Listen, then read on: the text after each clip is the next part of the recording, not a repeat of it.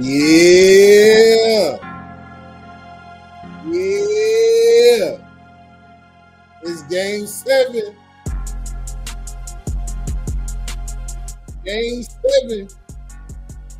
Okay. Hello, world. Hello. Welcome to the show. It's that time. It's game 7. What's up, Rena? What's up, Stan? Let me see you all up in here now. We got Lion Taylor beating the comment section up, my dog. Shout out my dog Bucks up in there. Shout out W. Shout out We Believe. Robert C. What's the word? Trey Porter. Green up. Temple Style. Yeah. Y'all know what time it is. Y'all know. Y'all know what time it is. I see now they got somebody singing the national anthem. They showing the national anthem. You said my mic sounds off. Hold on 1 second. Let me try to.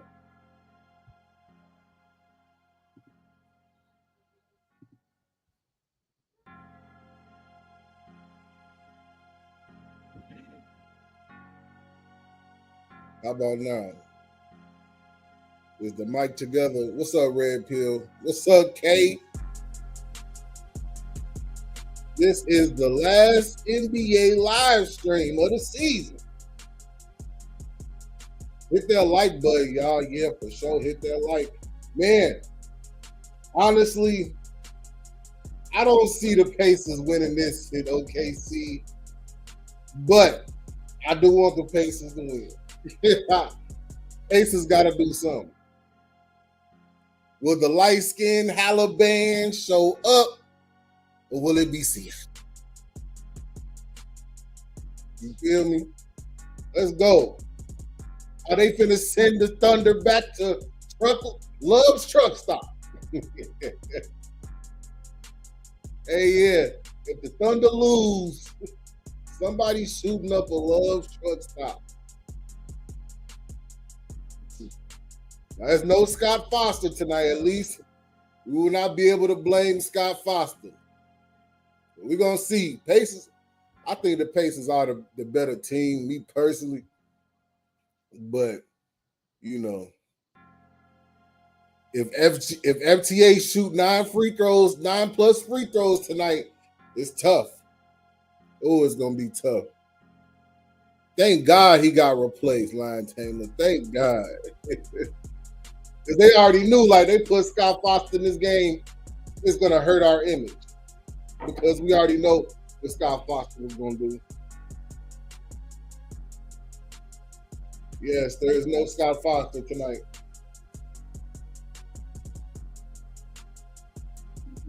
Let's get it. Let's get it. Let's get it.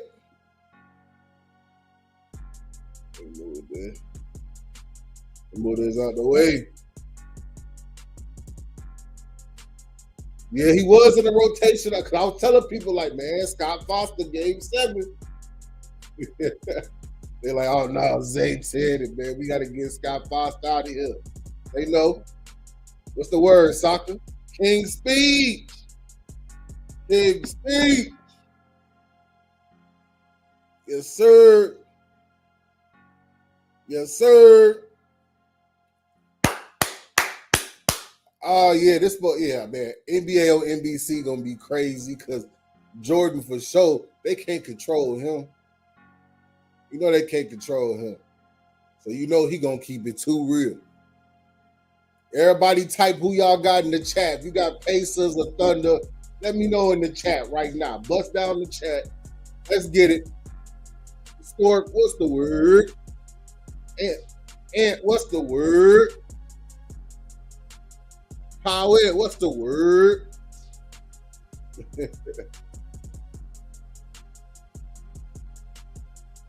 Let's see. You know, I'm going to be here to call it out every minute of this game 7. We going to call it out. OKC by 10? Damn, King Steve. SJ Fish, what's the word? Machiavelli, what's the word? Benny P, what's the word? Yeah. West Sider. Chiracian, one of my fellow Chiracians. You feel me? I got the over on the rest, but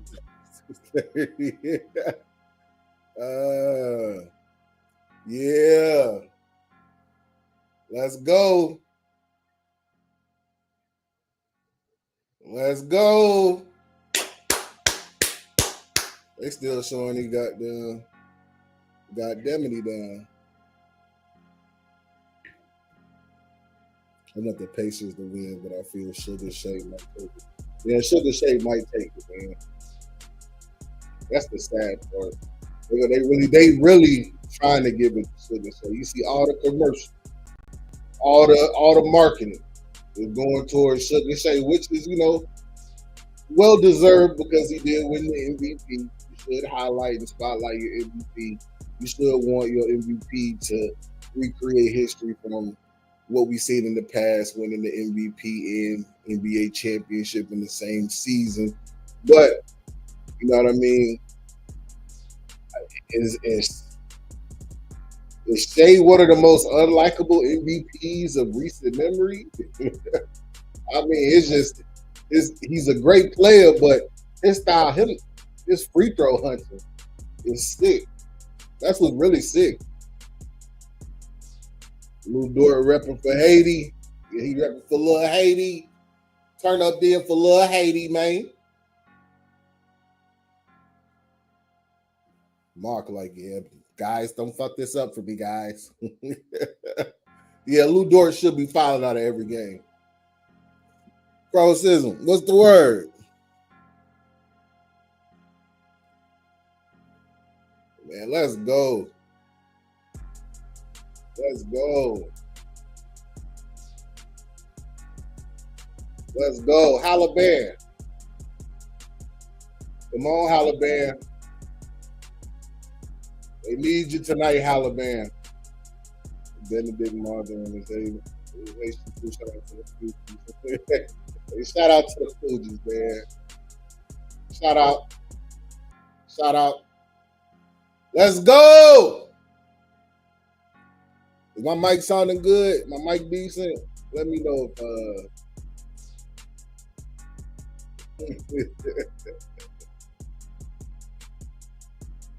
he said my thoughts on Stephen A. sharing the court with his daughter in the same season with LaFody and his son. Man, LaFody's sick. Oh yeah, before we get started, man, we gotta touch up on this KD to the Rockets. Man, it sounds good, but now you need some perimeter D. You need some depth. You know what I'm saying? You need another scorer. You said a bit quiet. Why is it quiet? Yeah, let me see. It's probably the media. Let me turn the media a little bit. Hold on. I think, matter of fact,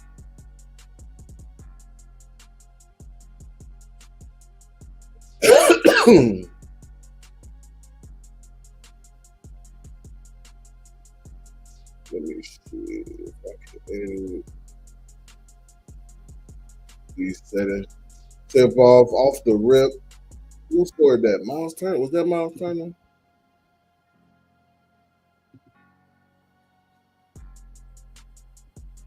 Well, let me start this over, y'all. Jalen Williams got his shit blocked by Nate Smith. Let's go. Let's go. It's Alabama. Oh, yeah, Lou Dort. That's a 5. Come on, man. Knock it off. Let's put the comments on the screen. So everybody get y'all comments in. Y'all have y'all comments on the playback. Let's get to it. Houston might as well. Hey, Rockets. You said the Rockets got fleeced. Yeah, what they give up? 5 second-round picks? Dylan Brooks and Jalen Green? Yeah. FTA. Ooh, push off. He's hitting the mid-range off the push off. Man, they need to call the push off, man. He pushes off to a different level. He pushes shit into the shadow realm. That shouldn't be allowed. Siakam, Biakam, Biakam. Come on. Come on. Pacers are activated. Who wants it more tonight? The free throw merchant, push off merchant. The push off merchant.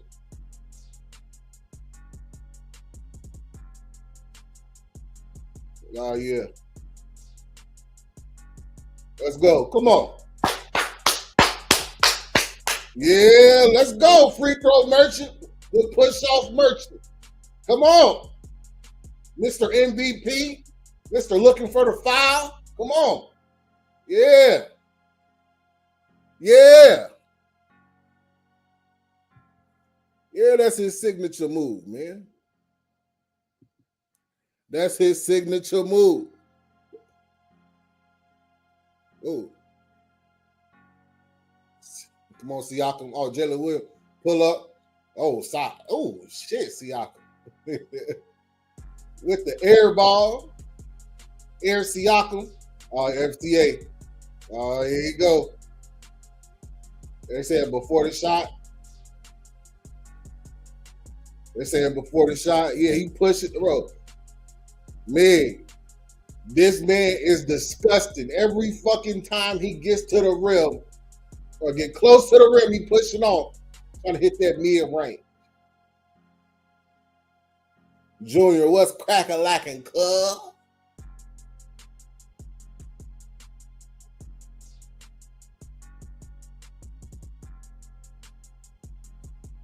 FCA from the mid every time. Mr. Push Off. Come on, Haliburton. Holly. Oh, what the hell, Holly? What the hell?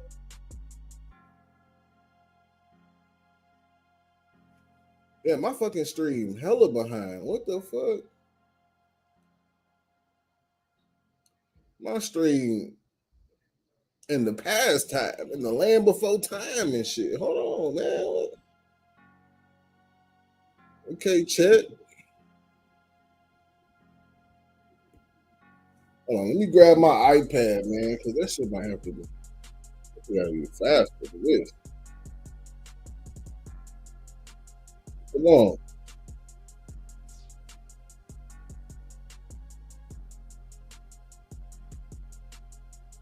Haliburton from three. Holly! Boom! Uh-oh. Uh-oh.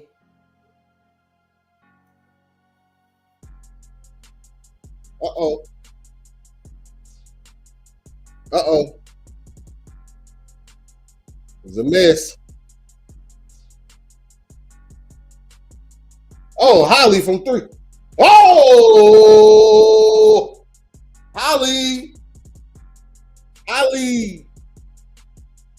Holly like, man, I want this MVP, man. Holly want that MVP bad. 2 for 2 from the floor from three. Okay, Lou. I like the little English with a little bit of English. Hablo no English. Come on. I like the English off the glass. I like that.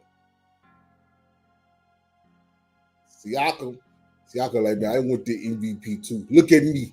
I am the MVP. Come on. Oh, shit, sugar. All it. Late whistle. You know, he crying about that. What's the word, Cam?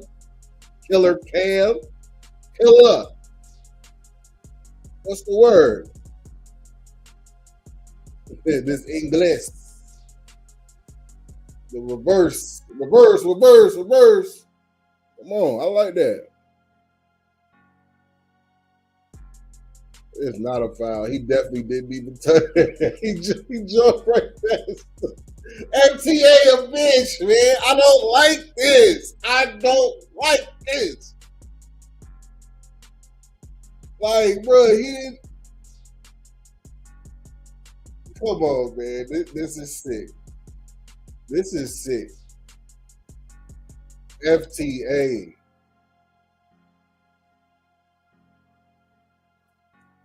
He's at 2 free throws. Come on, y'all. Gotta. Oh, he was saying. Oh, that's why you said the English I speak good. Yeah, the English. Like you put a little bit of English off the glass, a little bit of spin, finesse. Holly. Oh my God, Haliburton! Haliburton! Whoa! Haliburton got the hijab on, boy. He cooking. He dropping it off. Ali shot 100 threes today. Come on. Yeah. He said, bitch ass nigga. Hey. Grand finale with the fan. KD is a bust. He did nothing for OKC, Brooklyn, and Phoenix. Now we're going to watch him fail to make the playoffs with Houston. That's crazy. KD, I ain't gonna say KD a bust now. That's crazy. I mean, based off how good he is, yes, Kevin Durant has underachieved. Let's just keep it a buck. 2 championships carried off the backs of the chemistry of the Golden State Warriors. Most definitely, he underachieved. That's a fact. Kevin Durant, as good as Kevin Durant is, Kevin Durant should have at least 4 or 5 rings, man. That's just a fact. He said Zeta job is for women. Hey, I mean, that's the thing though. KD, like, he a bus driver, he a bus rider. He's not the bus driver. It's that simple. He's out here, he's collecting more jerseys than he's collecting rings. What's up, Austin Casey? My dog. Shout out to Austin Casey, man. Big KC. Big KC.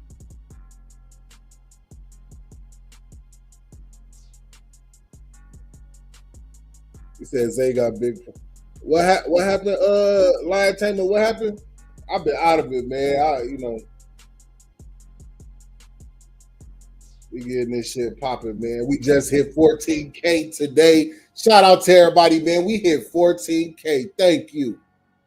Y'all the realest, man. Without y'all, woo. What will we do? 14K. 14K, Zay.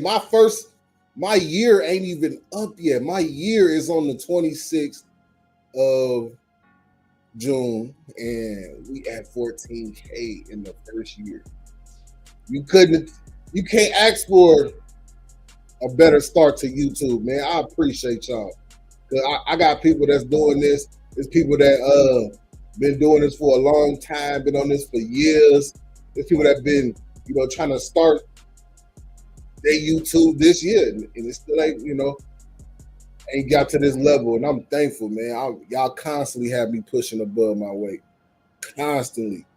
I got 14K, man. I was, getting over 14K views before the 14K, man. I appreciate y'all. Y'all was really tapping in. I know it's fanboys that support. Shout out to the fanboys too. Oh yeah, we're gonna keep grinding. Oh yeah, King Speech. You're gonna hit that. Come on, man. Knock it off. Knock it off, man. You're gonna hit that. You got Flavor Flav, bro. Call of Duty. Shout out Call of Duty. Shout out King Speech. Shout out Arena. Shout out y'all. Crossisms. Haliburton about to have a slaughter party. Hey, let's hope Haliburton. Come on. Come on. We need the Haliburton. Haliburton. Oh, Caruso. The Caruso. Elmer Fudd. He hunting rabbits. Fabio. You said you got the parlays down for tonight. I know you and LV. Hell no, I did not. How many times I tell y'all I don't bet on this shit? I'd rather bet on baseball than the NBA, man.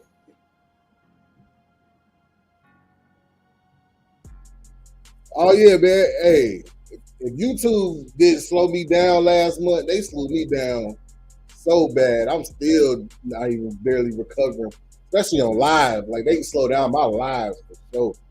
Like, cause man, what game 5 for the Lakers? No, we had 1,200. We had 1,200 in the chat. For game 1, we had like 600-700 for Golden State and the Warriors. I mean the Warriors in Minnesota. We had like 700 in there. Boom, copyright strike. Barely can hit a huncho after.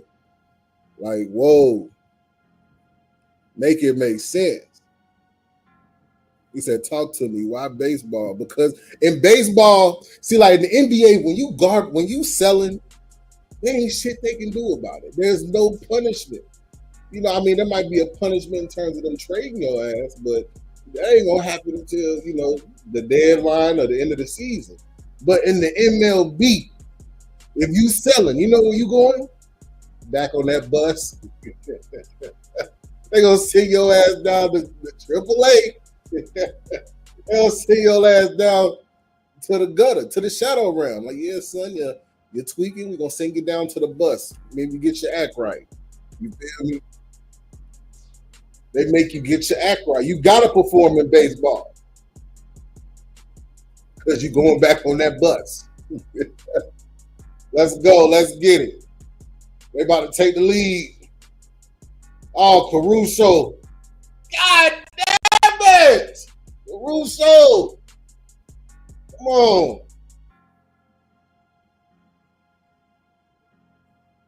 Come on.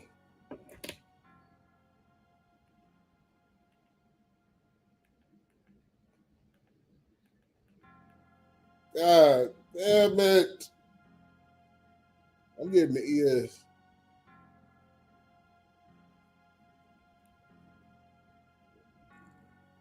Caruso hitting the damn 3. Yeah, if you that ass, they're gonna send you down to single A, man. Well, you eating box lunches and shit. You know what I mean? They're like, bro, all we got is the box lunch today, bro. Yeah, yep. Just the box lunch. You eating them in school suspension lunches. You feel me? He said, who my MLB team? My team in the shitter. All my teams in the shitter, man. My White Sox is in hell. The Bulls are in basketball hell. The Chicago Bears is finally learning how to build a fucking team. Ryan Poe's been doing this thing. I shout out to Ryan Poe, man. He helped most of this offensive line for Ben Johnson and Caleb Williams this year. So I'm gonna be excited for that.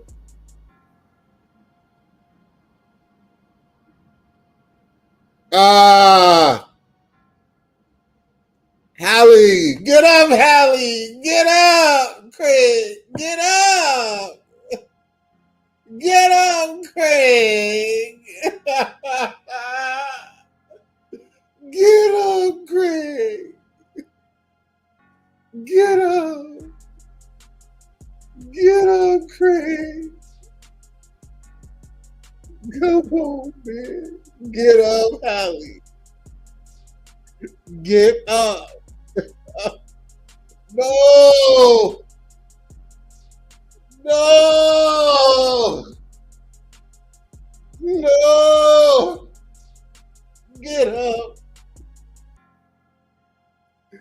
Get up! Oh my God.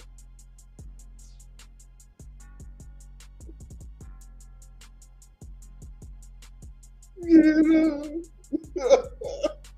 Oh my God. Indiana, man. It's time to pack the bags. Fuck. ISO Joe. Man. Come on, man. This exactly what the Thunder needed too, man. Damn it! Damn it!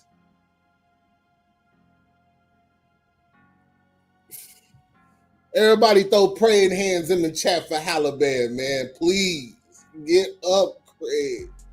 Oh, man. God damn it. We gotta throw the praying hands in the chat, y'all. Come on. Oh my God. The light skin. The light skin Jesus. Fuck. Man. It is actually over. This is actually over, y'all. God damn it. Oh my God. Just in game 7. Tear your Achilles in game 7. Then he gonna miss the entire next season, man. Wow. Wow. This is unbelievable. Boy, this is unbelievable. You work so hard. You grind so hard. You hit goddamn it after goddamn it. Just to pop your shit in the first quarter, man. Damn it! Y'all know when Denzel smacked the table and Malcolm X, like, damn it! That's me right now. That thing pop, boy.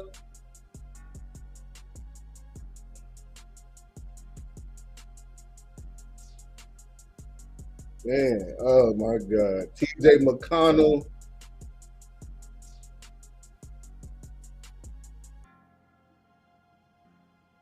I don't think he faked. I mean, shit.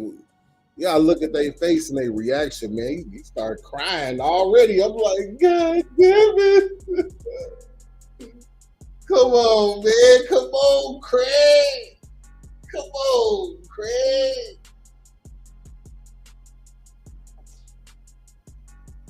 What the Halley?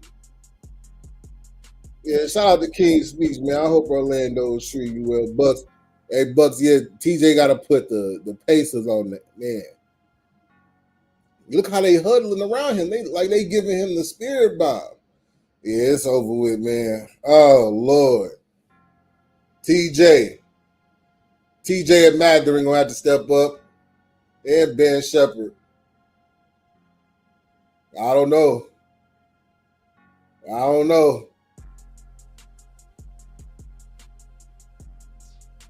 Oh, my God. My God. Yeah, he can't even walk. He got the look at his dad like, God damn it, son. Yeah, it's over with, man.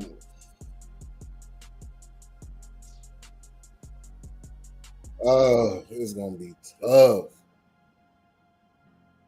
Nah, he wasn't walking. He wasn't putting no pressure down on that right foot. Siakam. Yeah, and one. Come on. It's time for you to bring it home, Captain Siakam. Come on. Siakam.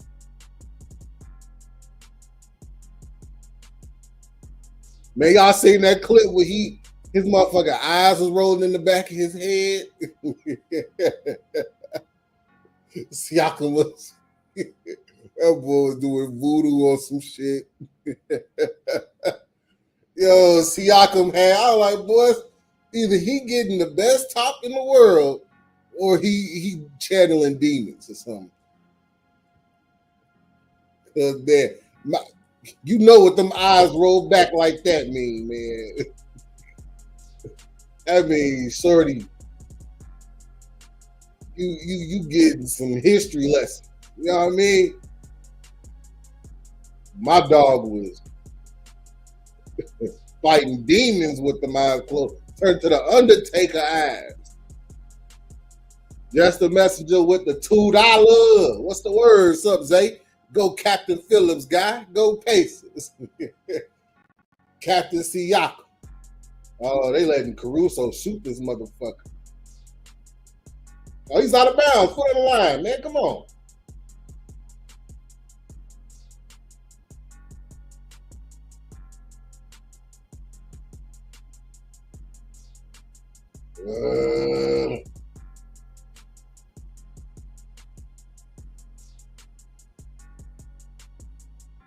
Man. Chet out there slanging them boards. What? No diddy. 5-yo with the $2. He said, my uncle bet Hallie over. Let's get some prayer hands. Yeah, Unc about to. Y'all better quit playing with your uncle tonight, man. Hey, your uncle about to slap some shit tonight. You better, hey, if your uncle got a natural ice in his hand, run, get out the house, evacuate the house. If he got a natural ice in his hand, please. Geeky metalhead, that motherfucker going to IAC. Much love, Zay. Man. Oh my God. Hold on, I gotta bring 5. Hey man, we need some prayers for this man, uncle, dog. I don't know what his uncle capable of tonight. Hey man, funny story. Rest in peace to my uncle, man. My uncle crazy, man. He think he chief for vice lord and shit. Rest in peace, my uncle, man. Man, my uncle used to get the tripping. He from them days where they was getting down off that shit, My uncle, man, he bust car windows out and all type of shit, man. Off that natural light. So be careful. Be careful, 5-yo. Please.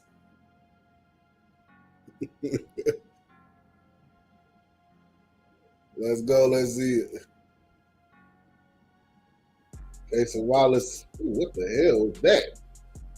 They can't even hit. These players struggling with fucking bank shots off the glass. Come on, man. He said, what strip club gonna pop out tonight? Okay, see the Love Strip Club. They got a strip club inside Love's now. You ain't know that? Hey, Walmart got a strip club in it. You feel me?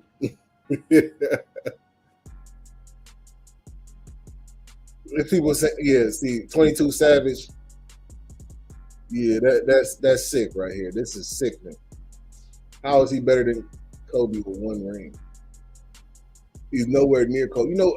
People don't understand what Kobe would do in this era today. It'd be just so fucked up. We'd have to call the police after every game. Like, hey, man, Kobe out there just killing them. Officer, can you please go talk to Kobe Bryant? Please. The Walmart strippers, yeah. Let me know what y'all think, man. What's better, Walmart or Target booty? I think Target got Walmart beat. You feel me? Oh. There you go, Mather.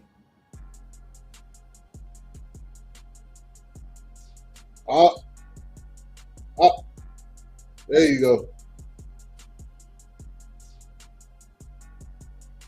Okay, Jalen. Okay. Let me see what's his Target, but we don't fucking with it. Target got the best. Walmart booty got pimples on it. Oh, my case from Wallace out here. This. Is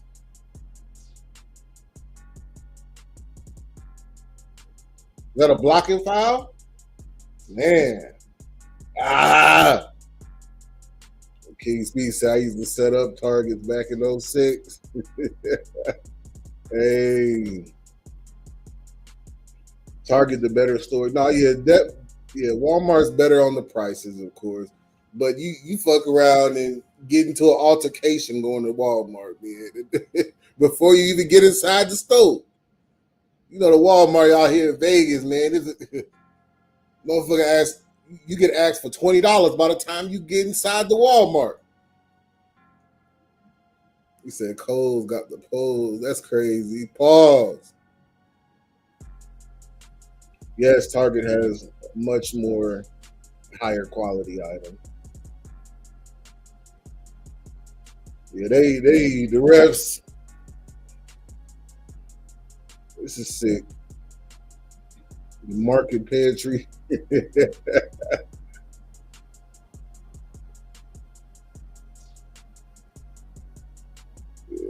Yeah, Walmart. You somebody crashing out at Walmart, man.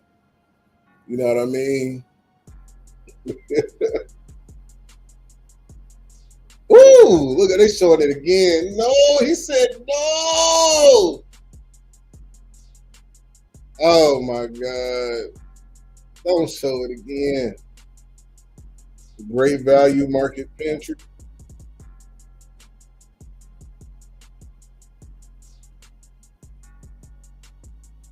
Yeah, Walmart and Target got too many cans. I remember back then, all you needed was the Walmart vest, and you was good. Yeah, sir. I just need a couple PlayStations out the back for a customer.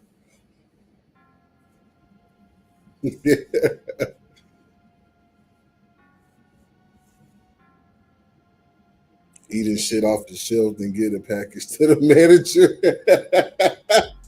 King Speech, chill, man. Hell no. Yo.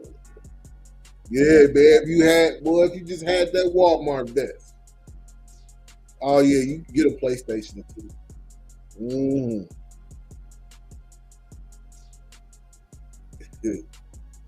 Yeah, Walmart got all the ratchets, man. Let's keep it a buck. It get real ratchet at Walmart. You know somebody in there got blue hair, green hair, pink hair. You know what time it is. That's why I gotta keep it real with y'all. The motherfucker that y'all gotta be afraid of is the people with colored hair. At all my jobs, I never feel nobody but that bitch in HR with that red, yellow, pink, blue hair. Those are demons right there. They'll get you up out of there. He said the Pacers real ones, they'll put us on. They got to. Yeah. Oh yeah, everything locked up. Now they locking up deodorant. They're locked up. Oh yeah, all the miscellaneous shit locked up now. You know what I mean? They locking up. They everything. It started with the laundry detergent. They're like, man, we gotta lock the damn. They stealing all the Tide in this motherfucker. We gotta lock up all of the laundry detergent. And then from there it spread. They're like, man, we gotta do the hair products now.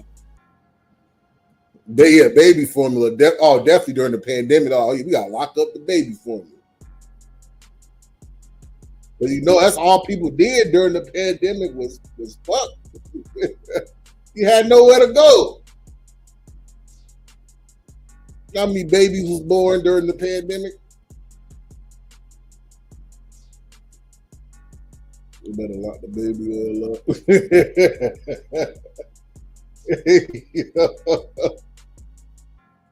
Oh, funny. Yeah, no, they gotta lock the baby oil up. He said, I'm sure he had a prison. Somebody got popped for stealing thousands worth of iPads. Man.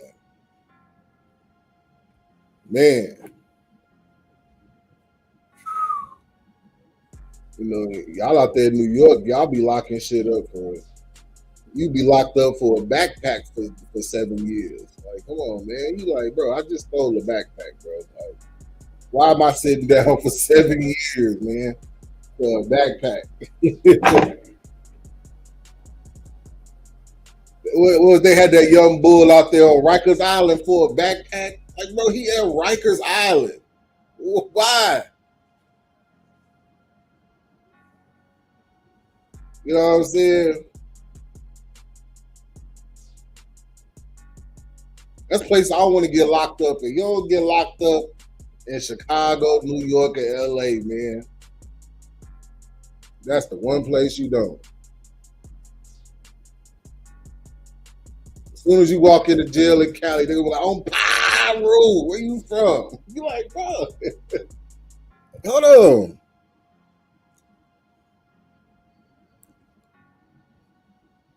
The white still. Hey, hey, you funny, Kings B. All right, come on, y'all. Let's come on, please. Siakam, stripper Siakam.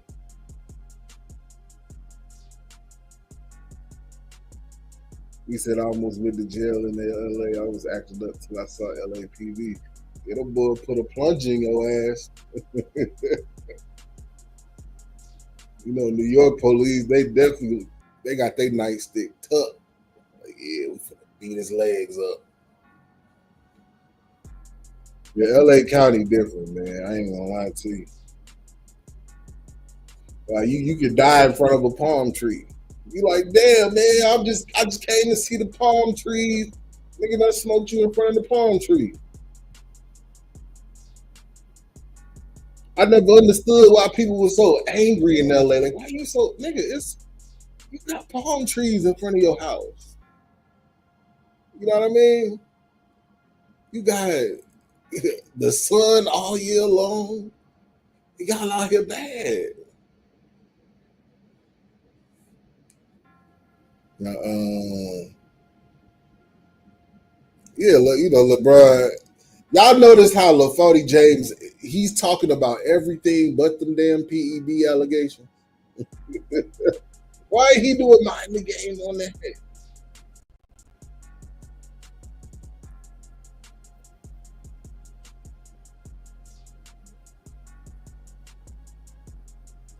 He talk, hey man, look, he talk about everything but the PEDs.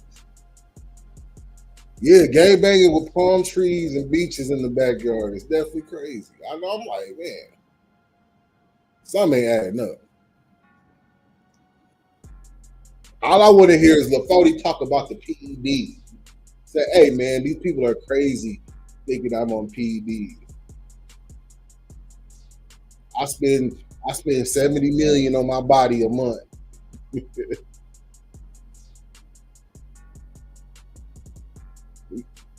Yeah, it was somebody crying because they met LaFody. That's crazy. That's sick. That's sick, man. It's like they met their dad for the first time. Come on, man. These people are sick.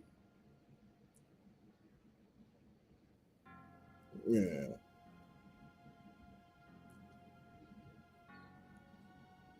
Oh, Hardenstein. Yeah. Okay. See.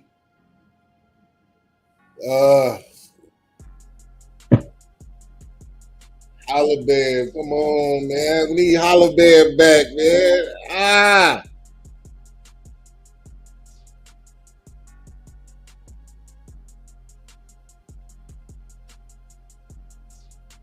They could let me get next to LaFleur. I'd be like, man, you a bitch. What you gonna do about it? Oh ass nigga.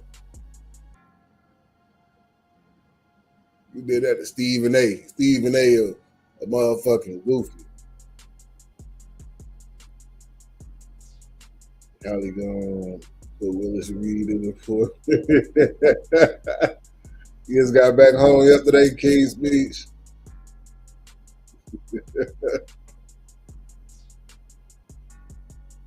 Did everybody? I say I'm sure everybody done seen the video, right? Everybody.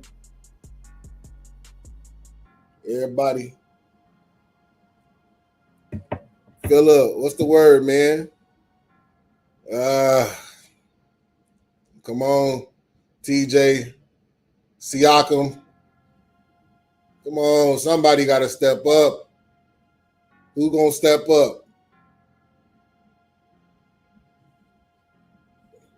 Why would you try to dribble in between Caruso? It's just stupid shit.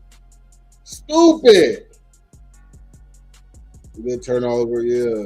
Come on.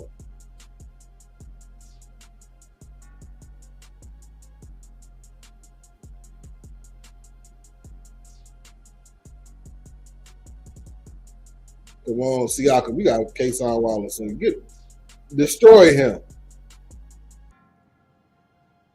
And he takes a fucking mid range. Oh my God. Indy shooting 39% from the floor. They hit 5 threes. 3 of them about the Haliburton, though. 3 of them from Haliburton. He's not here no more. He was going to be hot tonight. Haliburton was looking like he about to steal the game, MVP, until that goddamn switch.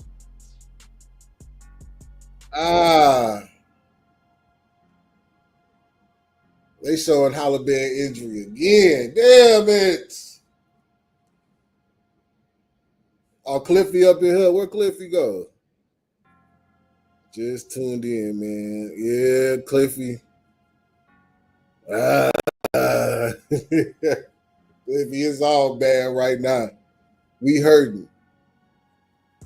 We hurting. Oh my God. I can't believe this shit. We only played 7 minutes. Boom. Yeah, he tore his Achilles. He's looking, and he's going to be out the entire season next year. Oh my God. Hallie was on a run. He was on a run, man. I feel so bad for him because he definitely earned it. All that overrated talk people were saying, bumping their gums, talking about he overrated. What he do to him this postseason? Show you he ain't overrated. Oh, Miles Penner. He supposed to bang out on a small ass. Come on. Oh yeah, we got y'all seen Jim Jones and Shannon Sharp go at it. Jim Jones got CTE. The Locks beat their ass so bad in that versus that he got CTE or something. I don't know. Because Jim Jones and Nas should never be in the same sentence. We should never put Nas and Jim Jones in the same sentence. That shit is crazy. Jim Jones a big ass kid. Jim Jones a goddamn grandfather in the streets. Granddaddy in the streets and shit. Boy, go sit your old ass down, man. He's still rocking Pellies and shit. You like, man, Jim, what are you doing?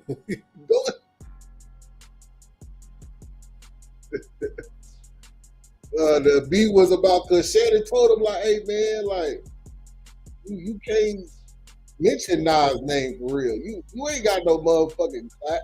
Look at SG. Oh, my God, FTA. This shit is sick. Jim Jones think he better than Nas. What type of drugs they got in New York, King's Speech? What type of shit they smoking, man?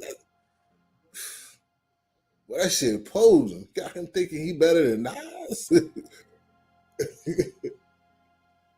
Like, can you name a Jim Jones song outside of Ballin'? We fly high, no lie, you know this. Ballin'. We ain't gonna lie, like we wouldn't do it in the club doing that ballin'. You wouldn't Kobe balling. He was doing that. We ain't gonna lie. But Nas got too much shit, man. You really talking about lyricism and everything else that come along with the game. Knock it off. Nate Smith. Come on.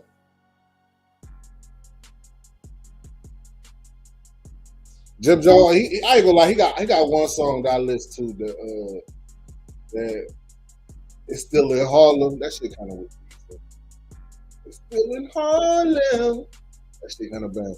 But other than that, bro, like Jim, nah, Jim, you can't rap for real.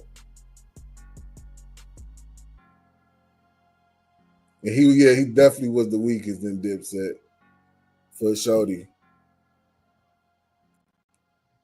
He said Halle faking that injury. What you think, Z? Nah, I don't think so, man.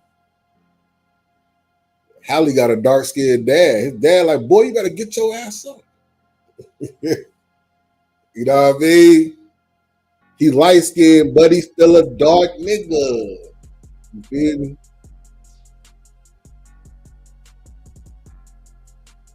That's what Joe's saying. Oh yeah, he did say he's gonna work out with Jim Jones. That'd be dope. That's what he should, work out. That's when he started tripping when he was saying he could outwork out Shannon Sharp. Man. That's crazy. Like Jim, it's good to have confidence, man, but some things you gotta keep to yourself, even if you really do believe. You know. He said little ass legs.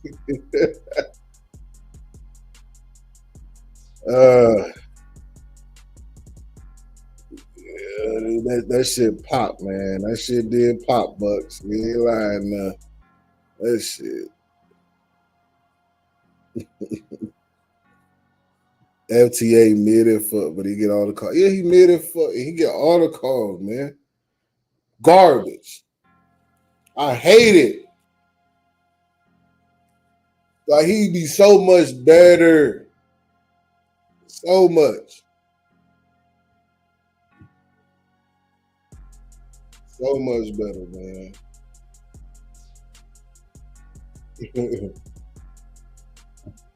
Halle Dan look like he been throwing passes the country. Man, Halle Dan look like he used to slap shit back in the day.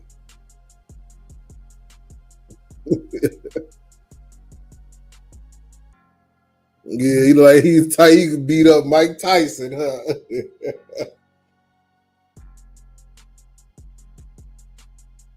Mm-mm. Mm-hmm. Y'all think the free throw merchant gonna try to get his finals MVP if they win. They gonna give it to him. Yeah, make sure y'all hit that like button, y'all. Can y'all at least beat the like up? The like costs you nothing. All the donations y'all give, I appreciate y'all, but the like costs nothing. Nothing. Say, why you not in the shit. Man. I don't think I got an email from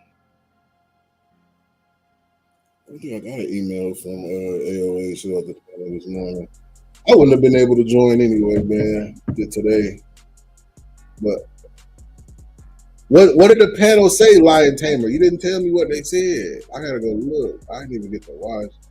I've been, you know what I'm saying? I'm Mr. Solo Dolo, so I'm trying to say what Hollywood. No, I ain't go Hollywood, man. I'm definitely always trying to link with the guys. You know what time it is. You know, we gonna get more viewers, man. You know, my strike expired in 44 days. We halfway through the strike. So, you know, we've been doing all right, you know. You know, YouTube trying to, you know, they can only hold it down so long because y'all really fuck with me. If y'all didn't fuck with me, this channel would have, after that strike, this shit would have been looped. I ain't gonna lie to you. Oh, Kason Wallace. Oh, here they go. The Thunder's making a run. Yeah, no, I ain't about the Diddy life now. I ain't trying to, you know, get what Scap say, ease up. You know, my shit still got the seal on it. A lot of them ain't got the seal on their shit no more. Yeah, I got 44 more days. So a strike lasts 90 days on your loan account. So I got 44 more days until I'm in the green again, and they'll probably really start boosting the channel. And it's just in time for football season, just in time for, before the NBA, they get to talking, everything start going back up. Yeah, I'm on probation, y'all. You two got me on probation. uh-uh. Let me just verify, because they definitely. It says I got the strike on May 6th, and it expires in 44 days. So yeah, you're looking at June, July, August. Yep. August 6th.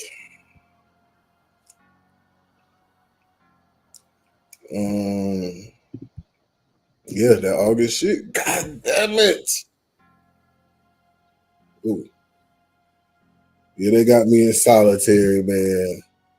Make sure y'all put some money on my books. Put a couple dollars on my books, man. They got me in YouTube jail. I'm in the slammer. Yeah. No, it's 90 days though. Yeah, they'll turn the water back on. They'll be like, oh, I might finally hit 100K on the video. They're like, man, we can't let him get to that 500K, that $1 million, that million video, that million view video. They know. They're like, oh yeah, the nigga tree is powerful with this one. You know what I mean? They can't let LaForty slander get that big because they know what's gonna happen with the LaForty slander.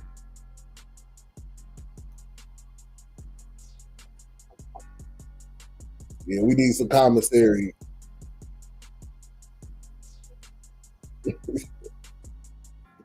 Lion Tamer, you a fool, man.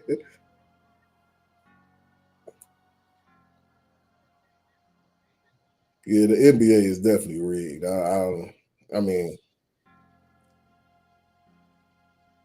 I don't know how much more obvious that shit can be, but like, you know, you know how it go.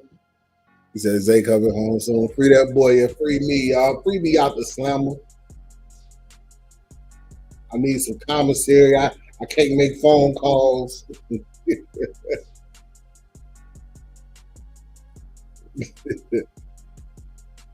Yeah, I like Jokic too, but like, man, like, yeah, I ain't sniffing no player draws, man. Uh-uh. Yeah, it's like, yeah, no, I feel you on that. But see, that's the thing, like, people be like, oh, you'll have fanboys on the channel, like, they'll be like, oh, Zay, you LeBron haters, all right, bro, you understand, I used to be a fanboy. You know how many subs I would have if I glazed LaForty, if I did the Tony Brits for LaForty. That's it. You know what I mean? You understand how big this channel will be? Big, come on. Hey, Phoenix with the 5. Shout out to Hayden, my dog, for a ramen noodle and fudge round. Yo, man, we trying to eat, man. Shout out to Hayden putting money on the commissary.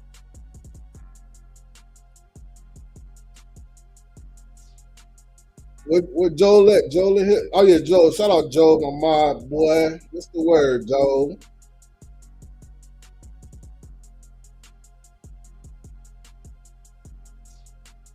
Yeah, LeBarbie gonna post some shit today. Made a hood. No Diddy. They don't want us to win, man. You know, they want guys like, they want the controllable guys. You know what I mean? Like not guys who will, stand for something but fall for nothing. You know, they like guys like Kai Sinet, you know what I'm saying? They let them type of guys, you know, they under control. They can trust them. They gave me a platform. They don't know what the hell I'm gonna say. I don't even know what the hell I'm gonna say, but I'm gonna say the truth. You know? Shout out to Uncle Rico's Revenge. Eat, dog, eat. Hey, Fabio, this your uncle, man. This your uncle. Hey, put the natural ice down, fam. Put it down. Bro, hey, put the natural ice down. Please.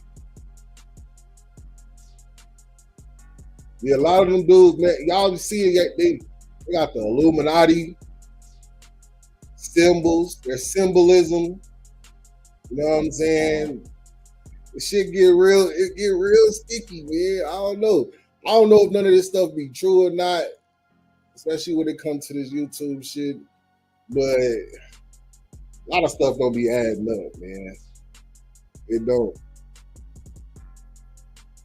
Yeah, I guarantee, Kevin Hart probably see a little bit of himself in Akai Sinet, for sure. They from the same hood type shit or same area. Lou Dort. Ooh, Lou. Uncle Rico's Revenge. I bet I could toss a pig skin over them. Oh yeah, they do, man. I ain't into that shit, man. That shit be freaking me out, bro. Like, hold on, bro. What this mean? I don't want them to bring me to a party. I ain't going to no party. Like, yeah, we having a mansion party in Hollywood. Come through. Shit. Bullshit. Y'all heard what Tyrese tried. He's like, man, he said Diddy asked him to come. He's like, man, I got church, I got church in the morning. I got church. He said, hey man, leave God out of this. I'm trying to party with you. Oh, TJ McConnell.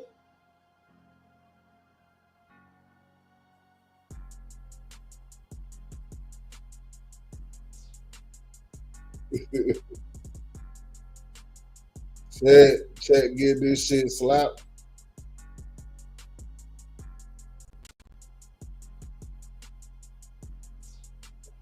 Come on.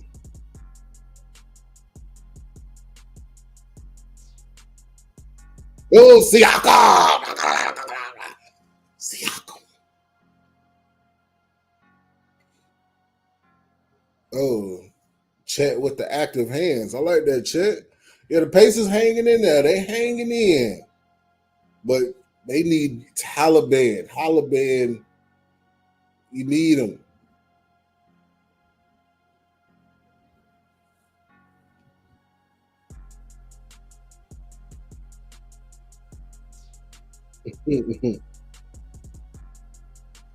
We got 95 people in here, y'all. Can y'all go ahead, hit the like button?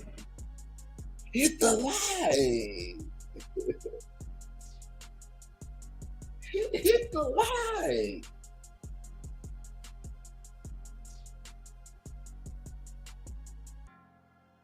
I bet. Y'all crazy. Hey.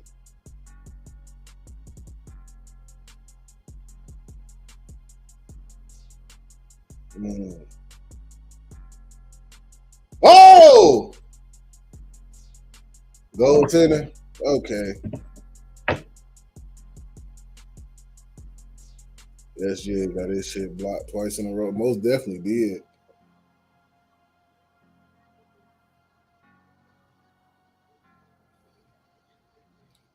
Them hard. Come on. TJ and Obi both locked up on long extension. Hit that like button, y'all. Hit that goddamn like button.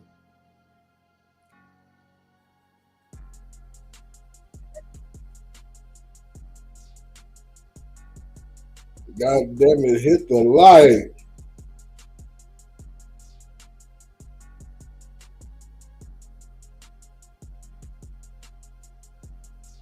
Let's go. Come on. He said, I ain't liking shit. Hey, 2-6 Romeo. Go to your biggest and busiest highway and go lay down. Go lay in traffic, man. No, I'm playing.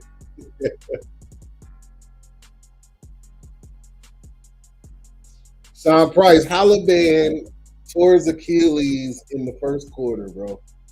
I know.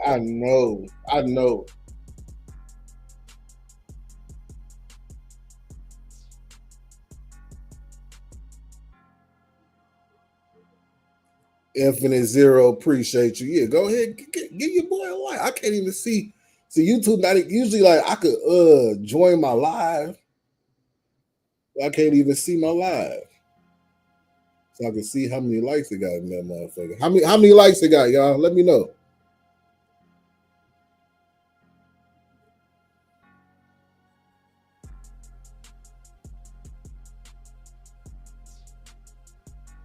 Oh yeah, double dribble, Hardenstein, double dribble. Let's tell you. Okay, see, playing that football, man. Y'all know what time it is. It's 78. Okay, 78. We got 75. Okay. I mean, people at least came through and liked the joint. I appreciate y'all. Alapachi, Apache, Dark Jedi. I know I love shouting out my people that come in showing love. I appreciate y'all. Come on, Toby.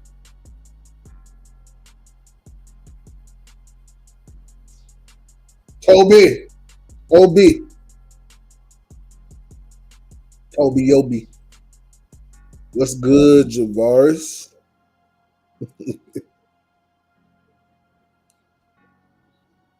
Wait for the third. Obi popping. Let's go. Siakam, we need you. Siakam, you gonna get this finals MVP, you win this game.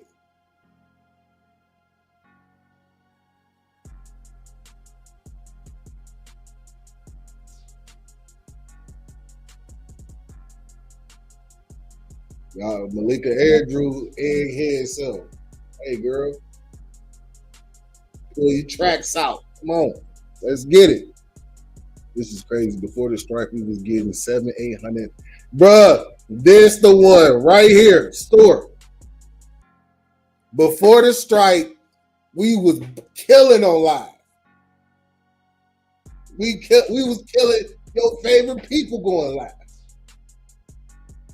That's a fact. Shout out to Sean Price, just became a member. Shout out to the members.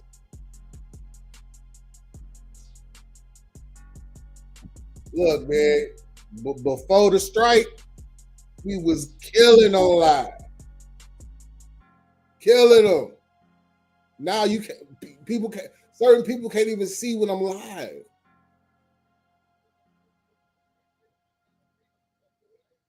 Like I looked at just the donations that I was getting when I first started going live compared to like now. Not saying that, obviously there's less people in here, but damn, I was killing them. Yeah, YouTube shot me way down. They're like, man, strike. Big bro, strike.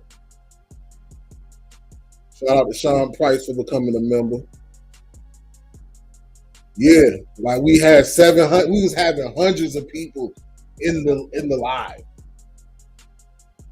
I think the lowest live I had was probably like 300. Like now it's like, damn, we can barely touch 100 now.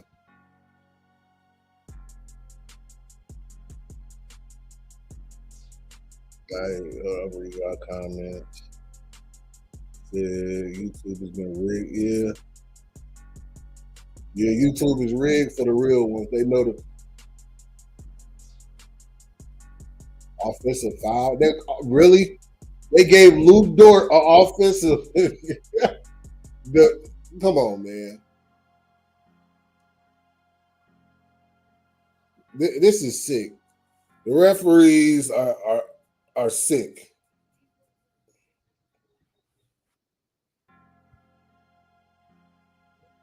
He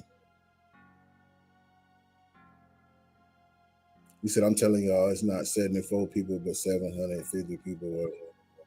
Yeah, because like after the live, you'll see like, damn, how many people done tuned in? But I don't know, man. YouTube. I think because my strike came on the live, it's gonna hurt my lives like for 90 days. Like I'm hoping, you know what I'm saying? Especially when the season start back and we start doing Lakers games again. Because you already know I'm gonna be, hey, every Laker game, we going live. We gotta go live for the Lakers games. We gotta see, we have to expose the LaFodiness. I didn't start going live until the playoffs.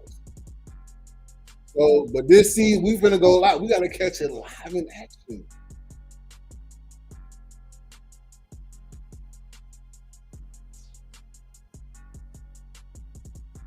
Mag Bitter Truth. What's that disciple? See, like, look, even for having 80 people, if I got 80 people in my live, look how busted, look how the chat, y'all move, the chat constantly moving. Like, it be people who supposedly have 1,400 people, 4,000 people in their lives, and they chats don't even be moving like this. So I know it's something not adding up. It's something. Let's go. That was a big. Let's go. Going into the half. Come on, Indiana. You going into the half up one with no Haliburton.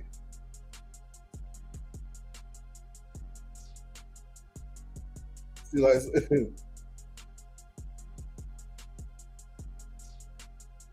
like y'all keep the chat busting. Belts up. Hey, Joe.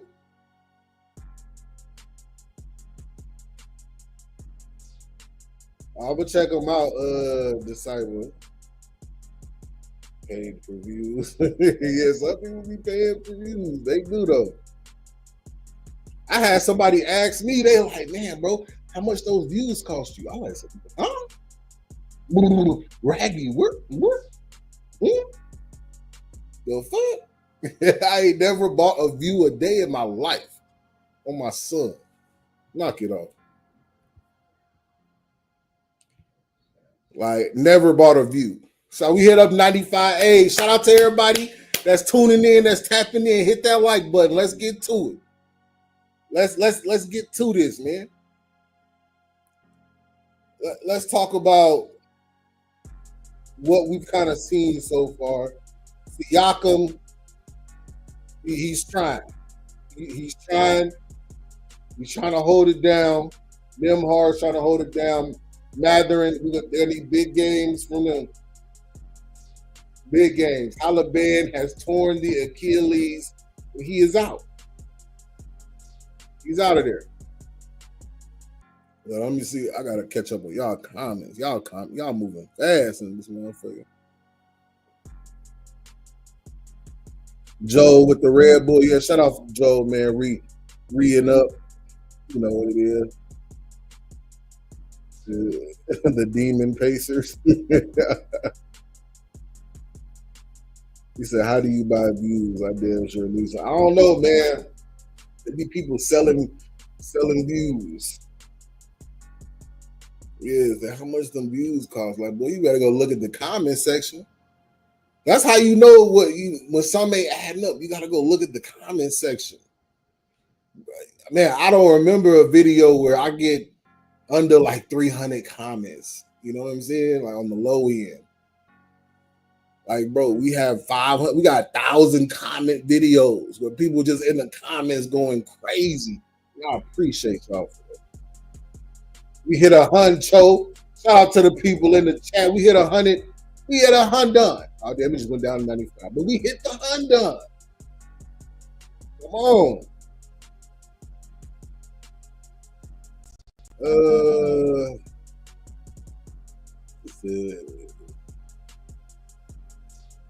I think we all need to respect them 2 free throws Kobe gave us after the Achilles.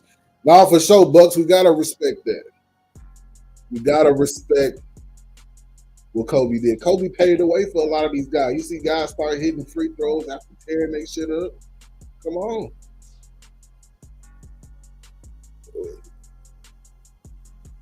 100. Said game 7 or something. Rings. He said rings are weird. How are rings weird?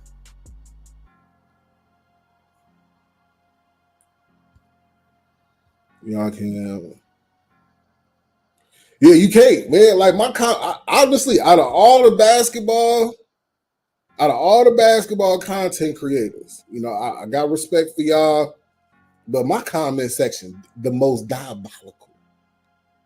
My comment section really get to it. Plus, this channel's small, so you already know. Like, we get to it over here. Y'all boys be in the comments going crazy. I'm like, God damn it.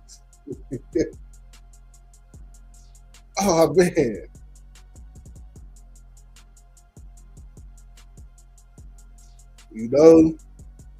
They said, yeah, they really let Lou Dort flop. This old ass out there flopping, man.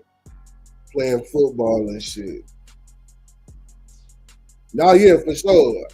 42, yeah, we got it from the bottom. We got out the mud with this. Y'all the best. I got the best comment section in the world, man. I don't care what nobody say. I'll put my comment section over anybody. Like, hey, man, I got savages in the comment section. Go see bottom. You feel me? Go see bottom. You feel me? Shout out to everybody in the chat. Shout out to everybody who watching. Come on.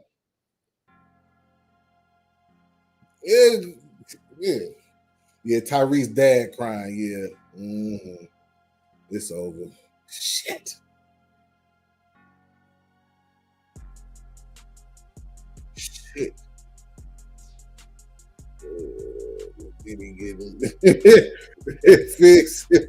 Fix. You be tweaking, wood. Yeah, no, I got 14K, but they make it seem like my lives is just dead. Like, come on, man. They know my shit was jumping. Like me and AOH was linking up before the strikes, man. We was getting like 1,500 people in there. Oh, you know what I'm saying? Like, we really getting it. Like, come on, man. Yeah, his Achilles is in heaven now. I hope for a speedy recovery too, as well. Shout out Mike Miller for saying that. Yeah, we need a speedy recovery.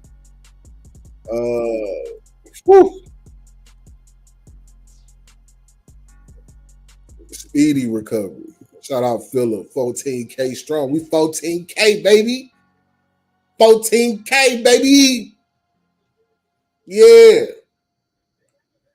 Yeah. Have you comment?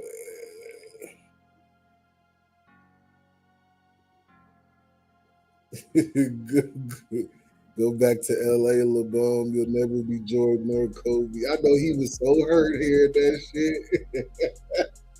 Shout out my boy Bucks. Yeah, you know we in here. Hey, I know Lil 40 was hurt as hell. Like, damn, man. I can't go back out east no more. That's how they be treating them too in Cleveland, man. I know niggas, man. Look, they be saying all the time, like, look, man, we don't fuck with Lil 40, man. I got a couple guys I be chopping up with from Cleveland. They say, Lil 40, no. He is no goat. No goat. No goat. No.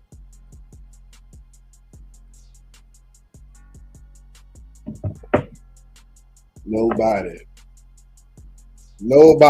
So, like, where would LeBron be immortalized at? You got to understand, like, it's certain cities that you win in that you do become immortalized, but that Cleveland championship, it feel like just like an afterthought. Like,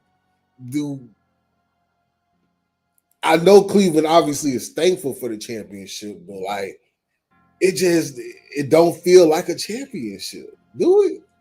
I don't know. Maybe let me know if you're from Ohio and it feel like a championship to y'all. Y'all celebrate that championship, but It just don't feel like.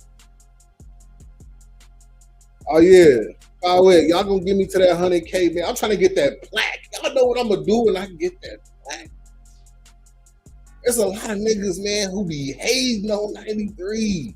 Still in my sauce, still in my lingo, saying like, talk like, bro, you don't be doing that.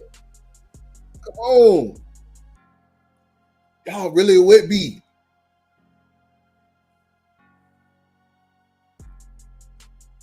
You know?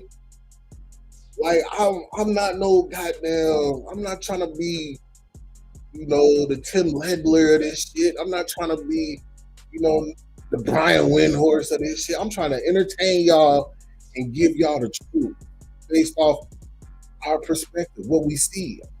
We see the game. What make us different that we can't cover the game? We got eyes too. Come on. Like we have fun over here. You laugh over here. You know what I'm saying? That's what separate this channel for everything. You're gonna have fun, you're gonna laugh, and we're gonna keep it 100. No matter how, sometimes it'd be hard to talk about the truth. Like y'all seen Jalen Green get finessed by his old ass baby mama. She finessed him into taking her to Sephora. This is stuff that we gotta talk about in this channel because, god damn it, she should be arrested. This is a predator. There are female predators too. Oh, he said,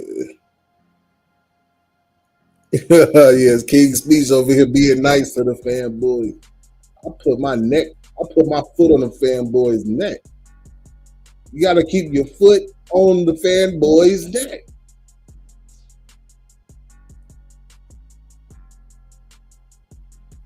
You feel me?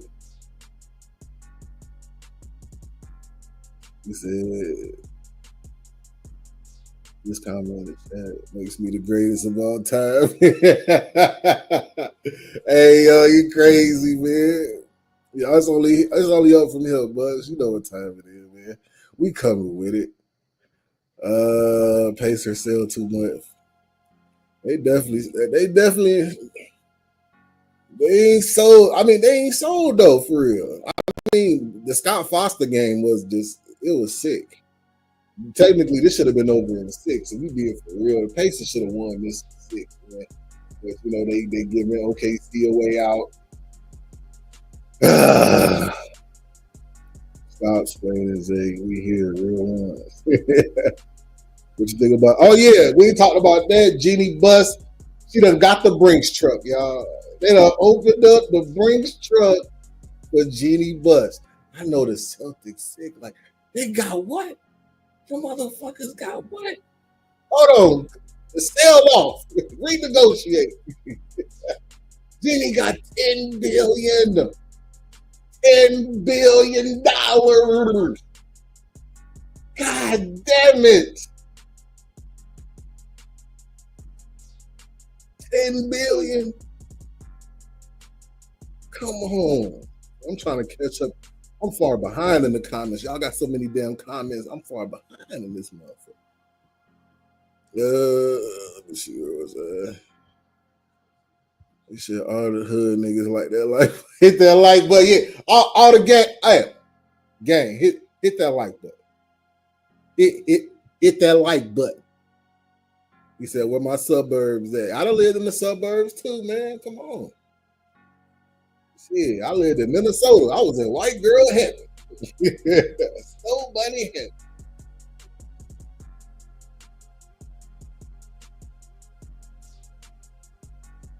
Like, boy, I was always pushing the Toyota Camry, man. Nah, I'm fucking with you. Hey. Yeah, so we got more faces in here. We got more people coming in. I see you.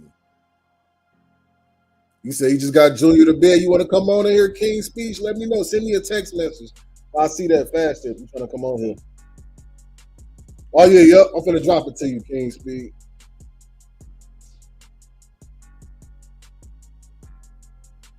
He said he put Junior to bed. He done gave him some melatonin. You done gave the baby some melatonin, man. Come on, you done gave the kid melatonin. You done poisoned the kid, get him to sleep.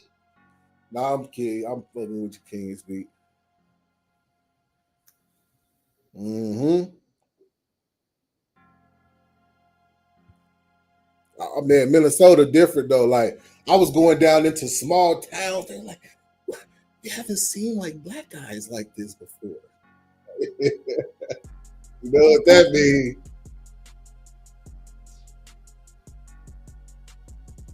There go King's speech. What up? Hold on 1 second, real. Yo. Yeah. Dude, the vacation had them used to being up all night. You know what I mean? We had 2 game rooms in the house, in the cribbo over there. So, all the kids and all that. It was a good time, but yeah, now we getting back to that regular bedtime now. You know what I'm saying? So Sometimes I gotta put my son in a headlock to get him to go to sleep. Yeah, he a hyper one, bro. He is hyper.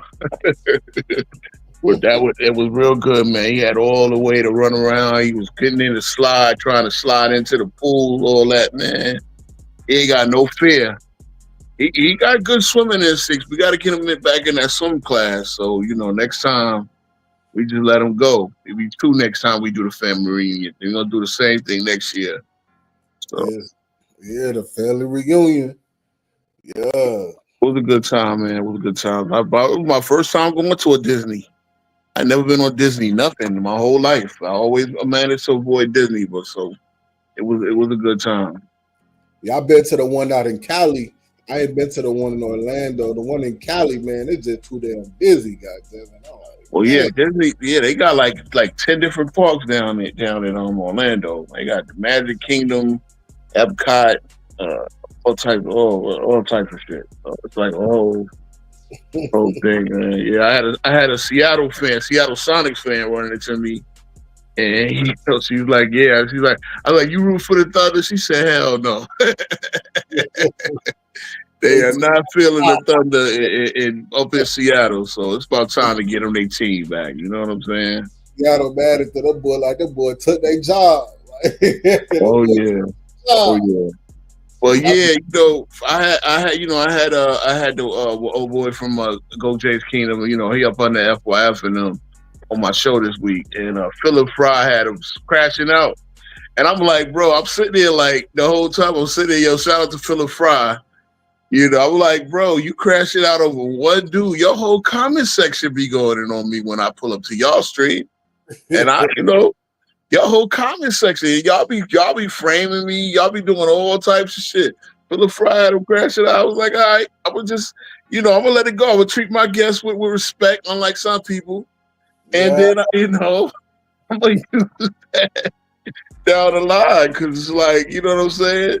That's how it is, man. But that's how it is. Fanboys, they get a little sensitive about their king, man. Like I said, bro, I don't even. I was on there Friday night, Saturday night, and then again, I didn't go on Saturday night. I was they wouldn't let nobody up, but I was on there today, and I was educating them on the magic of Mr. Bill Russell, man. Bill Russell is 10-0 in Game 7s, 10-0, and Bill Russell was a beast. You know what I mean? So when they try to spin everything and tell you, it's Jordan fans disrespectful. No, it's LeBron fans. It's actually both, but you know what I'm saying? No, LeBron fans are the most disrespectful.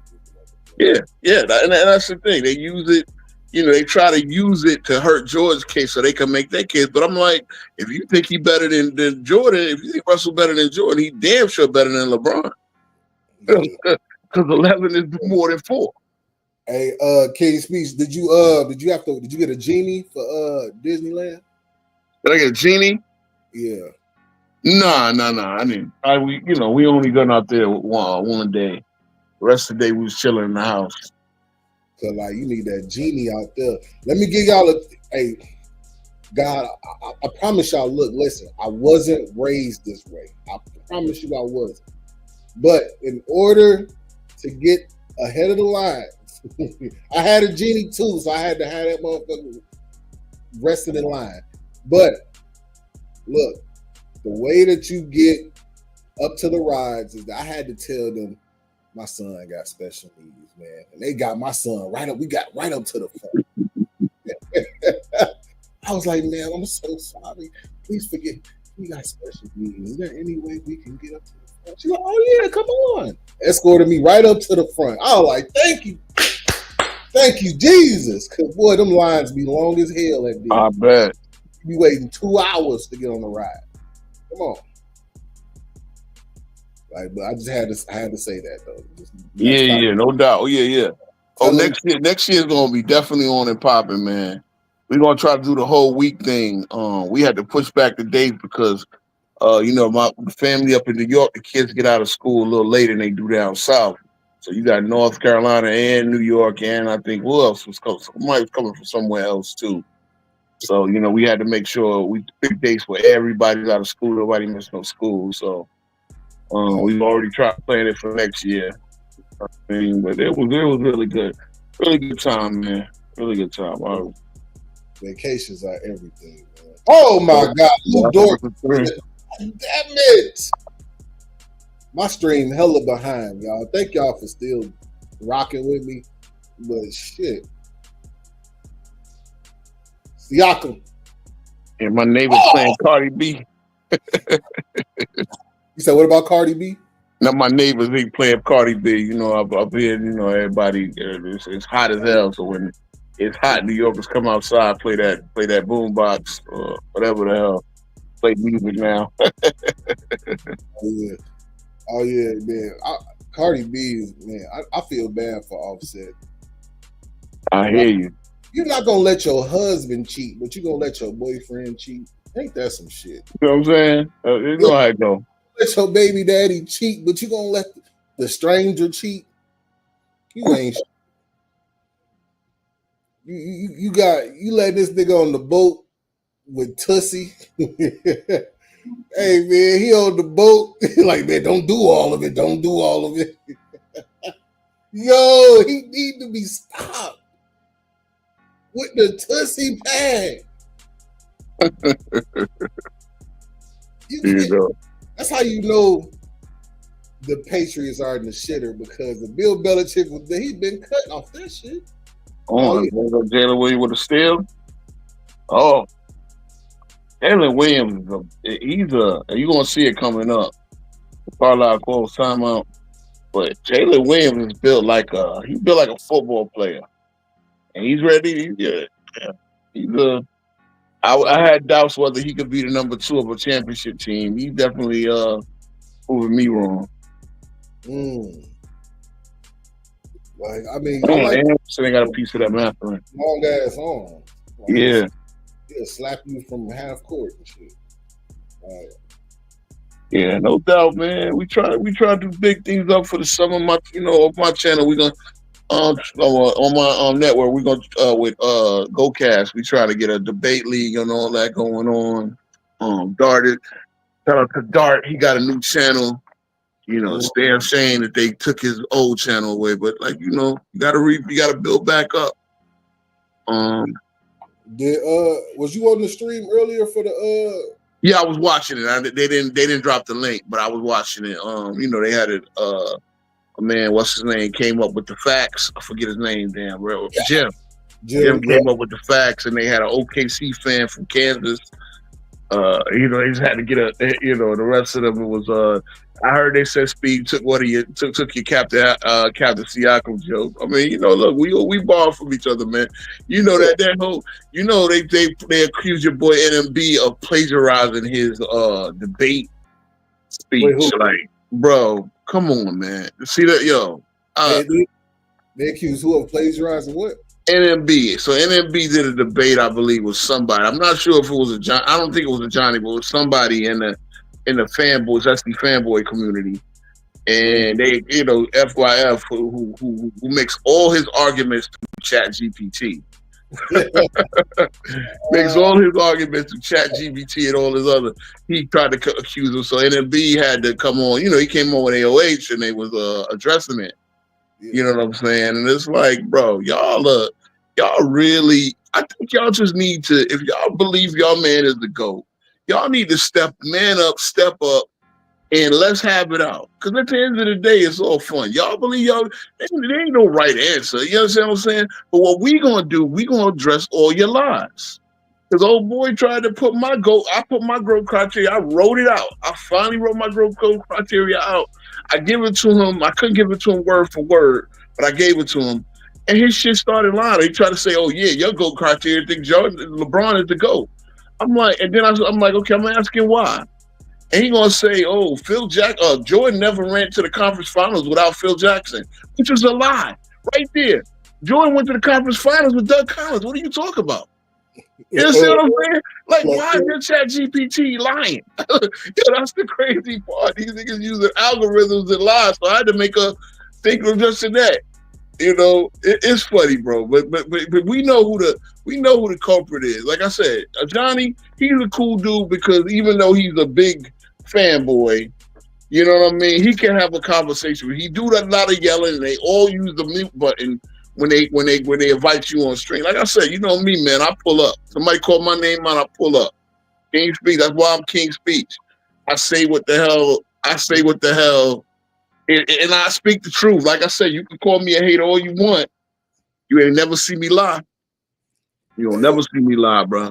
Hey, so shout out to Philip Fry because he had a Johnny crashing out, and I'm like, oh, man, this is one time in a. Y'all they know. They know. They're like, oh. That's what I'm saying. But see, yeah, and again, we got to get belt to ass to LeBron because again, I agree with LeBron.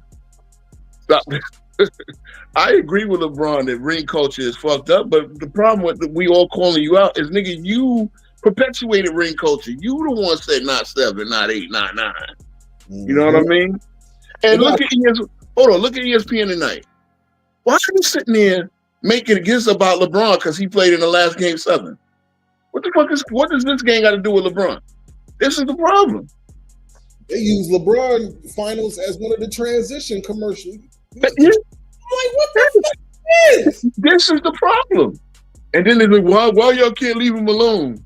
Why y'all can't stop talking? Because he the one doing a podcast in the middle of the goddamn finals talking all this dumb shit about ring culture and how it victimizes him. Like, nigga, you the one who went to Miami talking about you gonna win 8 championships. When you didn't win it, now you gotta flip the script.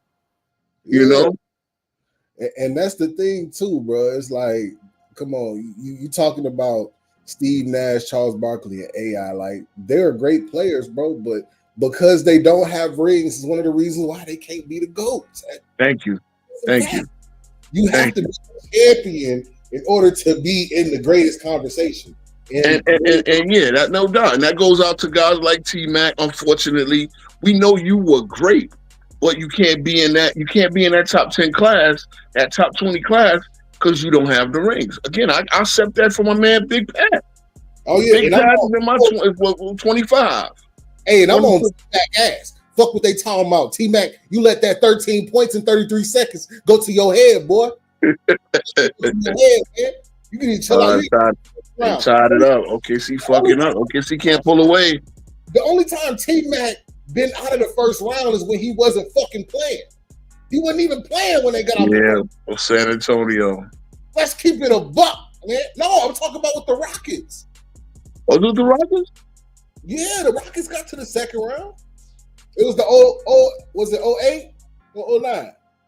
When they lost, I think it was 08. They lost to Kobe in the second round, didn't they? Yeah. But T-Mac was hurt. He didn't play the first round. He didn't play. Yeah, man, knock it off. I don't want to hear that shit. Like, okay, T-Mac, if they replace Kobe with you on the Shaq team, would you win a championship? Probably. Yeah, he probably won 1 or 2. The thing is, and I always wanted to think that he was better than Kobe. But no, he wasn't. Kobe, there were certain things that Kobe had in his level that T-Mac had. While he had the skills, he just didn't have the next mentality. level. Yeah, yeah. He But didn't. T-Mac in a better situation because if you all remember, T-Mac was supposed to go to he went to Orlando, but Tim Duncan and Grant Hill were supposed to come with him. Grant Hill came, but Grant Hill was injured. He was in. Duncan decided not to come, go back to San Antonio, and so it never really worked out down there. And then he wound up with the Rockets, and with Yao Ming and them. Ready for And okay, see what a run. Steve Francis was there for a little bit, wasn't he? And that's Carlisle. Carlisle will not let you get more than 3 buckets in a row without calling that timeout. As he should. You got to down. But unfortunately, it went from tie game to 3 straight threes. Yeah, it's time to turnovers. Okay, now we talk about 1988 Game 7, the Magic Johnson with the little hook shot over. All the black people at the game working. What the fuck? Yeah, okay. OKC is not a very all the black people in suits working security. What are yeah. It's gotta be some niggas getting some money in OKC. All them damn trucking companies. Come on, man. All the trucks, Love's truck stop. Come on. I will say this: I had to put belt to Stephen A's ass to talk about Giannis. See, if you want to talk about guys that was ridiculous. That's bullshit. Calling him an underachiever, bruh. You average what? You average what at Winston-Salem State? He is an overachiever. Giannis, that's the thing. When people are talking about overachieving and underachieving, you have to look at the expectations. Giannis is not expected to be Giannis. Yes. And he did it. He did it with a number 2, like Middleton, who was a second-round pick. Nobody expected him to do. Matter of fact, they expected Jabari Parker to be the man. Yes. You understand? Yeah, I mean, you know from the Shai, you already know what Jabari Parker was supposed to be. Jabari Parker tore both ACLs, and then when he came back, he wasn't much a defender. So, that played him out of the league. But he did what he had to do. Like, he won that chip. He had 50 points in the closeout game. Come on, man, that block on Ayton was amazing, bro. So to sit there and do that, knowing that the injuries, Giannis had his own injury, Middleton had his own injury. They made I think it was still a dumb trade to trade for Dame because I think you got to let a championship team fester. Like, there wasn't nothing wrong. They didn't need Dame, Right, just like Phillips said, Giannis just making it to the fucking league. Yes, because when NBA scouts found him and his brothers were undernourished. Like, them brothers wasn't even eating right. Them boys was malnourished out there, man. God forgive. But Giannis probably on vacation with his wife and baby mama. I think her name is Mariah. He ain't even gonna give it light. He gonna come back, and he gonna come back when it's time. He probably gonna have something to say to both through his play and verbally to Stephen A. Smith. Stephen A., come on, bro. This is where I can't rock with you. I'm glad that you ain't mad that you getting your $100 million. You show all of us that, hey, there's money in this sports talk thing. Calm your nerves, bro. Don't sit there and call a man a champion, a multiple-time MVP and underachiever. That is the stupidest shit I've ever heard in my damn life. And that's the problem with ring culture, man. Now we start, this guy got to have 7, or this guy. I mean, come on, man. Like, he got to have multiple. Winning one wasn't enough. Like, bro. Spoiled niggas. You see this Game 7 right here, right? Haliburton put it all on the line and got hurt. You know what I'm saying? There's no guarantee you're gonna get back to this scenario. It's 30 teams in the league. Only one can win every year. Yeah. Please relax. That's the problem. That's the problem. Oh my God. It's unbelievable that he said that shit. Like, bro, Giannis overachieved, especially with that roster, nigga. Like, if he had LeBron's rosters, you understand what Giannis would be doing. You know how sick people would be because Giannis winning all these championships. Come on, man. Get him some All NBA players and see what's gonna happen. Wait till Giannis really, you know what I'm saying? Because I don't, people. I'm not a big fan of Dame. I'm just gonna keep it real. I'm with you. I'm with you. Not a big fan. I just think it's more, he just has such a green light because what the fuck is Portland? Who gives a damn about Portland? Portland, its own city don't even give a damn about the city. So like, why would you know what I mean? Like, no doubt. Portland, they don't want to team up in the Pacific Northwest, and we need Seattle with their team back, but OKC could have went up by 10. What's the name? 10 plus. Taylor smoked that layup. He smoked it. I need a TJ McConnell, man. Telling you. So, TJ! like I said, see, who got to step up? Turner got to step up too. Yeah, TJ. Look at TJ. I seen Turner stop a 3-on-1 fast break. Oh my he God. He did that. They hit the 3 after that, but he did stop the layup. Yeah, that's big. That with the dunk. That with the straw man dunk. TJ!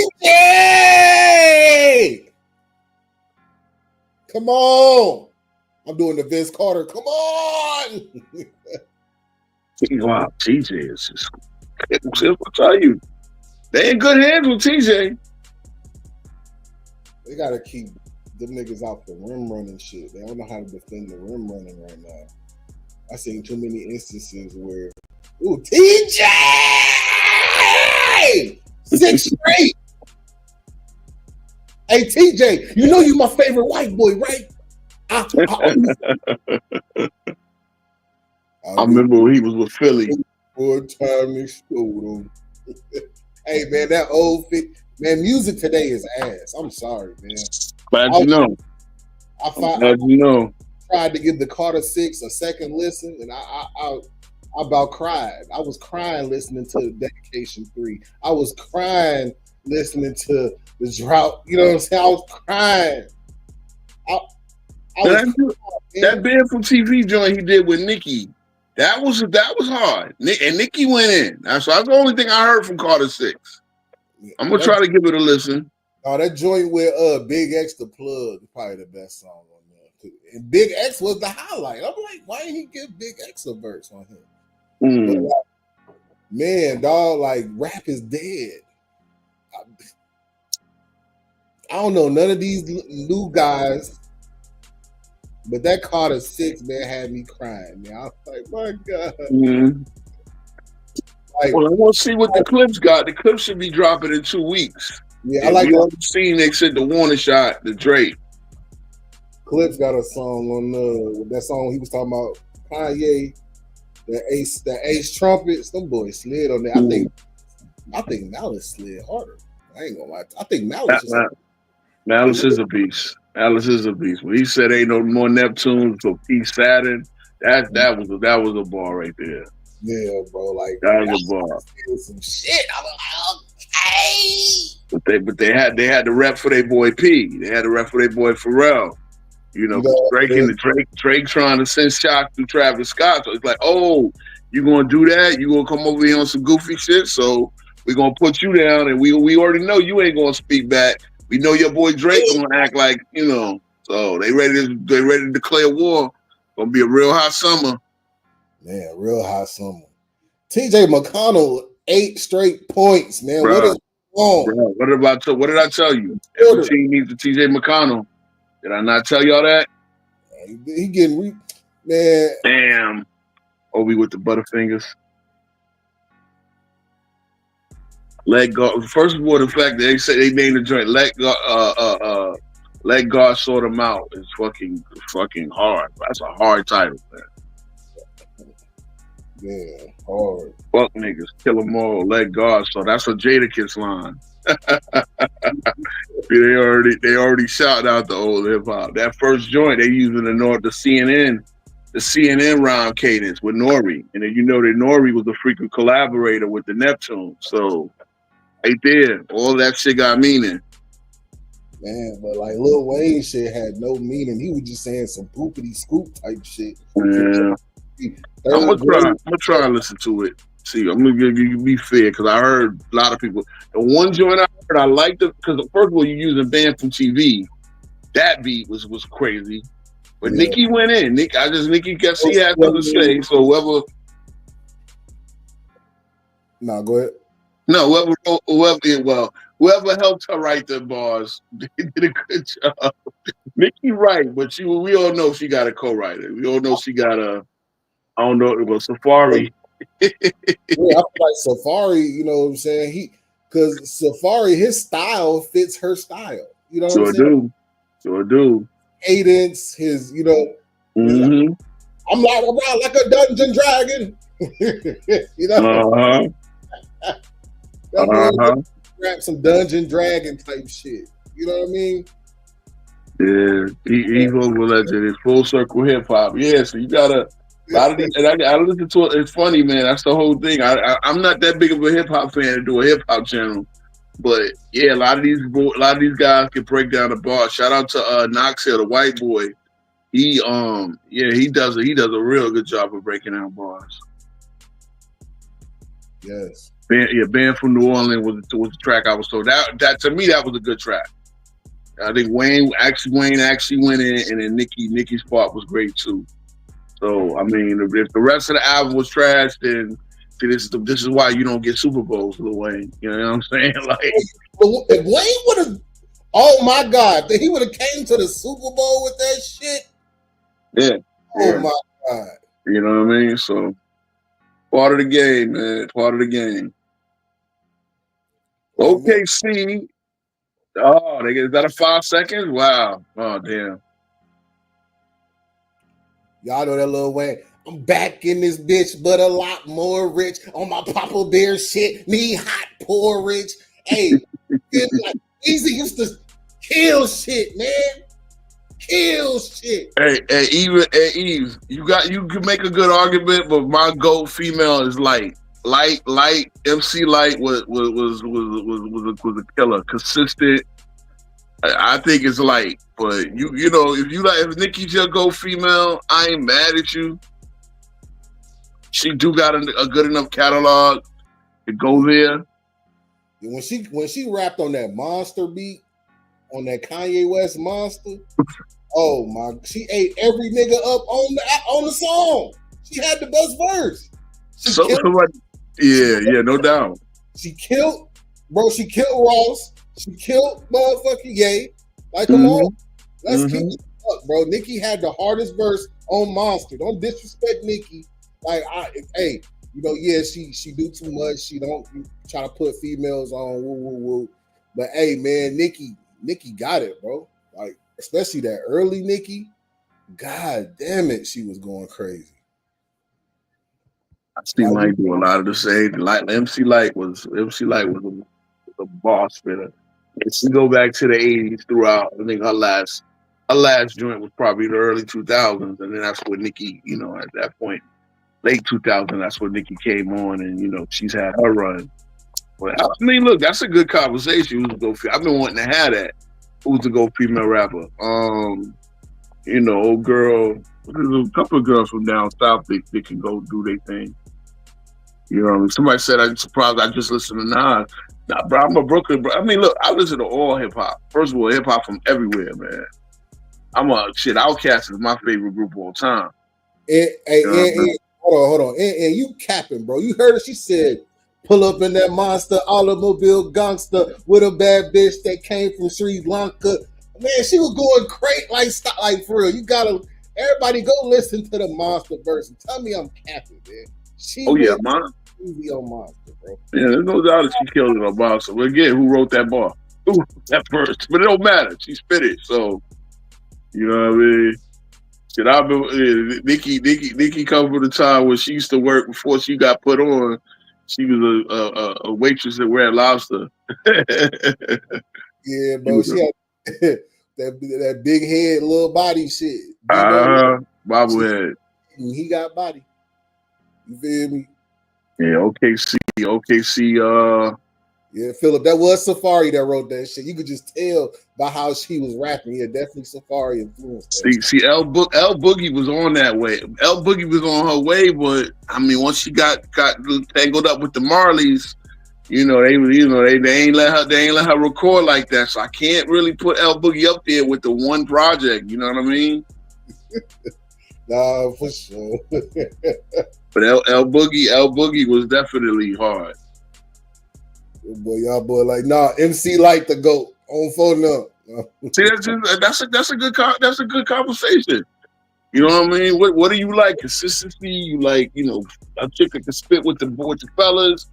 You know what I mean? The hits. I mean, yeah, when it comes to the hits, the obviously, damn, Rick Carlisle crashing out. Yeah. Let me see. Lauryn Hill. Yeah. Congratulations to your OKC Thunder. Looked like the King's speech was right. We'll see what they got in the fourth quarter, but yeah. Yeah, man. We talking about everything but this fucking game. Fucking Haliburton. Fuck! God damn it! Oh! He smoked a layup. Man out. They lucky. This championship got an asterisk now because of this. Yeah, no Queen was definitely nasty. Queen. Who you calling up there? TJ almost. Ooh. Yeah. Looks like TJ running out of steam. He's doing his best to keep him involved. Sit him down. But they already got him. Yeah, they going them hard running the offense right now. Yeah. Looked like the King was right when I said OKC by 10. It looked like exactly where they're going to finish. Hey, Dr. Cliffy said, nah, don't do that, Zay. This got an asterisk, man. Fuck that. Scott Foster in the Tyrese Haliburton injury. This series is supposed to have been over. I don't know. Yeah. I mean, Indiana, I know y'all keep talking about game 4, but Indiana messed their chance up. They messed their chance up. They scored 17 in that fourth quarter. Again, you gotta do better than that. Yeah, Jim Jones is getting fried on X. So you know what it is about Jim Jones? I guess he realized any publicity is good publicity. I'm saying. Honestly, hey Joel, I'm not rooting for the Pacers, to be honest. it do start to seem like that, but like I'm not the type. I'm not like a clout chaser though, man. This channel could be so much bigger if I was really clout chasing. Yeah. Stay true to your art, bro. That's what I feel. Stay true to your art. I mean, like I said, I'll knock LeBron when he has to. I'm not just going to gratuitously knock LeBron. You know what I'm saying? I respect LeBron. I'm sorry, I can't respect. I get it. I don't respect him either. I make it clear. I'm not a nigga I would hang with. You feel me? Like, bro, nah, bro. You doing too much capping, lying, deflecting. It's just too many negatives. Too much. His personality. Too much. You got ESPN over here glazing you about a game 7 you got nothing to do with because you played in the last game 7 9 years ago. Come on, bro. Mm-hmm. This is the problem. Like, I'm so glad NBC getting back in the game because they ain't got no love for LeBron at all.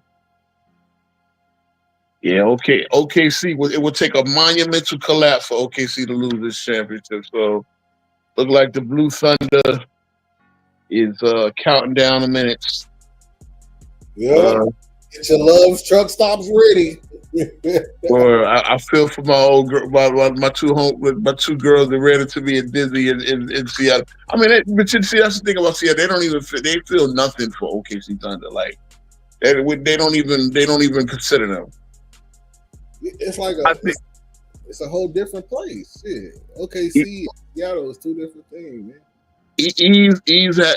Gave a nice question. Do I think that the new owner is going to get rid of LeBron? What I do believe is the new owner is going to put it down. He going to lay down the law.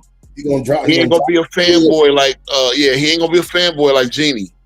Yeah, he gonna put the dick on the table. Like, look, LaFontaine, it's only one dick on this table. Exactly. Right? I'm the big man in charge. Like all that little Russian Genie was doing on you. Now this ain't going on.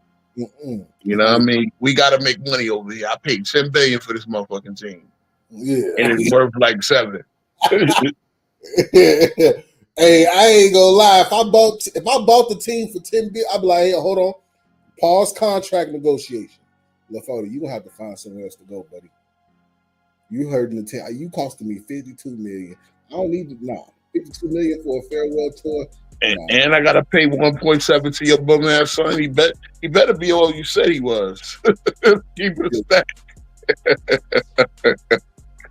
Nah. Mm-mm. I mean, I ain't got no draft picks. I see LeBron. No draft picks. He asked his camp. He's like, his camp feels okay about it. They're okay with it. Like, you ain't got no choice, motherfucker. I ain't got no center. My center is a third string center. Like, come on. Yeah, you know what I mean? Luka, I want to keep Luka, but why the hell would he want to stay here? I gotta convince him. You know, then you get the media bashing Luka because you don't want to play no defense. Like, you know. If I'm him, I'm having an emergency meeting with Luka. Like, Luka, the longer this bum is on the team, the more they're going to blame you. So don't take it personal. We're going to sign you. Just stay here. Stay locked in. He's almost out of here. I would not let LeBron play more than another season for the Lakers. You have to go back to Cleveland and do your farewell tour. Go back home. Yep. I mean, I've been to, a few years ago, I said that the Lakers should have traded LeBron for Orlando for the first pick to get old boy Paolo. No, you can't do that. And it's crazy. LeBron has been sitting there fooling people to believe he's still an All-NBA player. That was the most fraud. You know, we already talked about that. That's the most fraudulent All-NBA selection I've ever seen, bro. Yeah, you're the only one negative in the negative. And they, you know, the zesty fanboys over there try to bring up other. They say Kobe was on an All NBA team. But here's the thing: Kobe was on an All NBA team with a team that was under 500. That the team was negative. The team for the Lakers were positive while LeBron was negative. That's the problem. You can look at they were a better team without LeBron. They were a better team when he was off the floor. That's the precedent. Yeah, T-Mac was negative something, but T-Mac had won the scoring title that year, and Orlando won 21 games. They were 21-61, and T-Mac was on an All-NBA team. Again, a whole different scenario. You know what I'm saying? Like, that was a bad team. TJ was just the best player on a horrible team, so they gave him All-NBA. Yeah. Fucking this nigga did not deserve second team All NBA. Nah, not even close. And again, you fooling people into believing. Look, LeBron has been I'm gonna say it. I don't really make too much content on it, but I definitely, every time y'all talk about it, I remind y'all he has been fooling cats for years because he hasn't played no defense in years. If he gave an honest effort to both sides of the court, OKC up 16 now. Wow. If he gave an honest effort on both sides of the court, you will see what he really is, a 22, 21 point. But for somebody that sits there, stands like a statue on defense, and yet he still has the ability to run down, get these little layups, add his stats in 30-point losses and 30-point wins. He's on the floor. If he only got 20, he got to make sure he gets 30 so it looks like he was the star of the show. All types of shit he been dealing, man. The Lakers have been frauded. They have been frauded. I know you've been shouting out your boy L Explicit, right? Making them songs, a bubble in a cup and no bag. Yeah. This is not real LA fans feel, man. All you bought LA was a bubble in a cup. That's it. A bubble in a cup. Like, y'all Kobe is spinning in his grave, man. Y'all hanging up in-season tournament banners? Yeah, that's the LeBron way. Yeah. You get to the conference finals on a 43-win team and get swept and tell us, yeah, LeBron did that for you, LA. Y'all come on, bro. Come on. Yep, Philip Fry, bro. Philip Fry. Next time, man, I have a Johnny on. You got to pull up, man, because you had him crashing out. Was that bad? Oh, was that bad? Because that's the thing. They not see when, and then they go over there. They make their own little echo chamber, so they're not used to people. Yeah, I always gotta learn. I gotta take the gloves off because if I go right at LeBron's neck, they going that's what they do. They you know how fanboys are. You got your little cousins. If you go right at his neck, if you don't give him no credit, then that's when you just a hater, blah blah blah. You know, they get all in their feelings. They get all in their feelings. You know how I go. Yep. Now we can't have a conversation because you think everything I say, no matter how factual, is, no matter how I say, bro, you can call me a hater all you want. What you can't call me is a liar. I can call y'all a liar because y'all always lying. 1 in 9 without Scottie Pippen is a lie. Y'all use that all the time. He was 1 in 9 without Pippen. Not telling everybody that when Pippen came in the league, Pippen didn't even start. Pippen wasn't even on the all rookie team. Pippen was. They called him Scott Pippen. Go back and watch a game from 1988, a Bulls game. They called him Scott Pippen. He wasn't even Scotty yet. He was Scott Pippen. Like, who the hell is that? Some dude from an NAIA school. They wasn't even Division I Central Arkansas. Hell yeah, they called him Scott. He wasn't even Scotty yet. He didn't get Scotty until what, 89, a little bit of the end of the 89 season? Like Scotty. Scotty. I mean, it was Scott Pippen. He was Scott Pippen. Yeah, but he would have raised it back. He didn't play Arkansas State. He played in Central Arkansas. It was the manager. Was a good draft manager and had was a team, like he was washing jerseys his freshman year. Y'all gotta understand that. Like in real talk, he was washing jerseys. Look, Dennis Rodman was like Cole from Martin. He was cleaning airplanes. Yeah, they caught him in the gym. They found him in the gym, didn't they? Yeah. So this is what was with MJ won his is that what he did it? Ooh, right there. Fell non-contact. Oh yeah, I see it now. He didn't do that. It was just hanging. They better pray it was just a something. Oh my God. That pop. Mm. Like you see his shit just pop, just rupture. I saw it happen. It was so funny, man, because they was, them homeboys, Jason Tatum and, the light skin brothers got to stick together. We understand, this is the era of the dark skin.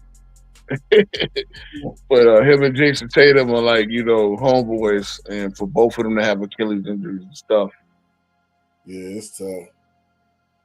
Oh my God, that is tough.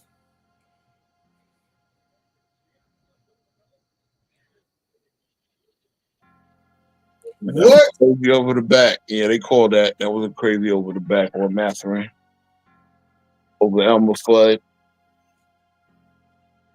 Damn. It seemed like the edge just went out of this game, man. Like, I gave the Pacers credit for fighting and keeping it close. Actually had a halftime lead.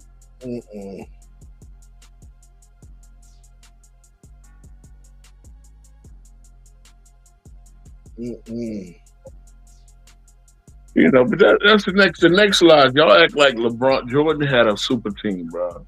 The next slide that they give is acting like Jordan had a super team. Come on, let's stop it. Jordan really had some bums that did their job. And because they won championships with Jordan, Their name get respected. So BJ Armstrong was okay. Like BJ Armstrong wasn't gonna start on nobody else's team. Yep. Oh yeah. With BJ. See, that's the thing though. When you win a championship, your career gets elevated. Exactly. Except for when you get it with LeBron. Because guess what? How they talk about Kyrie Irving in these streets? How they talking about AD in these streets? Nobody talks about AD like he's a champion. They talk about AD like a stinking ass filthy dog. J.R. Smith got 2 rings. J.R. Smith shot 38%. He shot one finals. He shot 58% from 3. That's crazy. I look at the last 3 games, and they lost it because that's the one they lost in 17 to KD. But in the last 3 games, he shot like 80% from 3. His name was talking about you know what Steve Kerr shot in his career from 3 in the NBA Finals? 40%. 27%. His true shooting percentage is 48. Damn. Steve Kerr got 4 rings. Yeah, you do. And Steve Kerr get respect in the street as a player. Yeah, that's his career.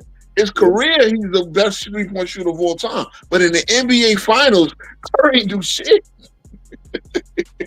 Even with the Spurs, he was worse with the Spurs than he was with the Bulls. But because he was on those championship teams and, made enough big shots to get there, his name get respect in these streets. LeBron, I mean, bro, you realize that Darren Williams, before he didn't even retire, Darren Williams just got kicked out the league. But y'all remember what D. Will was, right? Yeah. I remember when it was D. Will or Chris Paul, who was better. Yep. And LeBron got that motherfucker on his team in 2017. Remember when he said, I need a playmaker? We need another fucking playmaker? Yeah. They want D. Will. You know what D. Will was with Dallas? And D. Will started playing like a bum on purpose.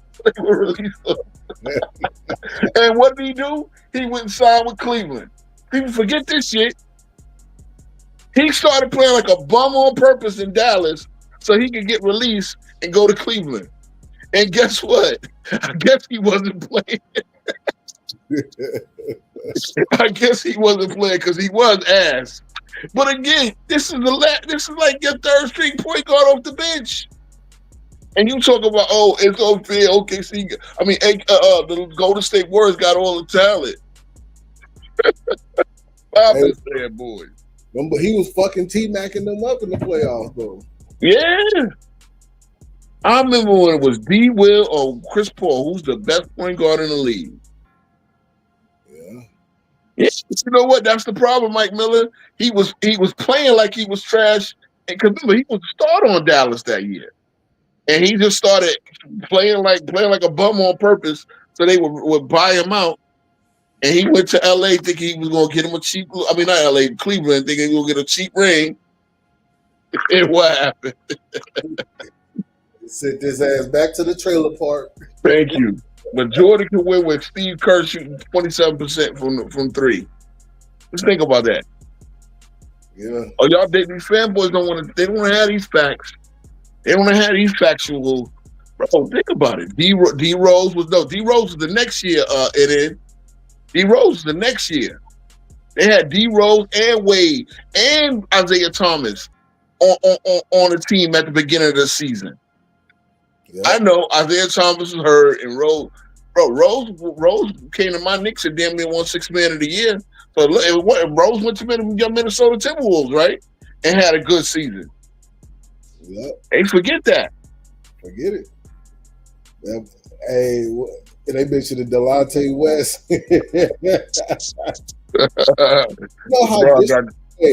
You understand how disrespectful it is for somebody to make an advance at your mama?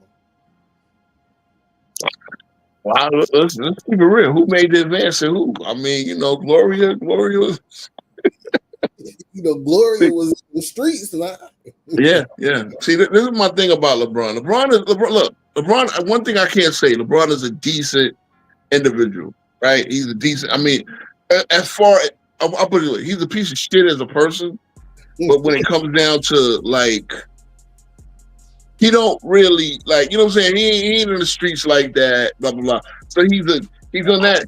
Nah, we're not. Don't get him that benefit of the doubt. We don't know. Okay. I mean, you probably heard more stuff than I do, right? But see, the problem, I think LeBron's problem is that he's a single mother raised, single child, only child, and single mother raised. That's the problem. Like, he ain't no big brother to toughen him up. He ain't no cousins to toughen him up. He's a beta because he didn't have men. Like, by the time any men came in his life, they were all kissing his ass because they knew he was their meal ticket to get to the NBA and all type of shit like that. As we know, Rich Paul pulled up on him selling jerseys. Now Rich Paul's a power broker agent, one of those powerful agents in the NBA. So that's, you know what I'm saying? Nobody was ever there to toughen LeBron up. He ain't had no big brother. Jordan had big brothers. Jordan had a father. You know what I'm saying? Jordan brother Larry, and I think that's the reason why because Jordan, as we know, Jordan was the only guy to get that growth spurt and get to 6'6". But he said his brother Larry was better than him for his height. Problem with Larry is he only grew to 5'9". Yeah, Jordan hit the genetic lottery. He hit the genetic lottery. But he said his brother Larry was a beast. Yeah. You know what I'm saying? That's why I say when I look at Bronny, if LeBron was 6'1", that's who we'd be. That's who we'd be. Maybe good enough to get to the NBA and have a couple of years, maybe. But bro, that same crab dribble, the same weak ass jump shot, no bag, a little bit of athleticism, he could jump. Because they definitely said, damn, Miles Turner hurt. Yeah, it's looking at them boys. 21-point lead. It's over. Damn, Indiana ain't gonna get to 100. They're not gonna get close to 100. Yeah, the refs blowing a whistle now. They insuring this belt to ass. They putting a little bit of insurance on it.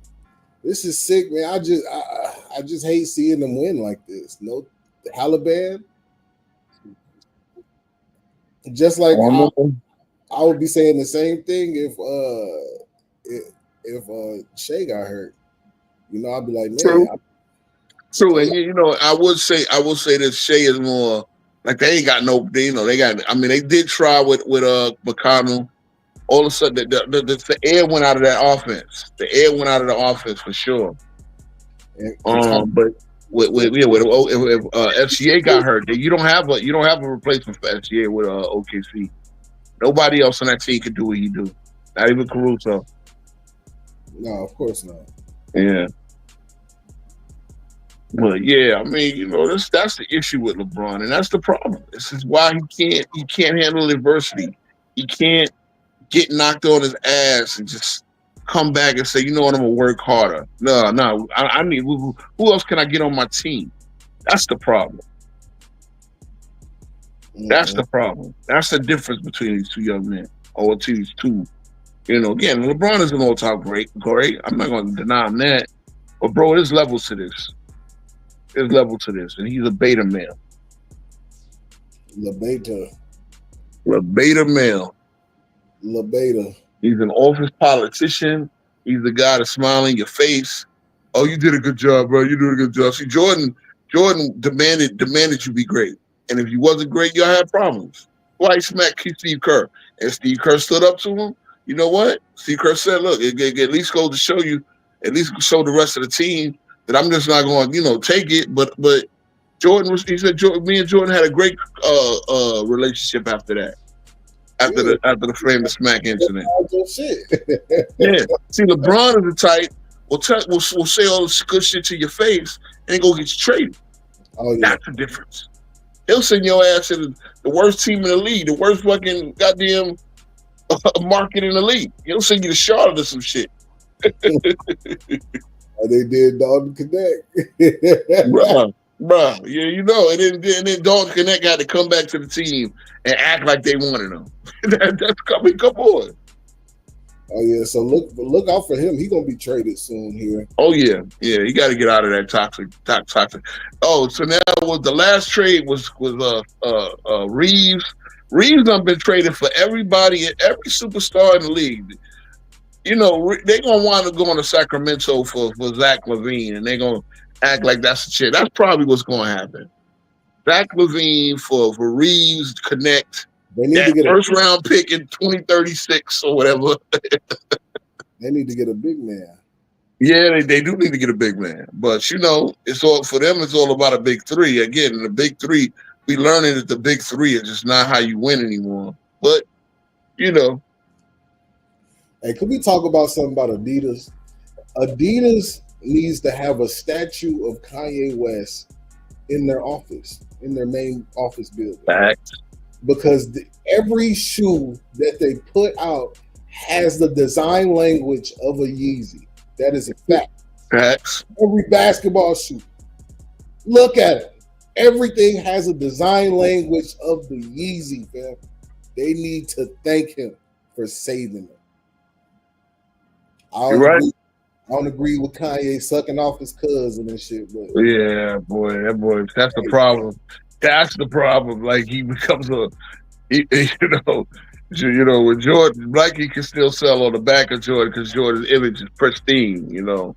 yeah. Did you see that Netflix series where Shaq and AI is trying to resurrect Reebok? You know, they got Angel Reese and Buzellas and all these cats. Yeah, they trying. Yeah. Now, I definitely give Reebok another chance, man. Reebok has some joints. The AIs all black Reebok Classics was a hey. Yeah. You know, AI was definitely holding Reebok down. Iverson, because kids and Iverson, people really buying. Violet say yes. SGA's moment. Hey, look, SGA gonna get the trophy. We gonna talk about it. We're gonna talk about the great season, the historic season. You know what I mean? SGA did his thing. I can't lie. It was a great season. I don't know how you feel, Zay. I know we all know he's a foul merchant, but they had a great season. You know, all time season. They had a lot of referee help.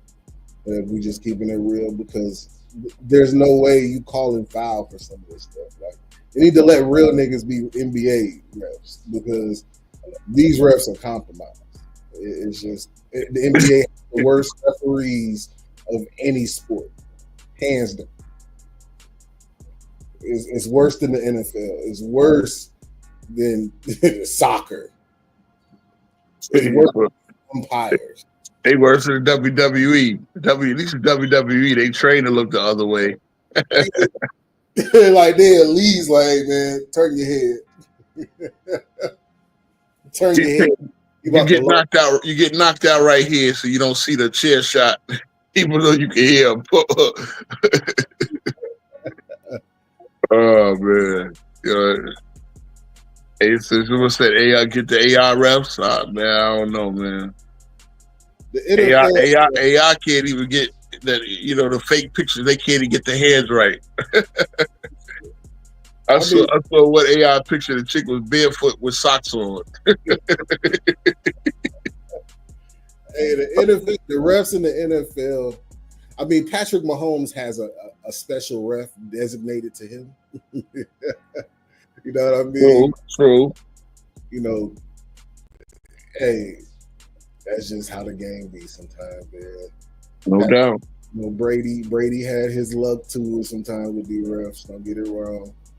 You know, because all they got to do to fix a game is throw a pass interference or defensive holding if they don't want to. You know what I'm saying? Mm-hmm. There's fucking defensive holding on every fucking play. They just kind of pick and choose when they gonna call it, or just like there's holding from the offensive line on every single play. But you know, some is more blatantly seen than others. Creative Rob with the $3 said Scott Foster saved SGA in OKC. Remember Game 4? Yeah, I told y'all Game 4. The Pacers should have won this in 6. Damn, Siakam. The Pacers should have won this in 6. You know. Oh yeah, hey, the Spreewell Dada sneakers. Yeah. I remember looking at East Bay every day at them like, man, I want these. I remember the East Bay magazine. What's up, Muscle-less? What's the word? Spinning with Dada's. Dada's. Dada's was iconic. That was, yeah, Dada's. Boy, with them damn, you had them spinners in there. Them spinners, man. Them spinners.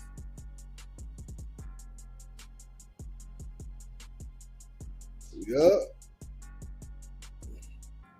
It's a blowout game 7. No Tyrese Haliburton.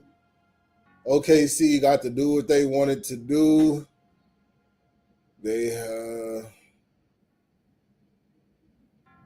yeah, soccer, it's like watching the White Sox, man. Shitty. Look at the rules way back on offensive fouls. Back then, boy, them offensive fouls. Sheesh. Everybody coming in, make sure y'all hit that like button, y'all. Hit that like. This is sick to watch, man. SGA 8 of 24. God damn it. Got 12 assists. But I really fit, man. The Pacers should be champions.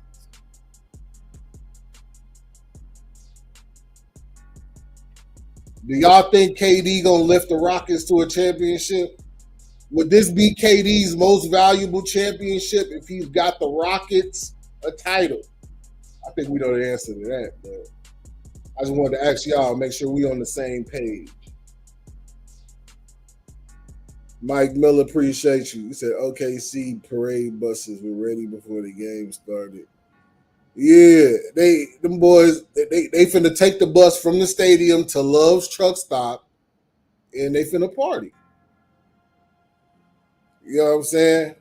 They finna get them hips activated.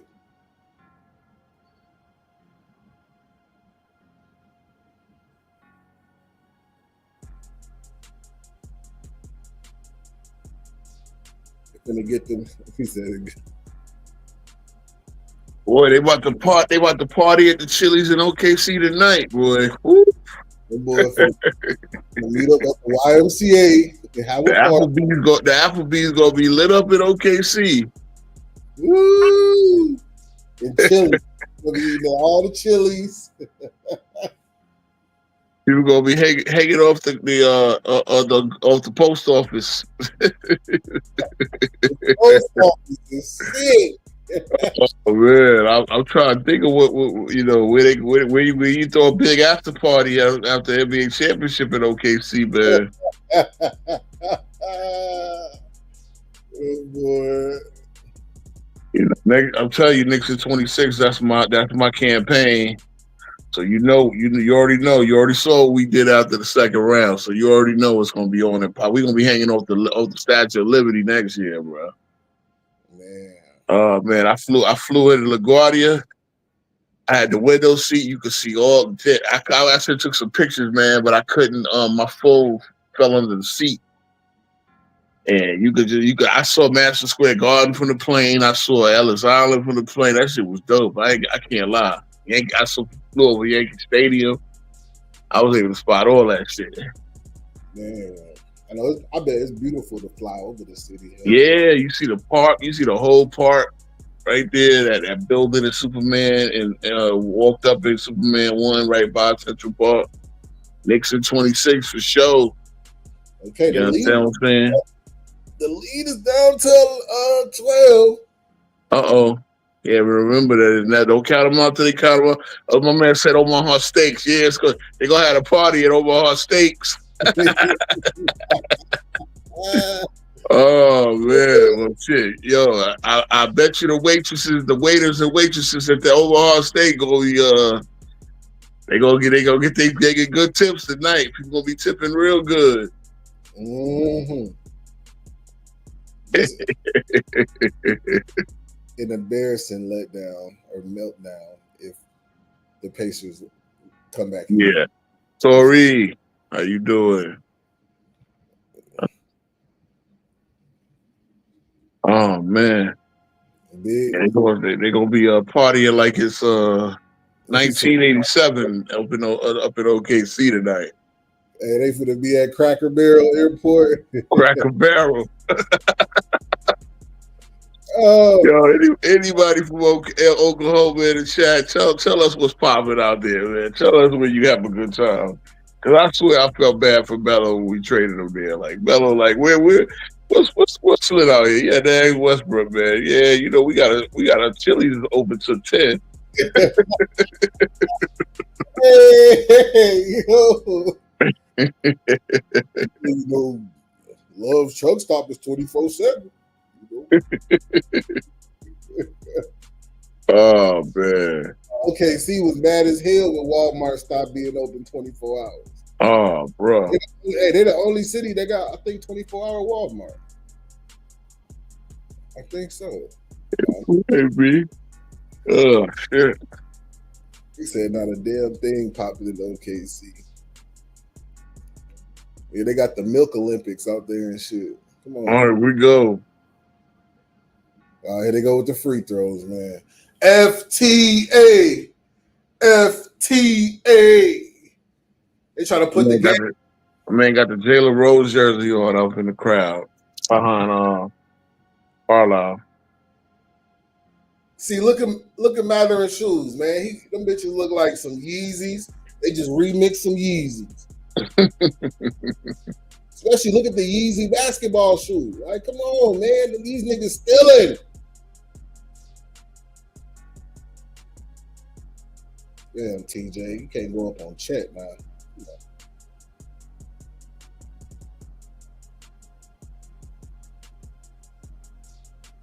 Yeah, Great block. Great block. Yeah. When you going up on a 7-footer, man, you got to get that ball out of your hands ASAP. This ain't over, but it's gonna take a miracle. Yeah, them boys running though. Oh, that was a lazy contest by FCA. Like just let him get the layup, or I'll give it. He did miss the shot, I guess. But that, why are you challenging him? I guess because you got to use it. But FCA did push him. He did give him forearm shiver. Oh, trying to save his fifth foul. I see. Yeah, this shit is sick. They give him this. This is sick. What else, Sebastian? Shout out Sebastian. It's good. It's hot as hell in the door right now, huh? Man. Y'all get the experience. It's hot in New York too, man. We gonna get 96 tomorrow. Hey, that's hot. Is it humid out there? Oh, very. And it was rain. It was pouring down raining overnight. So yeah, every time I stepped out today. It's actually cool over here. It's been, today was 89. Like, damn. Really? Like, man, we used to that 115 by now, that 110.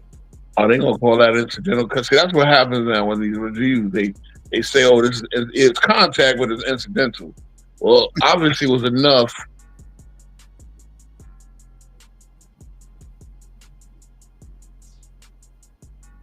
Okay, so they all upheld the foul. I think that was a good call. But SGA still got 5. You say you think SGA joined LaForty in the Diddy game? He might have saw this. Like Castle, what us to give LeBron that belt to ass? Oh, he gonna get it. He gonna get it all summer. Oh yeah. Y'all really thought after y'all called Lakers in 5 and they were gonna get to the finals easily and they lost in 5. Y'all thought we gonna let them off the hook? Hell no. That's what's really crazy. Yeah. That's the problem with y'all.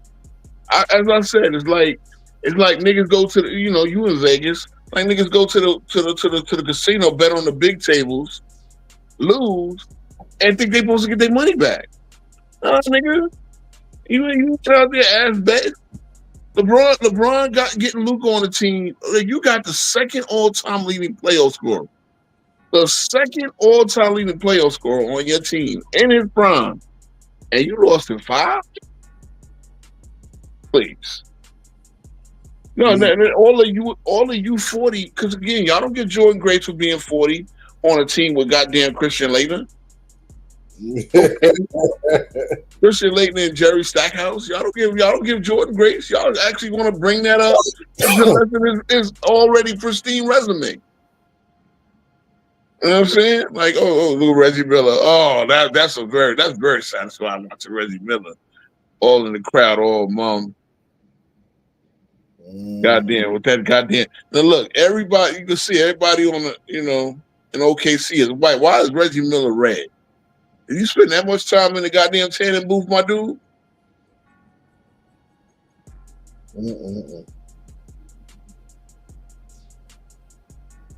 Reggie Miller like somebody killed his dog.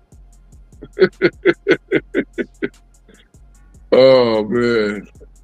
You want 22 Savage? You want anything to win for Reggie? Yeah, Reggie part of the unclutched mafia. Let's keep it a stack. Fuck Reggie over here. He part of the unclutched mafia. That man, boy. Oh Jesus, the glaze, the LB glaze. Come out of Reggie. Fuck Reggie. Boy, oh boy. They fired great. Okay, so 8 for 25, but he got the 12 assists, the 1 turnover. And of course the foul merchant got him to 27 points. He gonna get that MVP trophy. Yeah, definitely. Motherfucker LeBron fans. Why don't they call it the LeBron LeBron trophy? Hell no, nigga. It's the William Felton Russell trophy. And it always will be. Man. Too bad Bill Russell ain't here to give it to him no more. You know what I mean? The LeBron trophy. What the second place trophy? The LeBron trophy, the second place with hell yeah. Come on, Pacers, push it. That's what they give it the finals loser. The whoever lost in the final, the most valuable player. Matter of fact, you know what the LeBron trophy could be? The in-season tournament MVP. There you go. LeBron James Memorial in-season tournament trophy MVP. Oh man. Yeah, the Eastern Finals Conference Finals Constellation Trophy. Well, y'all, like I said, the man did it right. If he did it right, he wouldn't be catching all the smoke. He did it wrong. Like I say, he went to the high stakes table, lost, and thinks he gets his money back. Hell no. You bet 50,000 on black and came up red. Fuck out of here.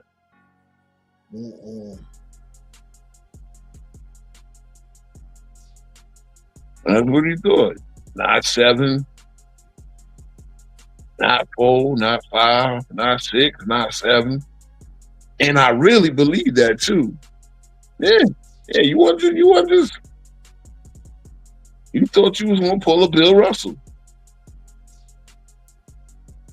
Your ass didn't do a Nipsey Russell. Get out of here. Yeah, the Mickey Mouse trophy, the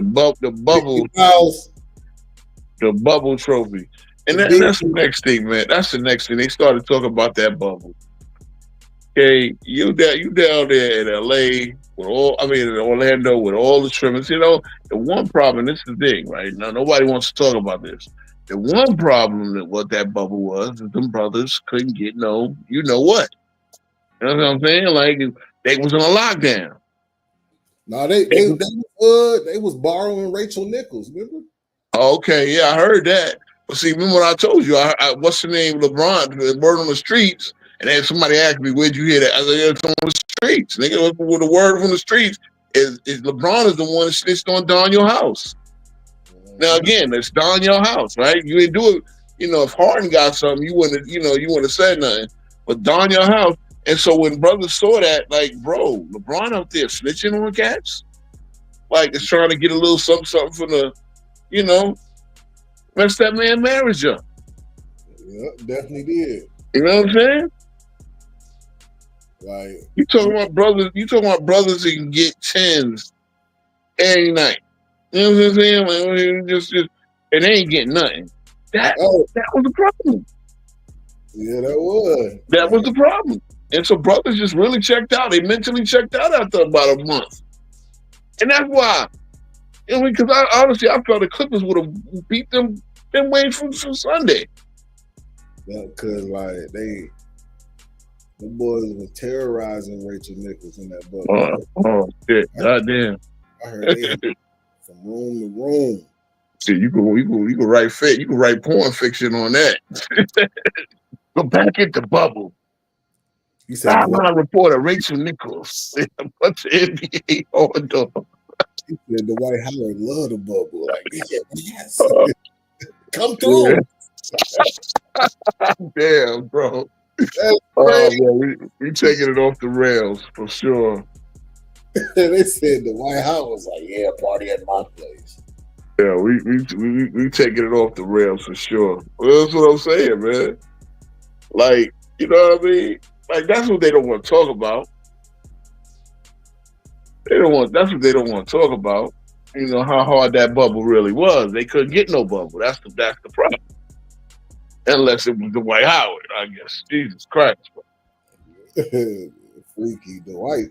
Jesus. Man, of course. I remember when he was on the bench. Who did he do that? When he just straight up grabbed their manhood. He had a whole handful full of manhood. What game was that? Was he? I can't even remember. Man. Like Dwight Howard looked him in the eyes on the bench and grabbed his shit, bro.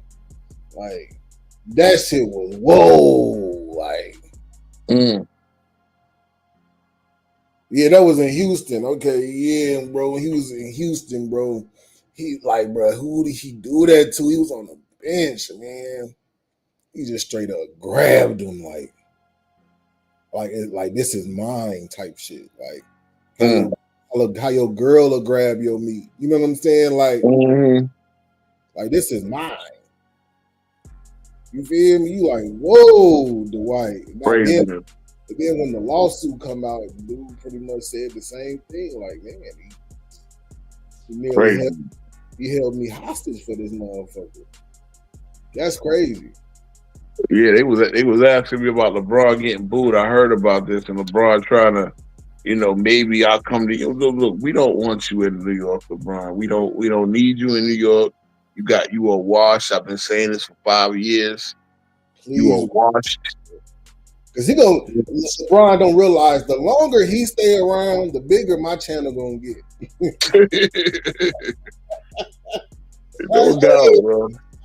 I hope LeBron stay around 5 years. Give me a good head start with this motherfucker. That's what he got to, because this is the thing, man. He realized he's not that dude like Jordan. He's not the salesman like Jordan. And the bad part about it is he is an ultimate narcissist. He is the worst kind of narcissist. Yeah. Well, he can't be out the limelight. He can't. I wouldn't be surprised if he make a stupid statement tomorrow. Watch, he gonna drop something stupid tomorrow. Trying to make it about himself. Oh, I was rocking with you, OKC, all along. I'm the reason. I'm the reason why they traded SGA to you. Remember, because I wanted Kawhi on there, and Kawhi decided not to come to us, so he went to the other LA team instead. So that right there may be the GOAT. He said, "Well, Steve Nash could be talking." He was like, to be honest, like we really being honest, I really said if we didn't win the championship, OKC was going to win the championship. Yeah. Believe it. Yep. I feel like we challenged OKC to become the great team that they came. Right there, right there.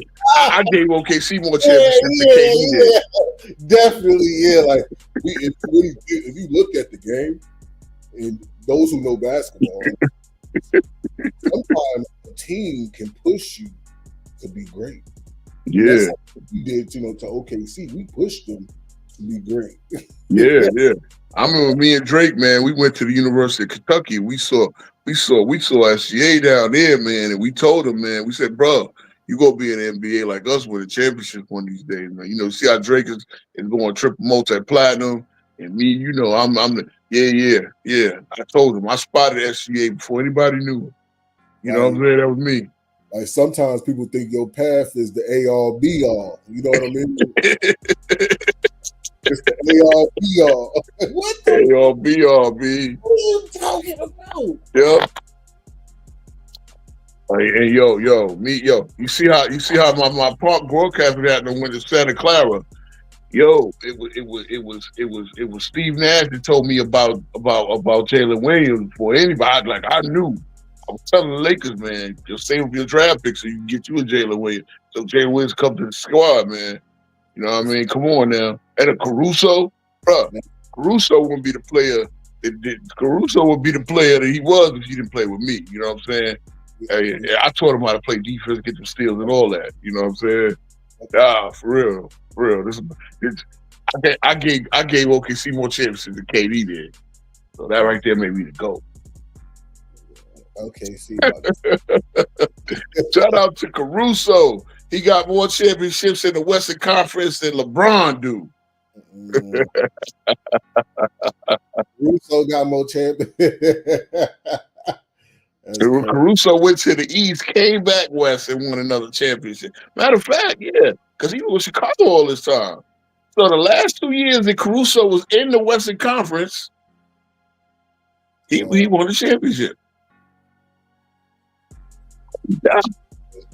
They celebrating this weak ass fucking shit. Fuck the Thunder, nigga. What? Yo, Applebee's downtown OKC finna be popping. Oh my God, go get your seats. Oh, go make your reservations. Let's meet up at the Goodwill, bro. Come on. The Goodwill's still open, G. Where the parade route gonna run? It was really good at OKC, man.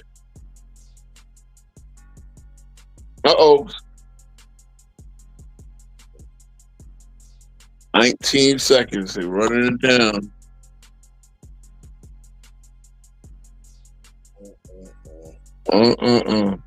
Funny, man. All the LeBron teammates that left LeBron and won championships, and he's still talking about that bubble in the cup. KCP good. KCP going over to Memphis. Watch him hook up. Matter of fact, Memphis might buy him out. He might run up on a real good team contender next year.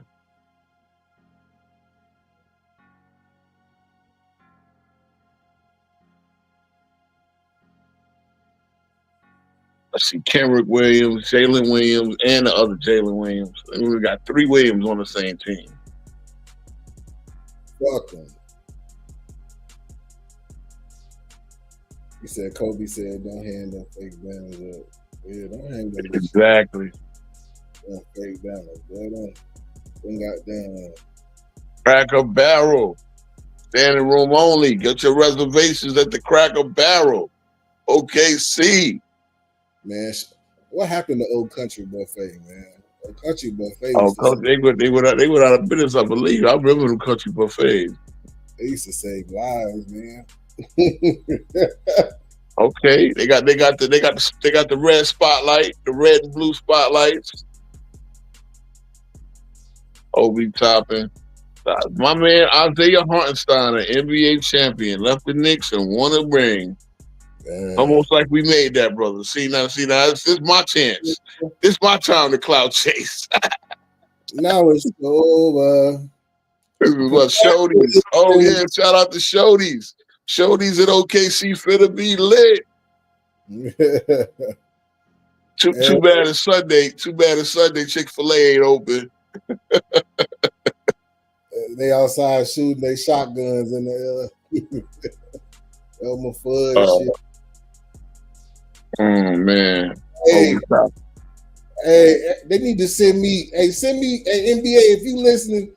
Send me one of them Pacers championship shirts before you send it to Africa. You know Yeah, boy, I need something. I need something to clean my floor. I need something to clean my floor, man.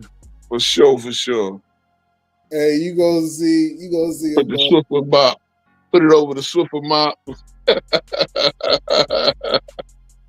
Hey, let's get that shipment from me. Go to Africa, man. NBA, we need it. Pacers are the real champions.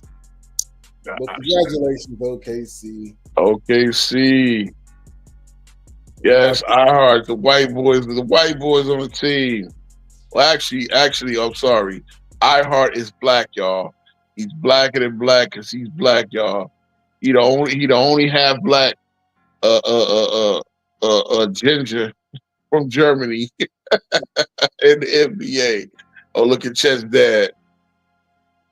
Look at Cliff. Hey, all right there, Cliffy. See you, bro. Yeah, it turned out like that. I do OKC only in a 7, man. Once Alabama went down. Oh, is that Mark Few? What is that? The coach of Gonzaga. You know, Hogan went to Gonzaga. Look at the people crying. My God, we've never experienced this. Look at man. Yeah, he's on crutches, so it don't look good for Alabama. Oh my God. No, Hartenstein played with the Clippers, the Knicks for a few years, and now OKC. That's not true. I believe before the Clippers, he was with one other team. McConnell's hurt. They tell McConnell's really hurt. He gave it his all, man. Y'all remember seeing LeBron crying after this? give me one of them, yes sir. Give me one of them, yes sirs. Damn, look at Reggie Miller rocking a Chris Mullin jersey, red as hell. What's a Joe year? Honestly, I mean, you know, they ain't call that double dribble in game 1, so I ain't mad. Just saying. He like, man, I let Reggie down. Man. Fuck Reggie, clutch agent. Remember that. Don't forget that, fellas. Reggie is a clutch agent. King Speech hate. Reggie is a clutch agent. We don't do them over here. The bum traded Caruso to keep Harden Tucker. Yeah, you forget about that. Horn Tucker. Remember they were talking about him being Kobe 2.0. I mean, bro. Yeah, they was trying to amp Horton Tucker, man. They was and they traded that nigga within a year. You had Kobe 2.0 and you traded the motherfucker within a year. I want LeBron to be a GM. They're gonna fire the fuck out of him. He gonna try to own some shit. Ain't gonna realize just like Jordan, it ain't that easy. Hell no, especially with all the. I heard they gonna give him a piece of the new Vegas team. See that? Now look, what's the name? Silver, knowing full well they saying that the Lakers sale is going to delay the plans for the expansion team. So I'm gonna be fucking 60 years old before we see these new teams, man. That's some bullshit. You know, if they give LeBron a team in Vegas, you know, I'm banned from the arena, right? Yeah. Yeah, they got a bolo out for you. Be on the lookout for 93Z. See, and that's another tactic because they're trying to get in the CBA where players can get ownership stakes in a team because these rival teams overseas, like they're trying to get some shit in Dubai in the Middle East. If they start taking some of the NBA players by giving them ownership, you know, the NBA is going to feel the need to compete. So they're going to try to start working in like ownership percentages into, you know, obviously the biggest stars are going to be the ones to get that. But it's kind of, you know, it's going to go. That's really going to open up Pandora's box because. Oh yeah. Because what happens if you got to get traded? Like, you know what I mean? Yeah, I got to give my ownership. Like, you know what I'm saying? Like, that's a lifetime deal type shit. You know? They might, you know what they might could do is they might be able to give them like put a certain level of money in the fund so that they can come in and one day buy into any team. You understand what I'm saying? Like, so a team can pay them deferred money that but by the same token, the players are going to say, hey, look, we're the ones growing the teams. Like, we need to be compensated to the point where you're getting better on our, again, like Melo with the Knicks. I even said this for LeBron with the Heat and everybody. The team is getting more value on the back of these stars. So the stars going to want to be compensated for the increased value of the franchise. And it's like, if overseas leagues want to start poking some of, you might have an overseas ABA type situation going on. And the NBA don't want that. So they're trying to figure out a way to work that in there. You know what I'm saying? So they trying. yeah, look, like Miller, 2 players LeBron traded. Walk got a ring. LeBron still reminiscing on that bubble in the cup. You gave LA was a bubble and a cup. You want a statue, but you ain't done enough. You gave LA was a bubble in a cup. You bum. shout out to L Explicit, man. He dropped that fire. Oh man.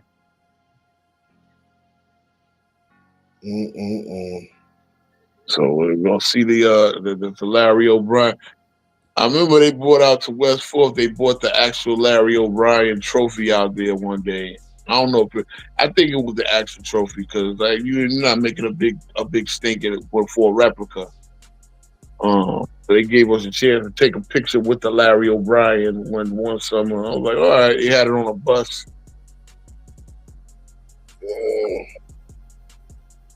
Man, the Larry O'Brien on the bus.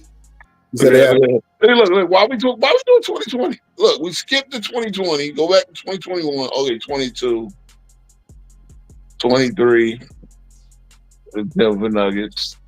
Last year with the Celtics. And this year, down there in OKC before they hit the Cracker Barrel. Before they hit the Cracker Barrel for the after party. Just the messenger said, like it or not, OKC built to win for a while. Yeah, they are. Yeah, and they built the right way. They still got them draft picks they can bring in another starter. They could not even a starter. They can just bring in whatever player they feel they need, and they still got cap space.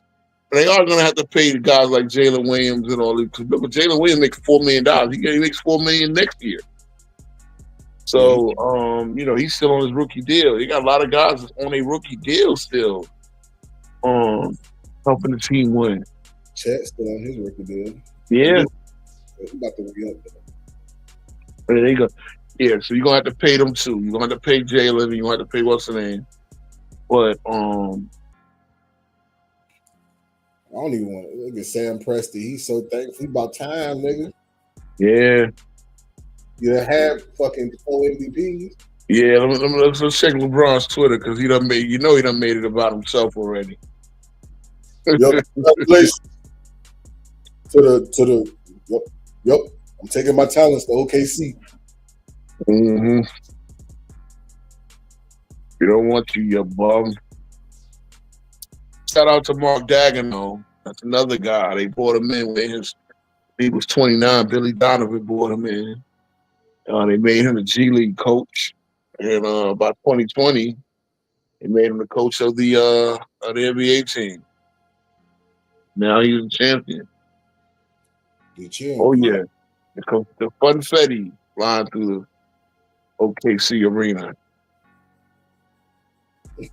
The fanboy, when fanboys, when they don't have a comeback for what you're saying about LeBron, They just talk about how unsuccessful you are compared to him. Uh-huh. Yo, that shit crazy. I know. Like LeBron care about you, and like, you know what I'm saying? Like, come on, bro. Like LeBron doesn't even know you guys. Bro, I'm And so he doesn't know that you caping for him as well. So like, it's crazy, man. Because I'm regular. I'm a regular person, just like how anybody is. But like when I started to see NBA players watching my videos, and Kwame Brown reacted to one of my belt asses, I was like, damn, these niggas really watching my shit. oh damn, man. Somebody gonna send one of my videos to the phone. I know it. These niggas watch it. Mm-hmm. They watch my shit. People say, Mm-hmm. oh, you don't know basketball. They watch my shit, bro.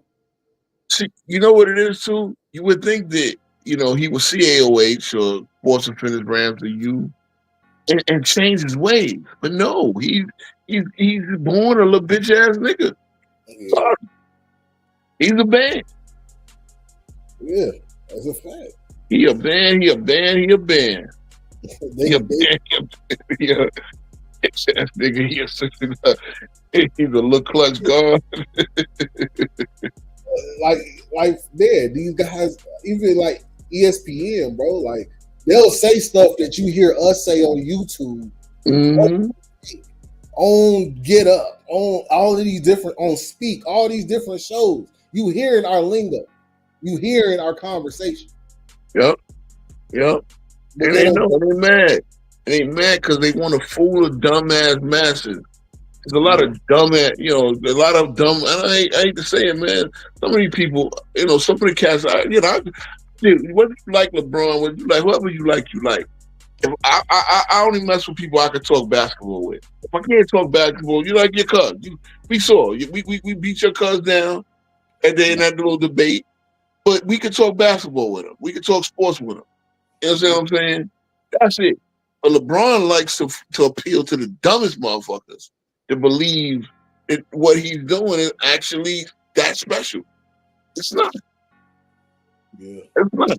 Look, the personal longevity thing, the fact that he can still run and jump at this age, whether it's chemically enhanced or not, that's amazing. But you have not learned how to buckle up, put your pants on, strap up your boots, and go to war, and do it fairly. You do shit like, bro, you got injured. You pulled your groin trying to fake a goddamn elbow contact from Jason Tatum. That happened this year, bro. You legit hurt. Well, I know y'all said it was a sabbatical, but the groin injury thing. And again, that's the next thing. Always an injury with you. We got to hear about an injury after the fact, bro. Come on, man. Y'all Come said on. LaCuz will be back for the season, y'all. I'm gonna try. Me and LaCuz gonna try to watch some of these games. So the Bill Russell Trophy officially went to SGA, the foul merchant. Shout out to SGA, Finals MVP. He earned it, man. He earned it. Yeah, Man. for sure. You know how many acting classes he had to take? No doubt. No doubt. You know how More than John Cena and LeBron combined. how many classes he had to take to learn how to fall like that and himself? Stuntman classes too. Y'all know what time it is, man. Cause yeah, like a wrestler, you gotta learn how to take the bumps. You gotta learn how to fall without bruising or injuring yourself. You know what I mean? I know how it go, man. Hey, I got a bunch of motherfucking gaming clips. I need to put some of these gaming clips as B-roll in these videos. Because, like, man, I need to get that's one thing I'm trying to work on my editing is getting my B-roll and shit right. You know, I like that shit. Yeah. Daryl Jones with the 5. He said, "Hey, TMZ have a clip of LeBron getting booed as he was in a restaurant or an event last night in New York."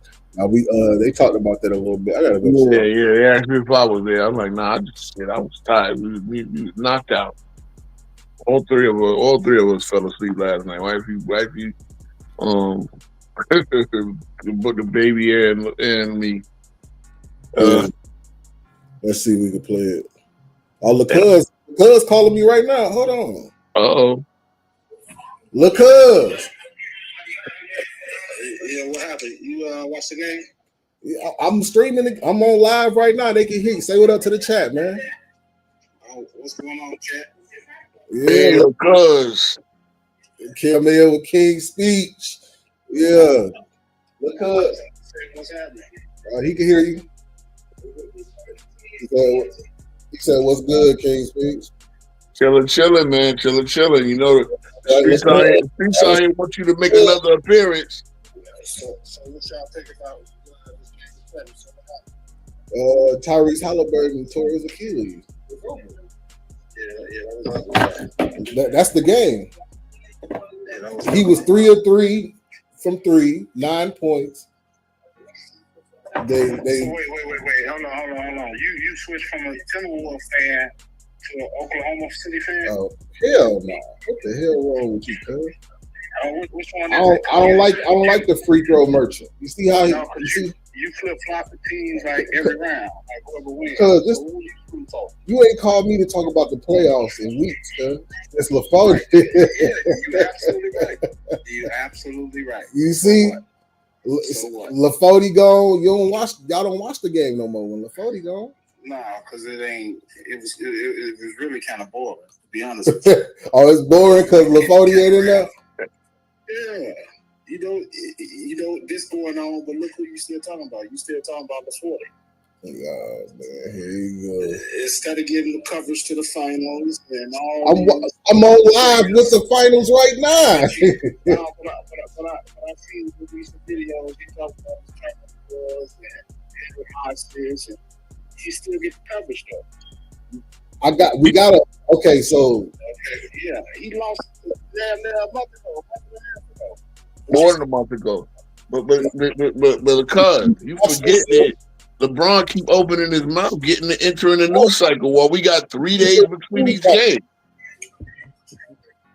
If he steady trying to get into the news cycle to steal the shine away from the playoffs, we gotta talk about it. You don't want to talk about nothing but him before they. That's ridiculous, man. We tell the truth around here. We done talked about everything. We done talked about everything tonight. We done talked about greatest female rapper. We done talked about the clips. We done talked about the truth. Don't say the truth is your truth. Okay, so debunk my truth then. Why is nobody debunking the truth? What is your truth? Tell me your truth. I want to hear your truth live right now. What is your truth? LeBron James is an underachiever. Is a loser. Wait, hold on. You validated your point right there. How can he be an underachiever when he had the expectations he had coming out of high school? Who was he compared to out of high school? Who was he compared to? At 16 years old. No. Who was he compared to, cuz? That's the question. Who was he compared to? 16 years old, 15 years old in Sports Illustrated. Cuz, who was he compared to? Sports Illustrated, 15, 16 years old. Cuz, saying this could be the greatest ever. Cuz, who was he compared to? Who was he supposed to be in the NBA when he was getting compared coming in out of high school? I don't understand what you mean supposed. What were the expectations for LeBron James coming out of high school? The best ever. Who was he compared to? What you mean? Who was he compared to? Who did they say he was going to be? The next what? No. No. He was going to be the greatest ever, not the next who. Oh my God! See, he don't even want to admit. You see how you can't even get a fanboy to admit. Tell me your truth. Because he was compared to Michael Jordan, right? No, he wasn't. He got more magic than Michael Jordan. Being a big guy, 9'6", that can handle the ball, but his athleticism way better than Magic. He would be compared to Michael Jordan. No, he wasn't. You just keep it real. That's false. Okay, even if he getting compared to Magic, did he meet or exceed those expectations? He is a better basketball player than Magic Johnson. Yes.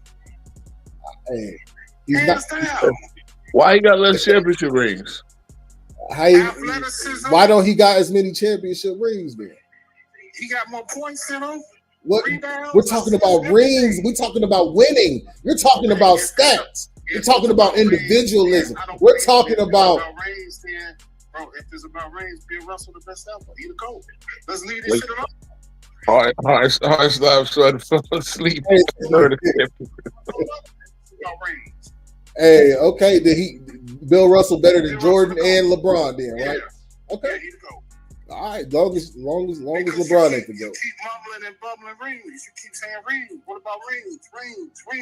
Cause he done built the team to his specifications. Cuz. Oh, come on, man. Listen here. When Jordan asked for Rodman, is that building a team? Come on, man. Jordan never asked for Rodman because Jordan never asked for Rodman. That's not how it went down. You ain't finna lie to this audience and say Jordan asked for Rodman. They actually had to go to Scottie and Jordan, knowing they had the battles back with the Pistons, to say it.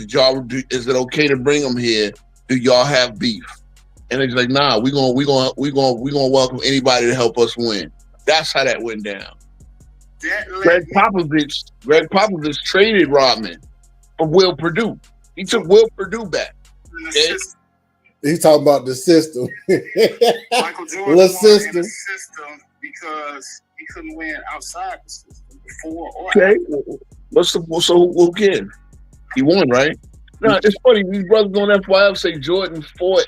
He never embraced the triangle system yet. He won 6 championships in 8 years playing that system. That's amazing. To be in a system you didn't like, it still won. Let's tell the truth. He retired after 3 and came back and won. No, he retired after 3. Mm-hmm. About 14 months. Came back and lost. He didn't sit. He played baseball. That's a whole different sport. That's a whole different muscle group you got to work out. Anybody know play baseball? Know that's not just sitting. Baseball. You said what? Who do you want to penalize because Michael Jordan played baseball? He went to go do something else, man, and he came back. We're not penalizing anybody. Full season after that. We're not penalizing anybody. Scottie Pippen got a chance to grow up and be a leader on his own, so it wasn't that easy. You know what I'm saying? And then put up the Air Jordan and said, "Brother, come back." You know, Jordan wouldn't have came back if baseball didn't have the strike. Remember, the players when it was on the strike. Jordan wasn't gonna, Jordan wasn't gonna break the barrier. Like, he wanted to be a scab and come back in. So he said, "All right, ain't no baseball going on right now. Let me come back and play baseball. Let me come back and to my day job." Scottie was on his own. He couldn't win on his own because Michael Jordan was on his own. So y'all got no basis of saying that. Bruh, you act like Scottie Pippen was just like a legend or something, like just something out of this world, like an unstoppable force. In 92, he was one of the 50 greatest players of all time. In 97. That don't mean shit. In 97, you mean? Yeah, okay. He was whenever they did the 50 greatest players, he was one of them. Yeah, 4-time champion, the second best player on the 4-time champion. Yeah, that's probably gonna do it. And he was drafted. He wasn't drafted with Michael Jordan. He didn't come out the womb with Michael Jordan either. So what is you talking about? Right, he didn't come out the womb. What the fuck is you talking about? I mean, this is what we need to, because again, they go to bring up Scottie Pippen, but forget that LeBron played. Now he played with Luka, AD. He played with. I mean, my God, he played with. He done played with the Williams. He done played with D Rose. Man, he done played with so many players. Hey, don't forget Shaq and Shaq. Yes, he did play with Shaq. Ray Allen. Hey, when your longevity, when you play 22 years, you got to play with somebody. Okay, yeah. I mean, you got not a whole wing of the top 75, but especially on one team, and then that wing don't even make the playoffs. But he played with Melo, he played with Dwight Howard twice. How many top 75 players he done played with, man? Hey man, y'all John Rondo twice. Y'all bring up names that was in the twilights of their career. They was at the end of their career. Yeah, they wasn't a 12. Okay, regardless. Ray Allen. I mean, y'all bring up George Gervin for Michael Jordan, right? He had the one season with George Gervin, the Iceman. We'll accept it. Y'all bring up Robert Parrish as a Hall of Famer that Jordan played with, right? He win. What did he win with George Gervin? No. Oh, he didn't win out with Jordan, but he did win with Robert Parrish, though, right? He gave Robert Parrish another ring. Okay. I mean, I'm just saying, yeah, in 22 years, LeBron has played with everybody, right? But in 22 years, LeBron hadn't played in a system. 22 years, it's the same LeBron system. No. And he's only never been in the system. The closest system he ever been in was in Miami. And he played in his own system because he is him having the ball. That's his system. That's what we're saying. And he's only has 4 championships in 23 years. 22 years. It's about to be 23, cuz. Let's just go ahead and get it out the way. Because there's no way y'all winning this shit. There's no way. Hey, throwaway. We got another appearance of the Cuz, so we definitely got to talk about this. You know what I'm saying? What are you talking about? The West is wide open. You see what OKC just did to the West? The West is wide open. It's oh, so what do you like for the Lakers next year? Yeah. Now, what'd you say, King Speak? You know, what is his outlook on the Lakers next year? They got new ownership and everything. What are the Lakers gonna do next year, Cuz?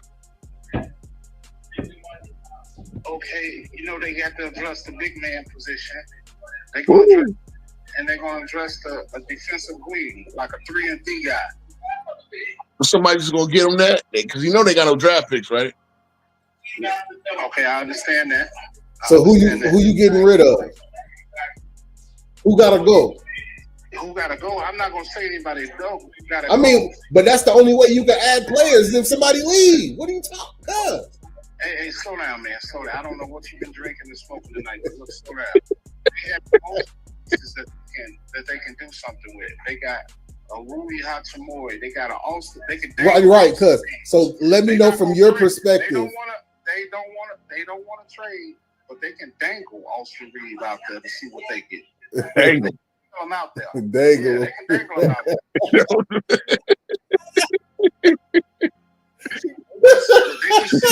You talk about like the Lion King, right? When he hold up, when the monkey hold up Simba, and that's what they're gonna do. Well, they're gonna do him how Suge Knight was doing, hanging off. Yeah, like he had Vanilla Ice dangling off the balcony. For Austin Reeves, if Austin Reeves is in the package for Bam and Miami, you got. Oh, so Bam, the Miami Heat gonna give you Bam and what? Bam and Tyler Hero, Austin Reeves. Miami Heat is gonna get something for Bam because he didn't sign an extension. He's not looking to sign an extension. Oh, so they're gonna give him to LA for Austin Reeves now. And who else is gonna go there? Rui? Yeah, you can throw Dawson Connect, you can throw a Vanderbilt, they got trade pieces. Oh wow. So that you're gonna get one player for 4 players. So now how you filling out the rest of the roster? Because you got your center. All right, let's just say Pat Riley will take all that for Bam Adebayo, an all NBA defender. Yeah. Okay, so who where you getting your next shooting guard from, and where you getting your next backup? Like what are some of the young talent that can help put the LA geriatrics over the top? See, that's the thing. They don't need a young talent. They need a young player that is strong in a specialty area, like a defensive specialist.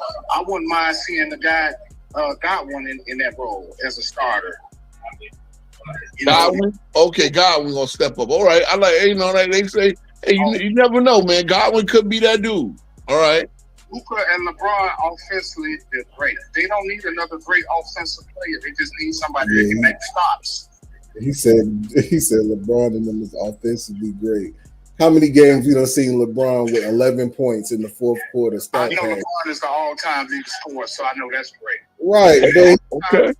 History of the game. That's not great. So he career record has never been good. So he the greatest scorer. Yes, on the paper he's the greatest. Wait. What's up on the paper? So wait. Okay, I got a question. I got a question for you, because in the fourth quarter of the first round, they scored 85 points in 5 games. That's 85 points in 60 minutes. Now, you have the greatest scorer of all time, and you have the second greatest playoff point per game average in NBA history. How did they only manage to score 85 points? They got outscored by 119 to 85? No, actually, they got outscored 128 to 85. And listen, man, how do you hold a 40-year-old to the standards of some? But sir, you just called him the greatest scorer of all time, and you said that will factor into next season. The greatest career ever. So because he's 40, okay. Look, hold on, because guess what? At 41, Kareem Abdul-Jabbar was helping the Lakers win championships. You say that at 41. Let's get a clear understanding, because I see we're heading for a misunderstanding. Kareem can hold LeBron candle at 41 years old. Kareem was a championship, sir. LeBron didn't get out the first round. Mike wasn't good as LeBron at 41 or 40. No. We didn't talk about Mike. We talking about Kareem. I said Kareem at 41 helped the Lakers win the championship. Not only did that, he helped them at 40 get to win a championship. And then at 42, he helped them get to another final. They had the league MVP on their team. You forgot Magic Johnson? Okay, but you got Luka. The man is the greatest. You just said he's the greatest all-time scorer. And I asked you why they only managed 85 points in the fourth quarter. And you just told me because he's 40. Well, Kareem, again, let's be real. Kareem wasn't still 30 points a game, but Kareem did average a solid 18 and 8. I guess you average about 18 and 8. Yeah, about 18 and 8. 18 points back then, because it's like 24, 25 now. No, look, I'm calling cap. Let me see what Kareem averaged last year. I'm calling cap. Hold on.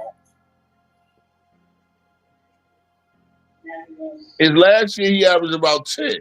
But that's at 42, because we're talking about at 40. At 40, he won a championship.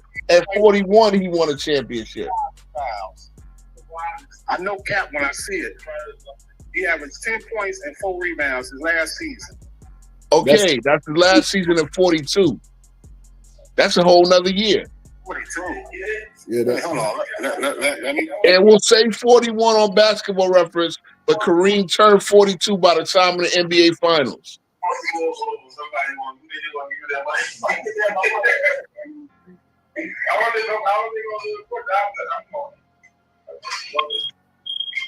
Kareem, I believe, was born in either April or May. So by the time the NBA Finals took place, Kareem was 42 years old. And the year before that, he averaged 14 points. So where you get all this 18 points at? Where's all the cap? Go look at the playoffs, sir. I believe he scored a little bit more in the playoffs. Man, wait a minute. Now, you're moving the goalposts. Well, I'm talking about the playoffs, sir. How am I moving the goalposts? You just said 18. He averaged 18 at 41. He didn't average 18 at 41. Because Googling hard. Yeah, the Google, but he won it. The fact is, he won a championship, sir. He won a championship. I'm gonna look at the numbers too. Hold on, because I believe 88. I'm going to his game log. At 88. This is 88. He averaged.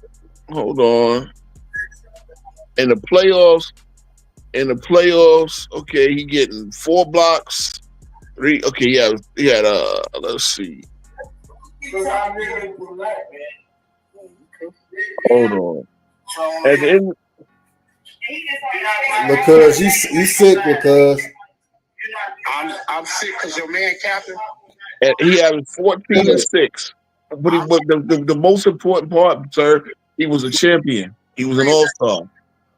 And really, at 40, Kareem averaged 17 and 7, 1 block a game. Again, I'm looking at the playoffs. Let me look at the playoffs. Again, he's battling with. He averaged 19 in the playoffs. He averaged 19, 7, and 2 blocks a game. In the playoffs in 1987, when Kareem was 40 years old. 40 years old and won the championship. He averaged 17 and 6. When he was 40, he averaged 14 and 6. That's the regular season. I'm talking about the playoffs. He actually stepped it up in the playoffs to 19 and 7. Remember, Kareem Abdul-Jabbar was 38 when he won the Finals MVP. Hey man, at 39 he averaged 17. At 39, LeBron averaged about 26. Come on, that makes sense. But where's the success?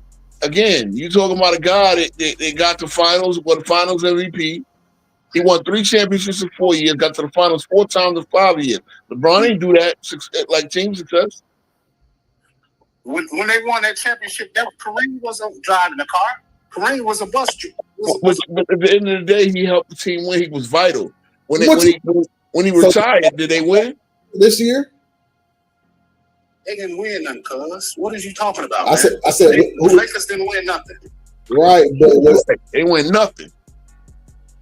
Luka LeBron wasn't driving the bus neither. Right, he wasn't driving the bus. That's what I'm saying. LeBron won Finals MVP every championship he won. Kareem ain't win the Finals MVP every championship they won. That means something.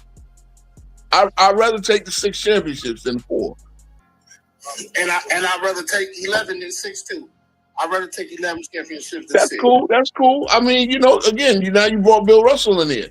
Bill Russell had a 30-point and 40-rebound game 7. Yeah, Bill Russell was that dude. But what does that bring you back to LeBron again? We were talking about what the Lakers are going to do next year, and you said he was the greatest all-time scorer. So then when I asked you why did they, with 2 of the greatest scorers that ever played this game, how did they have 85 points in the fourth quarter of 5 games?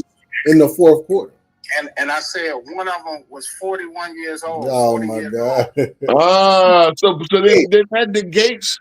that negates you talking about him being the greatest all-time scorer, because clearly you're telling me because he's 41 years old he can't score no more, right? After 20 years that he played basketball, man. Come on, man. Y'all stop acting like that. That tells me you can't score in the fourth quarter no more. Matter of fact, it'd be cool if you sat out the first half and just leave all your energy for the fourth quarter. Hey, how about that? You know what? You guys sound like housewives when it comes to LeBron, man. You all nitpick. Y'all sound like housewives. So, can we ask you what the Lakers going to do? You said trade 4 of their younger players to get Bam Adebayo. Then I asked you, because I remember this conversation. This is what I do best. Then I asked you, okay, how they filling out the team? And I said, well, they probably going to need to get some young talent, right? You said, oh, they don't need young talent. They just need specialists and guys to step up, right? And you said they got 2 of the greatest scorers of all time, and now you want to use the age. So if LeBron goes to the point where he can't score anymore, if he run out of gas, and you don't got no young talent to kind of carry the load, he's 41. I mean, again, we get it. That they can win right now. They don't need no young talent. They need players that can come in and produce, because they competing for a championship. So you just see the OKC Thunder as the champions, right? You realize that this is the second youngest team that ever even make an NBA Finals. Cam did a great job of building that team through the draft, man, and trades. So you're gonna have to compete with a young team like that. Everybody on OKC gonna be 1 year older, so they still gonna be one of the youngest teams ever. And you think a 41-year-old and an out-of-state 27-year-old Luka with no young players around them, just a good Godwin, right? Godwin and Bam Adebayo gonna come here because Pat Riley he's just so in love with Austin Reeves that he's gonna put Austin Reeves with Tyler Hero and build a team around. You never know what they can get out there. You know, you never know what they're gonna get at. You never know. Shout out to McZuggins saying it, bringing up the Sports Illustrated cover. and 17, Ohio's high school junior LeBron James is so good he's already being mentioned as the heir to Air Jordan. If the cuz didn't want to tell you that though, the cuz didn't want to tell you that he was being compared to Michael Jordan. No. Wait, hold on. When LeBron first came to the league, they did not compare him to Jordan. They compared him to Magic Johnson because they didn't know what position he was going to play. Well, how many assist titles did LeBron win? Michael Jordan coming into the league. Yes, how many assist titles did he? He won a scoring title early in his career, right? Did he win an assist title early in his career? Nope. LeBron won a scoring title and he won an assist title in his career. Yeah, he won an assist title all the way in 2020 at 35, right? At 35, the year he won an assist title. So he can't be Magic if he's not winning an assist title, right? You damn right he's not Magic. He better than Magic. Look. If you picking a player, you got a chance to pick Magic Johnson or LeBron James. You gonna pick Magic Johnson? Yes. Yeah, I am because I want to win. I am because I want to win. Let's talk about the weather. Because I want to win. Because I don't want to play good. I don't want to play good for 3 quarters. I want to win. Magic. Yes, sir. Listen, if you line the attributes, speed, strength, skill, ability. LeBron can dunk way better than Magic. What about mentality? What about the other intangibles? I like actually making players better. Actually, getting Kareem through the age 40 years of his career, running fast breaks. Making his teammates better, dominating games without having to take 20 shots to get 20 points. That's what Magic can do. I see Magic dominating a game taking 5 shots.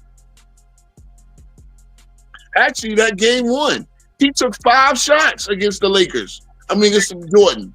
Handed him an L with taking 5 shots. Remember?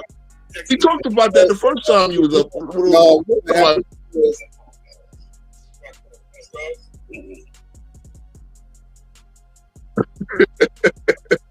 I'm glad you see that, Ed Frank.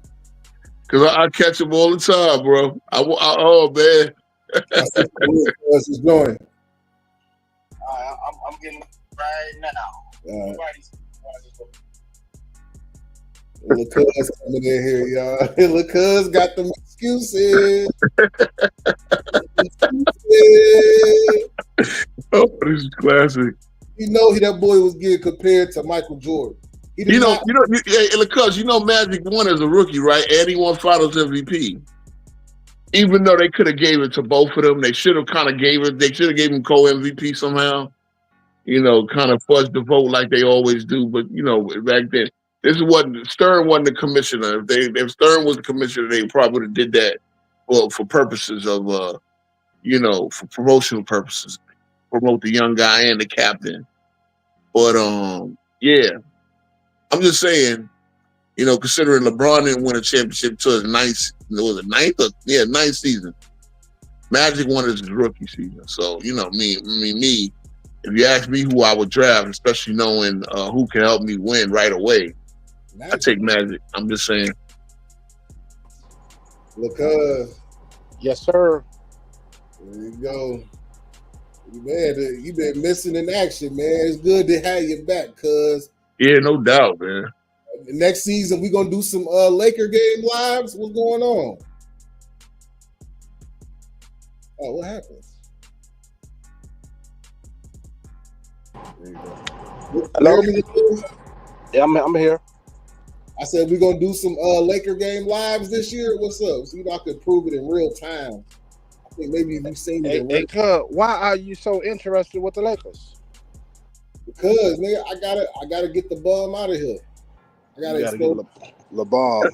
And hold on, so we try to grow channels. Lakers equal ratings. We all know that, right? Yeah. It's a business, man. It's a business. If ESPN can make all these millions of dollars putting the Lakers on when they stink, you know what I'm saying? My first M off LeBron. Let me get my M off. Hey, speaking of, is Shannon Sharp off his suspension yet? Because we got something to talk about. Hey, I'm not for sure. Woo. We know Stephen A. Smith got up out of there.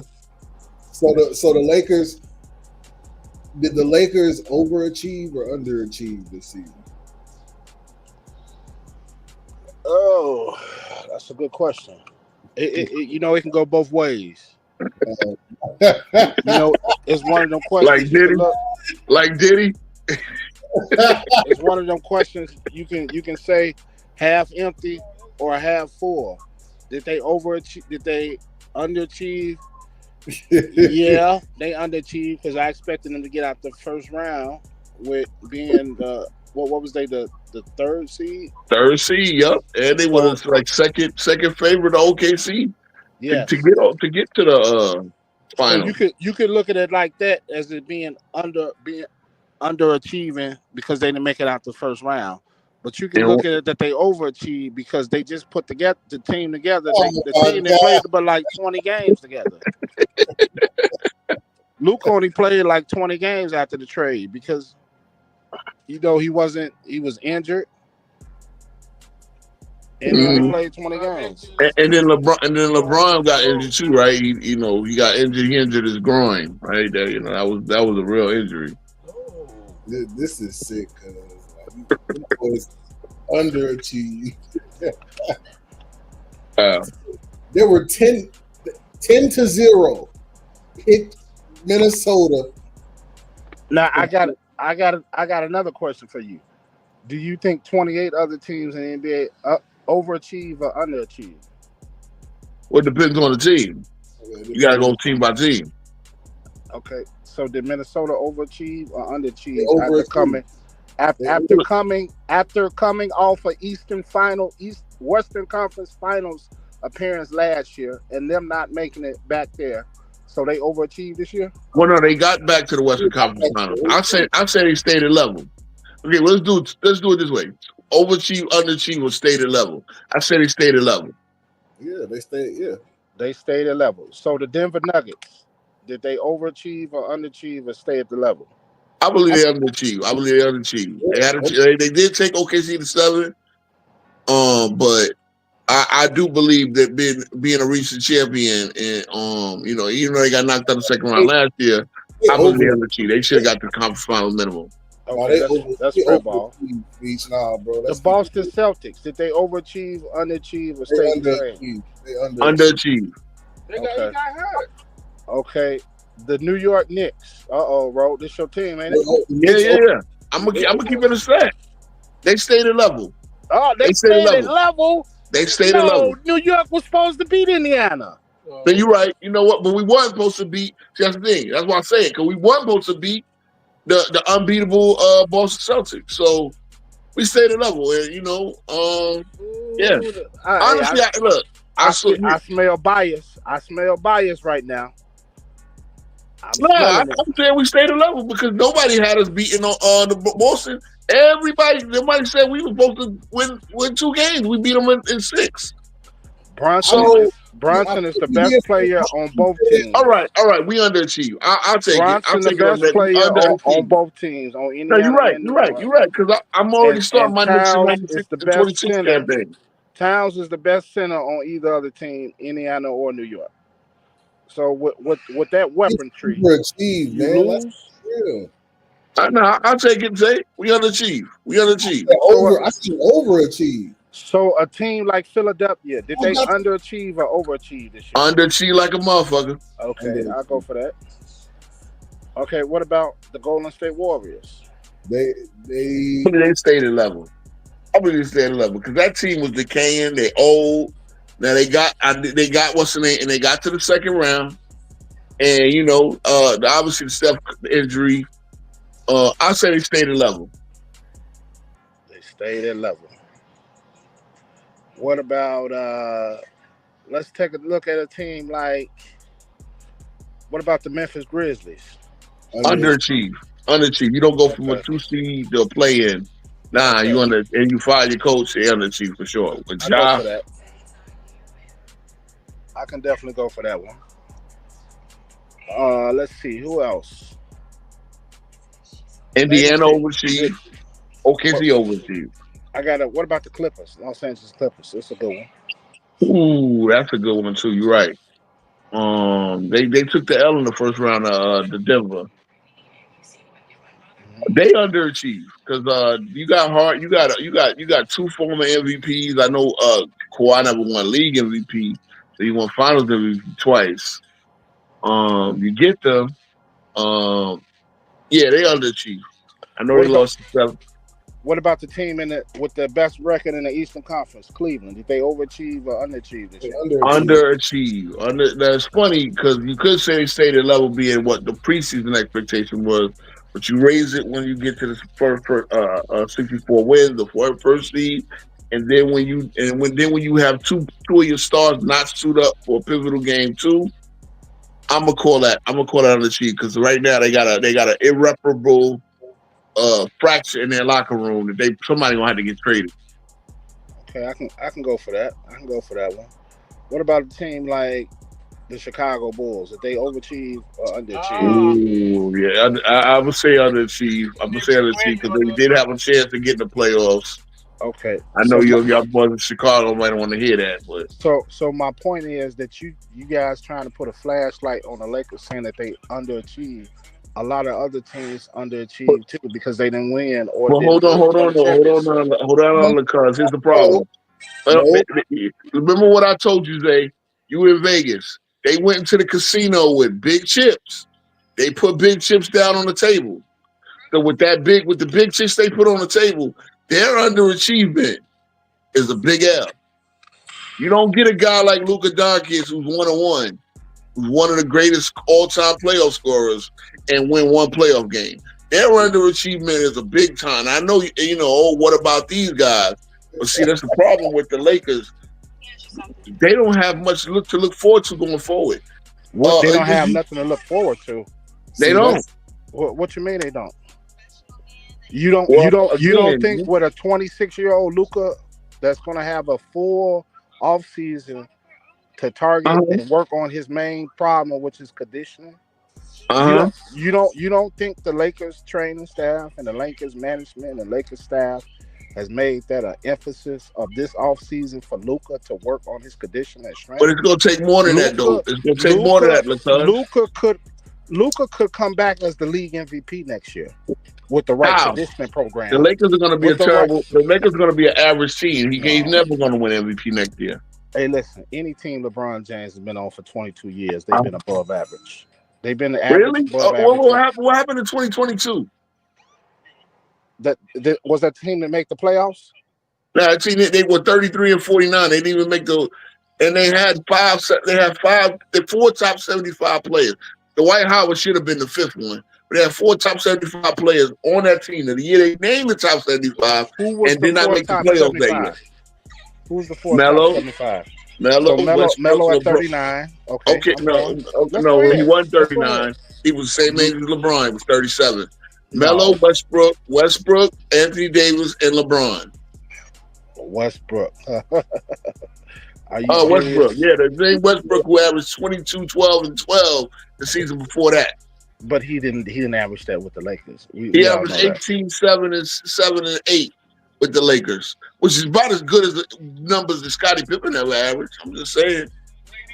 Okay, outside of them, who else did the Lakers have to compete? They had LeBron and they had AD. They had LeBron and AD. They had Rajon Rondo on the team as well. Oh, yeah. What about 2019? 2018-19, his first season in LA. Huh? Josh Hart. Yeah, Zubac was on the team to start the season.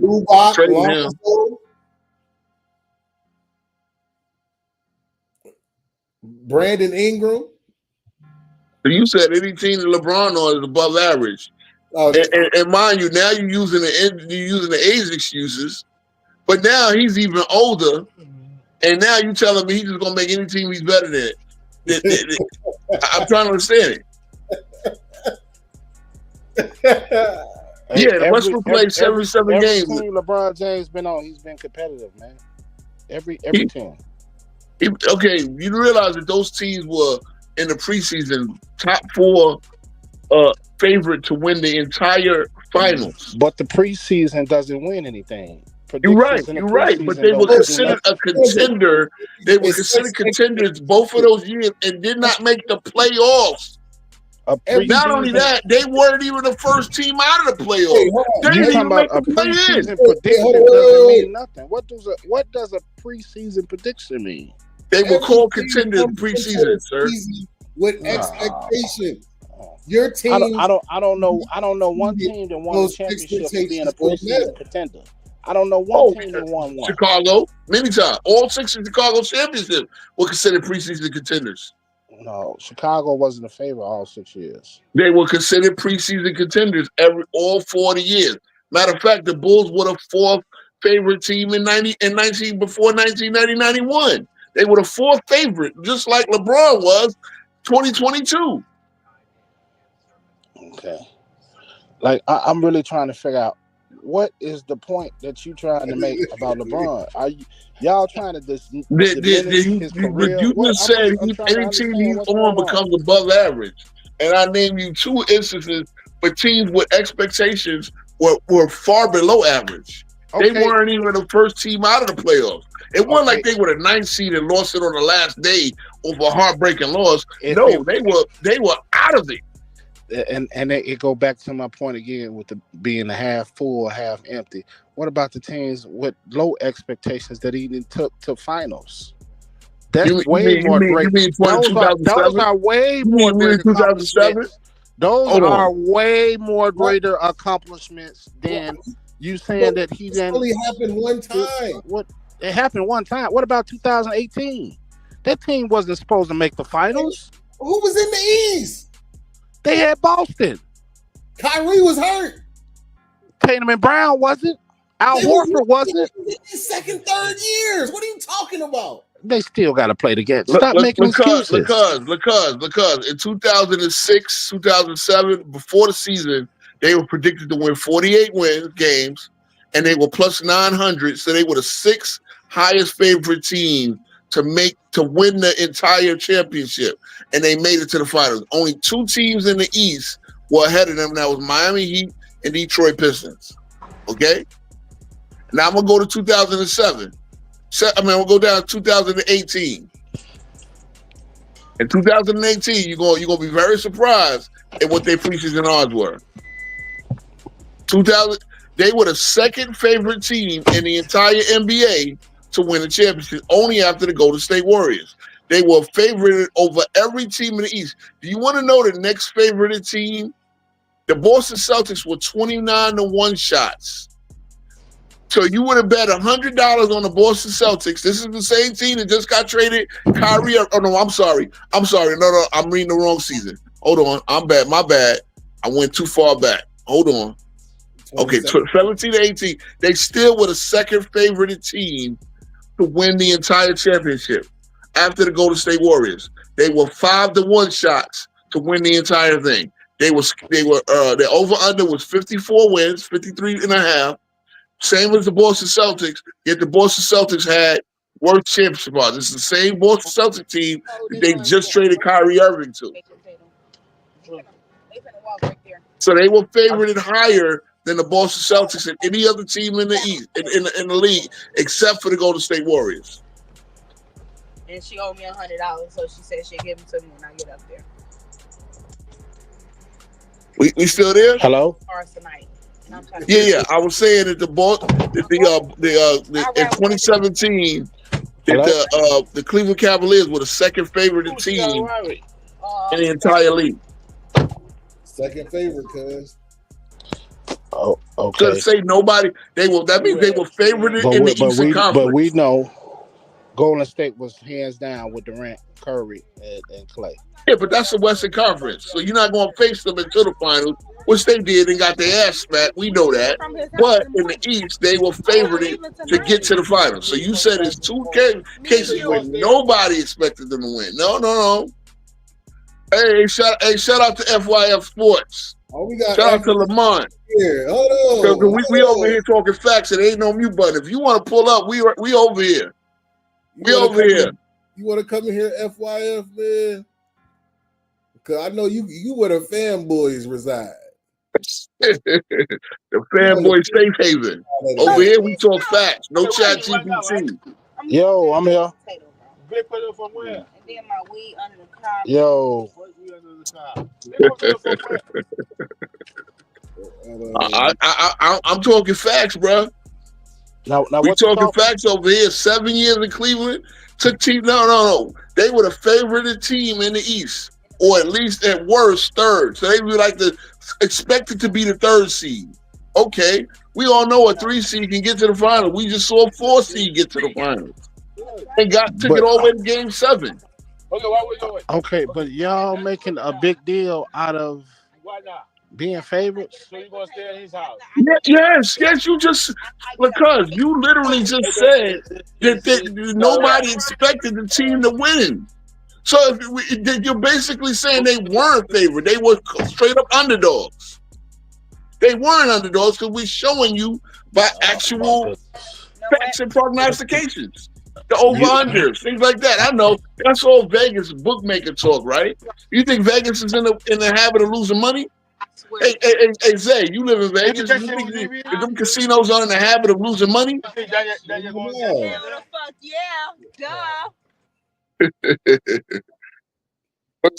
Y'all partying for OKC out in the shot, cuz?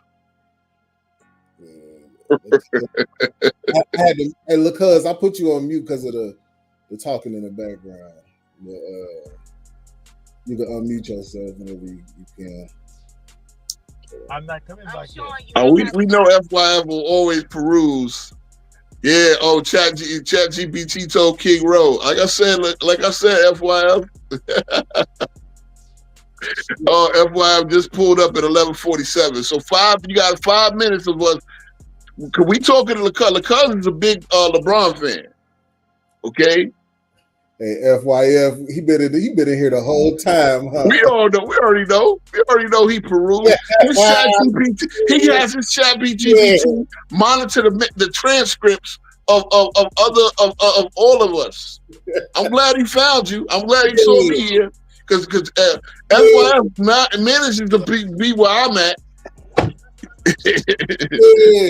Like I said, bro, I realize I got a small channel, but you got the invite anytime, bro. Because as you know, I come to your channel and pull up. You make me look crazy with the mute button. You make your 30-minute soliloquies and tell me one thing I already know. You know what I'm saying? You said it, I mean, it is what it is, bro. Hey, can I get the invite? I need the invite too. Oh, because anytime, bro. Look. Zay got, hook him up with my whatever you want to do, man. Phone number, whatever, man. I would love to have a LeBron representatives on my channel so we can look. I had King Johnny the exposer. Johnny is probably the alpha dog of you LeBron fanboys. And I had him on my channel. We had a 2-hour conversation. You know what I'm saying? We can do this. Because the man outperformed expectations. Now the man outperformed everything. Now he got to be overrated and people got to No, I never called him overrated. See, I rate him properly. I believe he's the 8th greatest player of all time, which is not an 8th greatest. Man, what the 8th greatest. 8th greatest. 8th. We can talk about it. Okay, that's for another segment. That got to be for another segment. That can't be for this. Not LeBron not being number 8. Is Kobe Bryant a bad player? Is Kobe Bryant not one of the all-time baddest motherfuckers you ever saw play basketball? Yes, indeed. True. Is Larry Bird not one of the baddest motherfuckers you ever seen play basketball? Okay, I understand what you're saying, but they're not. Mm-hmm. Both of them are not better than LeBron James. I think they are. They are what counts for me. You think they are? Well, okay. Let's not think. Let's go through facts. Let's go through facts. Okay. What have Kobe have done in his career that makes him better than LeBron James? Win. Actually stay in one place. Have teams rebuilt. Win. Oh wait. So you stay on in one team. Stay all in one team. Go through rebuilds and win. Go ahead. King Rowe.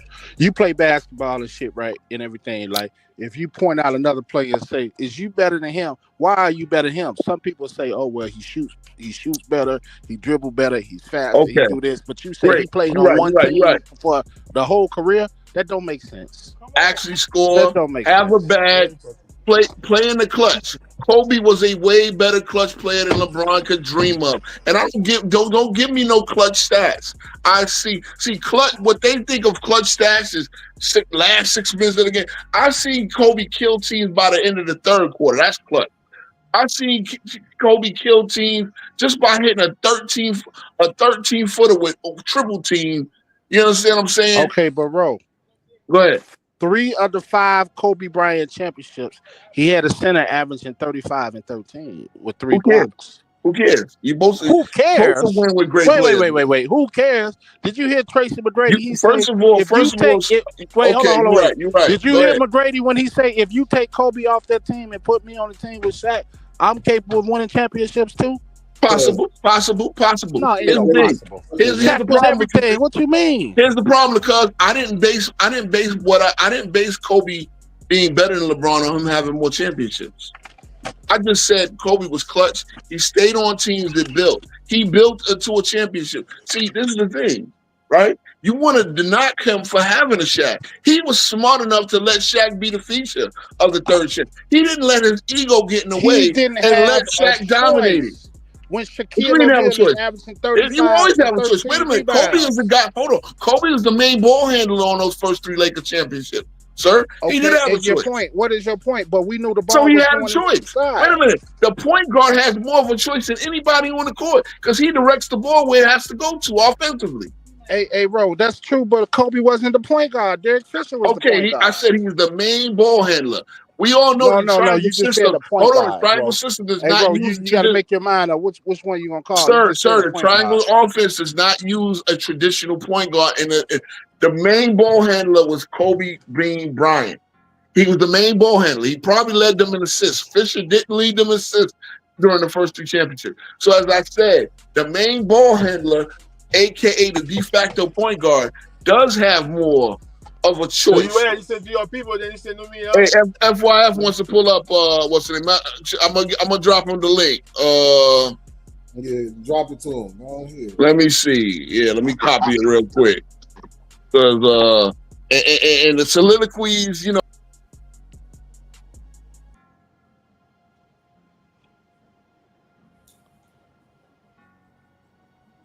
What you and these guys still talking about? I'm on their podcast, man. Oh. Why? FYF, we go to link, man.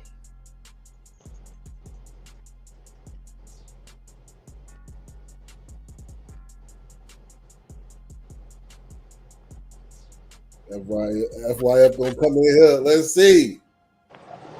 Pull up.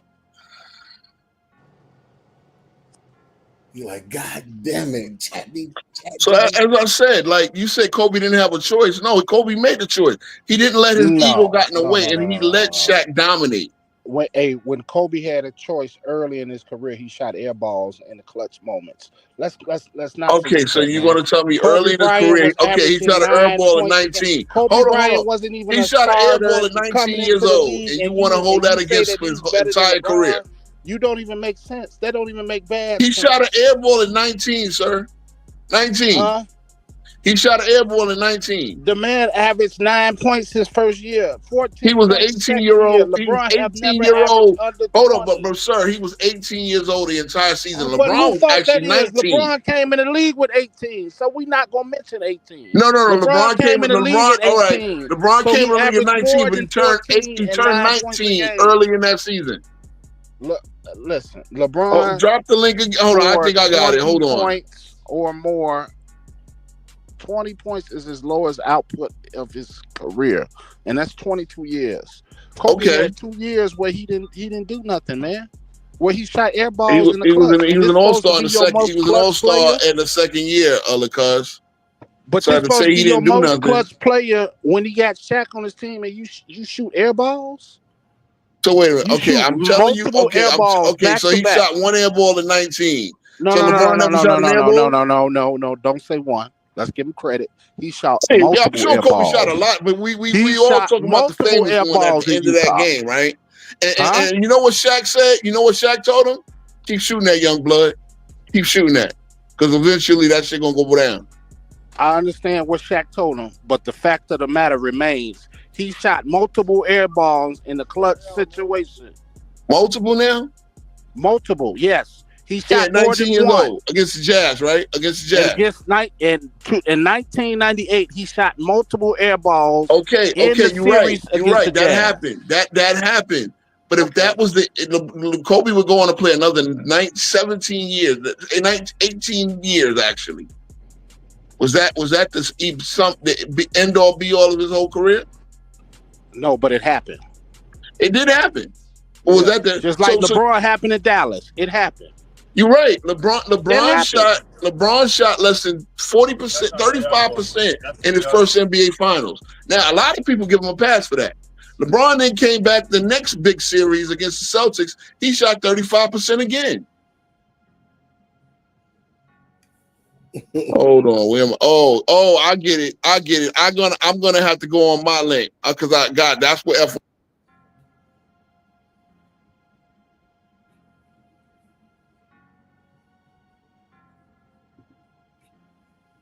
Look, cuz back. This shit funny, man. Y'all boys got me dying. This shit crazy though. You put your GPS on, you don't know where you're going. Okay. Look, cuz you gotta hang it up, man. You say what happened? I said you gotta stop this.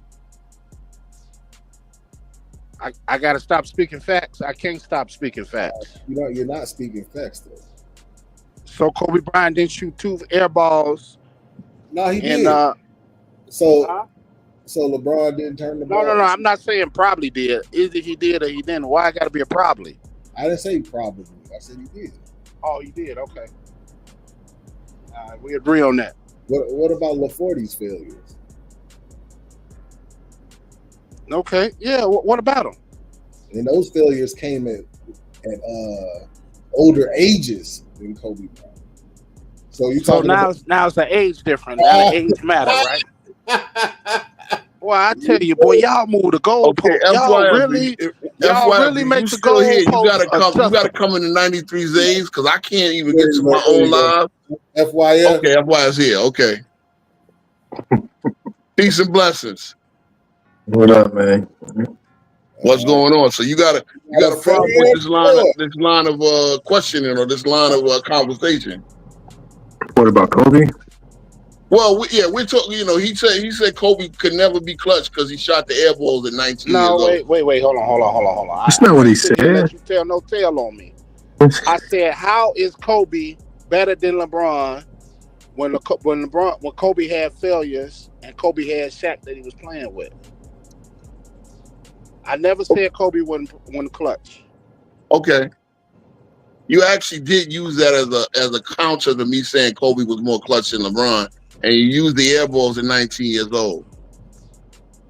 Because yes, he was 19 in 1998 during the. I'm disputing that LeBron is a better player than Kobe Bryant. That's my. Okay. Dispute. I said staying in one place, building championship squads, having the championship squad break down, building it again. Again, being more clutch, being a better scorer, having more of an offensive bag, all of those things is why I believe Kobe Bryant was a better player.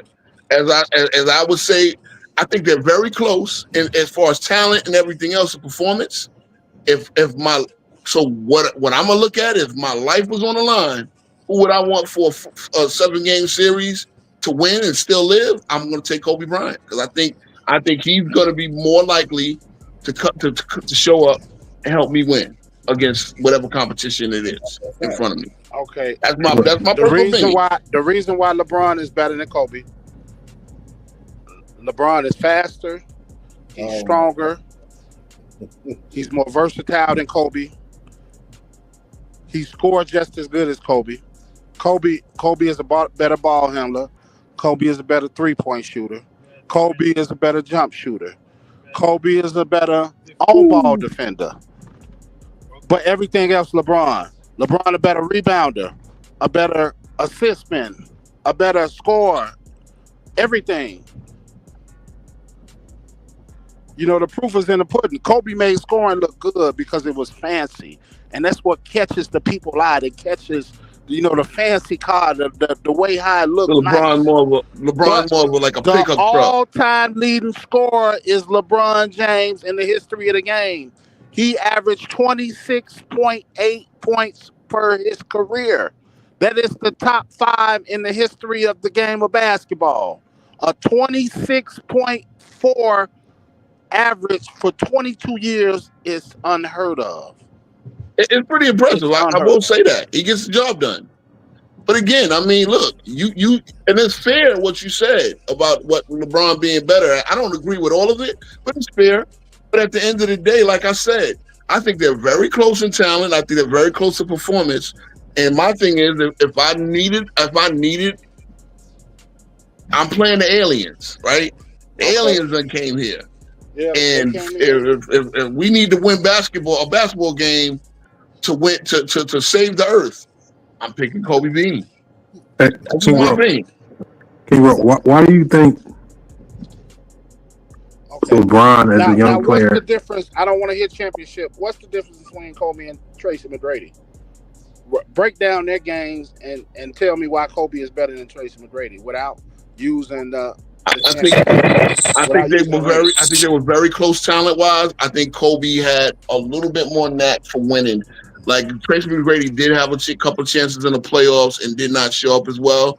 Again, not as many as Kobe because Kobe was on better teams. I don't mean to interrupt you, Ro, but I'm asking what attributes that Kobe Bryant has over Tracy McGrady that makes him better than Tracy McGrady. I just said they were very almost equal in talent. That's not an attribute. That's not an attribute.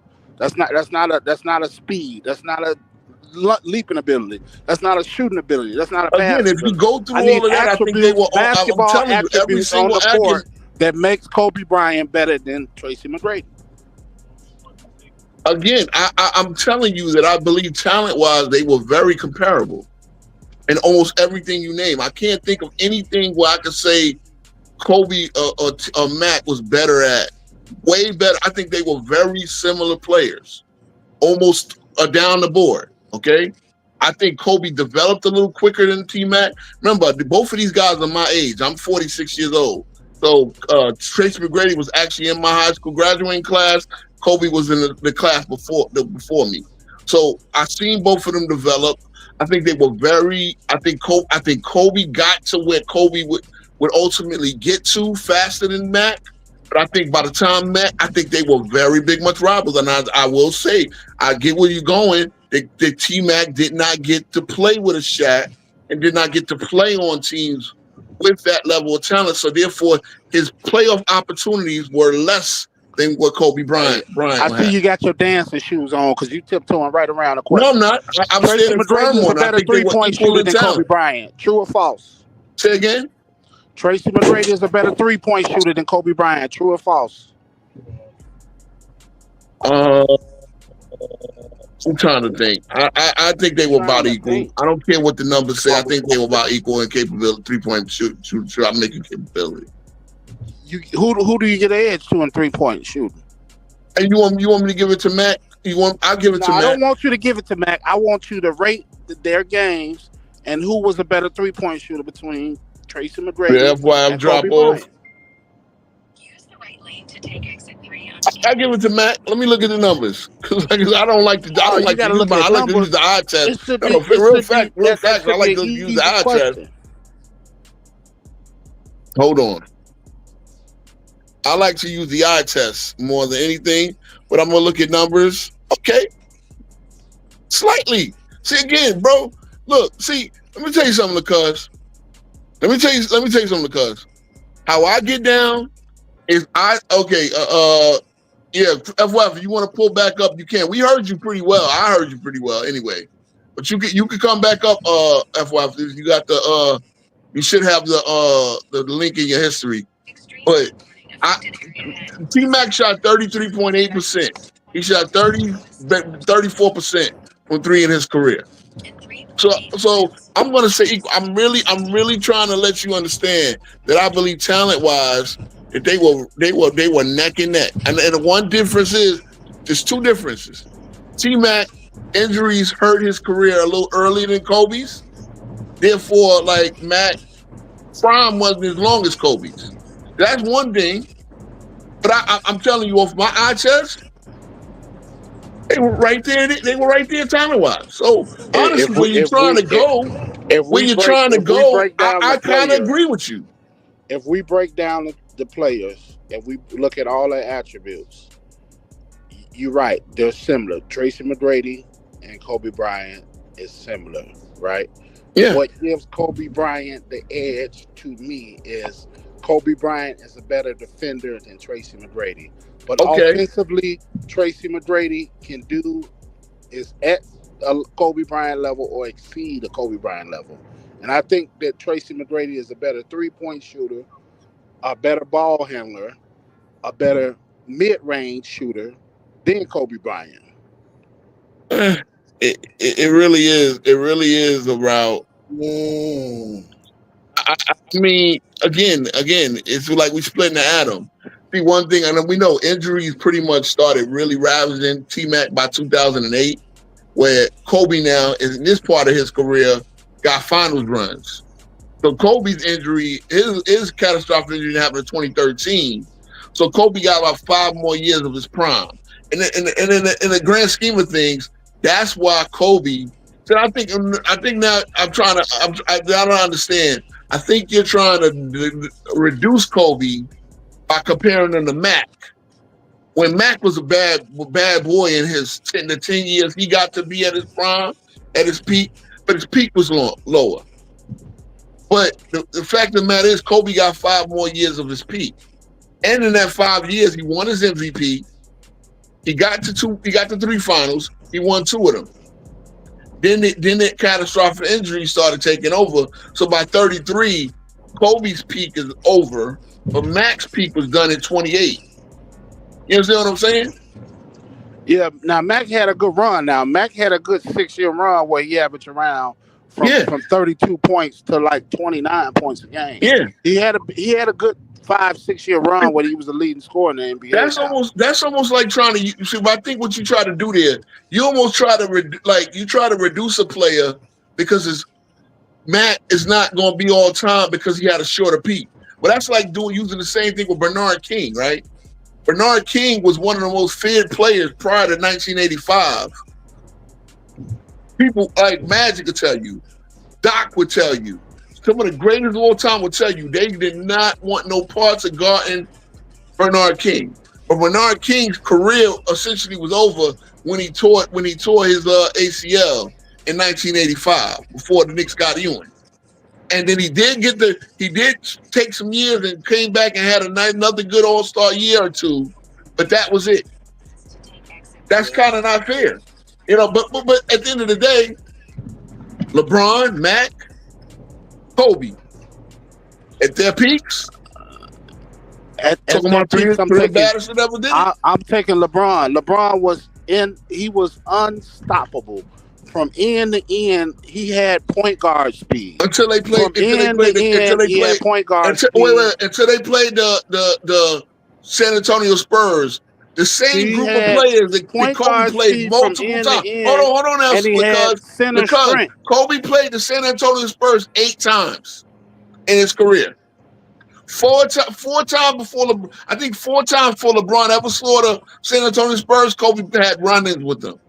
And when LeBron played the San Antonio Spurs, he literally shit the bed. Now you can say he didn't have a shot to take the heat off. I can agree with that. Hold on.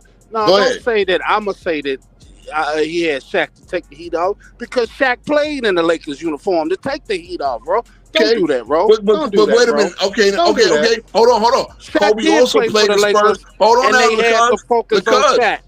because Kobe played the Spurs and when the Lakers was winning at 3-peat. Well, hold on, on the scouting report, who was on the other team's scouting report to shut down?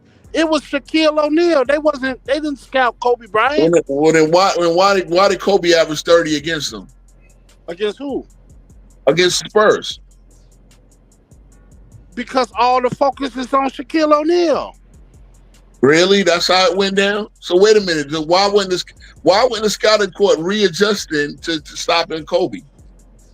Because Shaquille O'Neal was the most dominant force. That's why. Here's the thing, though, because they actually played afterwards with no Shaq. You realize that, right? Kobe had another 3 or 4 run-ins with Tim Duncan and company without Shaq. And how did they actually do? Had 3, and he was 2-1 against the Spurs without Shaq. LeBron was 1-2, and 1-1 when he had Dwayne Wade and his super team years later. Hey, at the end of the day, Kobe Bryant played with the most dominant center in the history. But he also played. But see, that's the thing. He played the same Spurs without Shaq. You know, that's a fact. Matter of fact, I'm gonna look at his playoff series now. Hey, you know, Kobe Bryant should have an asterisk on one of those rings with Shaq. Why did he have an asterisk? What are we doing here? He should have an asterisk on one of those rings with Shaq. Why? Because of Donahue, the referee that cheated for them in 2002. The referee that was playing and betting on the games that was officiating those games. Right. I mean, we going down a crazy rabbit hole. But you know what? Hey, the I witnessed that. You're right. That was some suspect shit. I can't. Suspect. It's hard to stricken from the record. The man was betting on the games and calling the games. In that series, Kobe averaged 27 points a game. He averaged 27 points a game. He shot 37 from 3. I mean, I don't know. But hold on. I want to look at, because you don't move the goalposts. You try to take a ring away. And again, here's the thing, because my argument is not based off rings. Okay, look, with Shaq in 2003, and the Spurs won this series, but Kobe averaged 32 points a game against the Spurs. But let me be fair, and let me go to the post Shaq Kobe versus the Spurs. In 2008, they played the Spurs. The year after LeBron played the Spurs, because you want to tell me what Kobe averaged against the same team that shut down LeBron? Hey, I don't understand. You trying to make a point with just the Spurs and the NBA. I'm talking about dominance. I'm talking about consistent dominance. No. You went to early in Kobe's career in the failures, and you said LeBron was consistently dominant, and he was until he ran into the Spurs that absolutely shut him down and made him shoot a pedestrian 35%. That actually made him shoot 4 for 16 in his first final game. He's the best player in the league, let alone not even the best player on his team. Shaquille O'Neal was the best player on that team. Since you don't want to let me read it off, I'm going to read it off anyway. He averaged 29 points, 6 rebounds, 4 assists. He shot 53% from the field, 33% from 3, 58% from 2, 91%. He didn't even go to the line that much. He only went to the line 11 times in a 5-game series against the Spurs and won in 5 games against the same team, the defending champion Spurs, in the conference finals, to get to the finals. That they eventually lost to Boston, but he averaged 20 against the Spurs without Shaq. And you made it to he could only show up against the Spurs because he had Shaq. I'm showing you him showing up against the Spurs without Shaq. Okay. And what did they do against the Spurs? Did they win against the Spurs without Shaq? They won against the Spurs. They lost against the Celtics. Okay. So what about the Pistons? How they do against the Pistons? Well, I don't think. Against the Pistons, Kobe was horrible. I will admit that. Kobe Bryant had an 8-point game in the finals against the Pistons. You're right. When the Pistons shut them down. Well, hold on, but wait a minute. Was LeBron great against the Pistons? Hold on. 4 years later. 3 years later against the Pistons, was LeBron great in every game? Excuse me? Was LeBron great in every game against that series against the Pistons in 2007? LeBron arguably had the greatest playoff performance in NBA history. He had one great game in NBA history when they played the Detroit Pistons. When Detroit had just 2 years removed from beating a team with Kobe Bryant, Shaquille O'Neal, Gary Payton, and Karl Malone. LeBron went into their house in a Game 5 of the Eastern Conference playoffs on the best defensive team in the 2000s, and he scored 29 of the team's 30 consecutive points. You're right. He did that. He lead them to overtime where he had a 45-point game, and to get a big Game 5 Yeah, 48. win. Yeah, 48. Yeah, 48. Get a Game 5 win and winning the Eastern Conference Finals. That's when he took 4 of the guys from the street corner around the corner and up the street where he said, hey, come on. Wow, that's really nice. Finals. That's really Drew Gooden was from a street corner. Boobie Gibson, the guy that married Keisha Cole, was from a street corner. That's not fair. You get in the car. I'm gonna take you guys somewhere. We're gonna go to the finals. This is what we cap. You know what's so crazy? In that game, and Antonio McDyess, who was one of the key defenders on him, was ejected early in that game. But okay, let's go to LeBron. Stop it. In game 1, he shot 5 for 15. Tayshaun Prince was the one that was guarding LeBron. He had 10 points. No, you got on Kobe 5 in an 8-point finals game against the Pistons. In game 1, LeBron had 10 points. Now, I will be fair. He had 10 rebounds and he had 9 assists, almost a triple-double, but he shot 5 for 15. You know how many, in the closeout game 6, you know how many field goals LeBron made? You know how many field goals he made in the closeout game? How many did he make? 3. He made 3 shots. You know who scored 32 points on 9 shots? Okay. One of those guys you said I'm not good at riddles. I'm not good at riddles. If you got to go, the GOAT, one of the guys that was 7 for 9, scored 32 points off 9 field goal attempts. LeBron shot 3 for 11. And he had 14. Was 14 and 19 from the line. He had his 20, but Boobie Gibson scored 32 points. Now again, you talk about guys off the street corner. That's Drew Gooden. Man, you talking about Boobie Gibson? That's Anderson Varejao. Boobie Gibson, come on, man. Again, Boobie Gibson scored 32 points, sir. Not Boobie Gibson. Drew Gooden was the 4th pick in the NBA draft. Was he? Do guys who pick up the street corner? He was an underachiever in the NBA. He averaged 11 and 8. With his draft status, he was an underachiever. Really?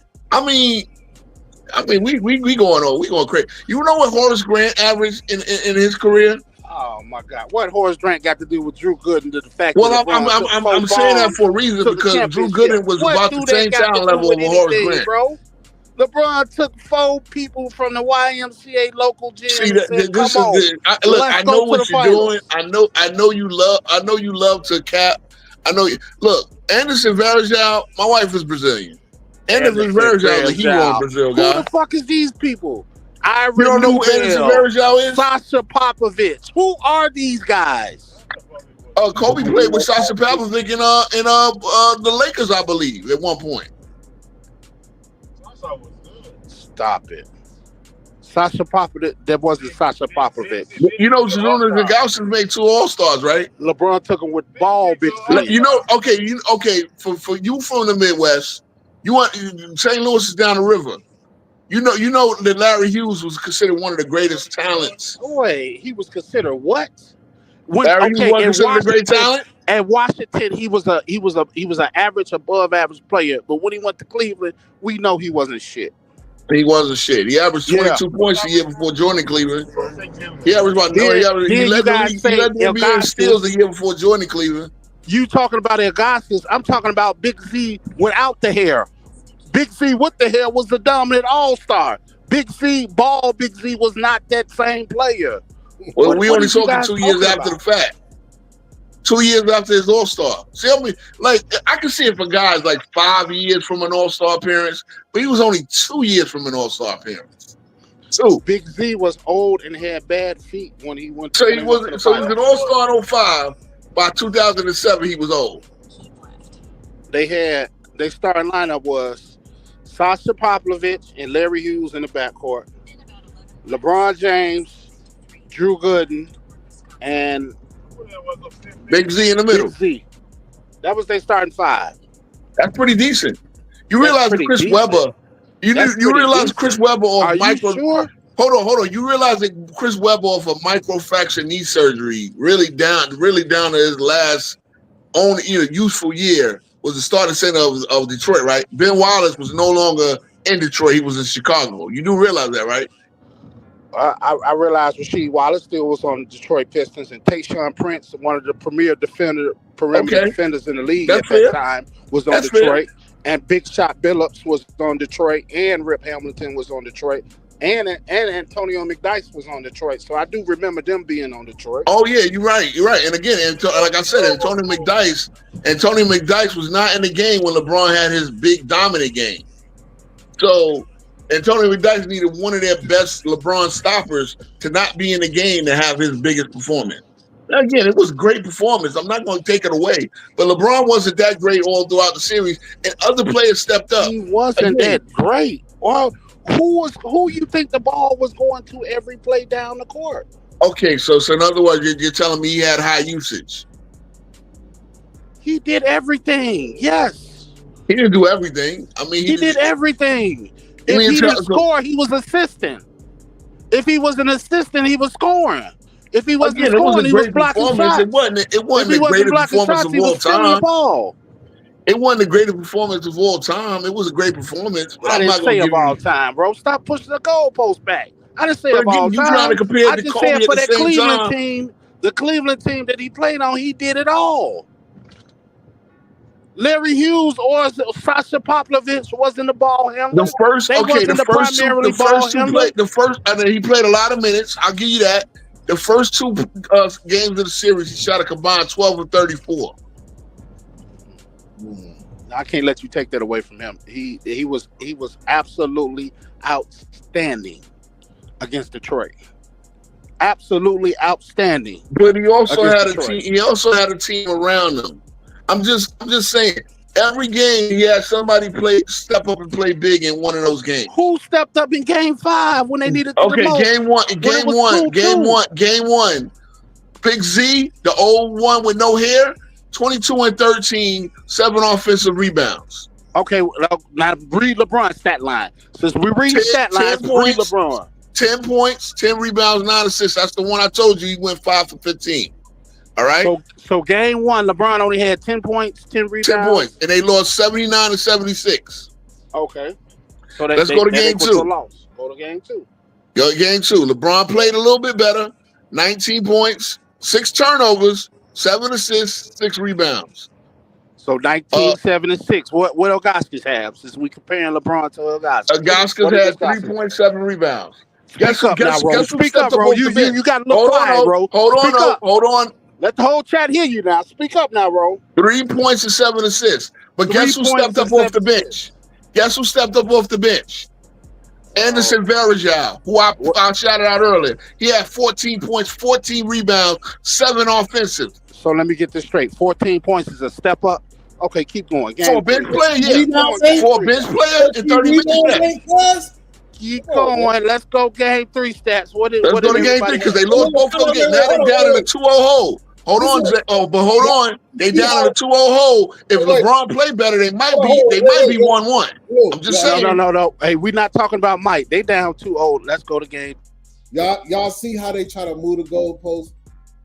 Y'all see it. My cousin sit up here talk about, hey, Dennis Rodman this, Dennis Rodman, if he had 14 rebounds like Varejao, come on, he'd be all Rodman the reason why they won. Come on, man, knock it off. Off the bench. I said 14 points. Whoa, whip-de-doo. But keep going. Okay, game 3, LeBron stepped up big time. They must-win game. I'll give LeBron credit. See, I'm not a don't captain. give LeBron credit. This is the Pistons series. Don't give him no credit. Just the read Pistons series, yes. And you know, LeBron. Go ahead. Hold on. Go ahead. I'll tell you after. Go ahead. So LeBron had 32 points, 8 rebounds, 9 assists, 2 steals, 3 turnovers, a clean 12 of 21. Okay, all right? What did Ilgauskas have? 16 and 7. That's not represented. Okay. Sasha Pavlovic, 13 and 5, 5 assists, 2 from 3 from downtown. That's Okay, not let's go to representing? game 4 now.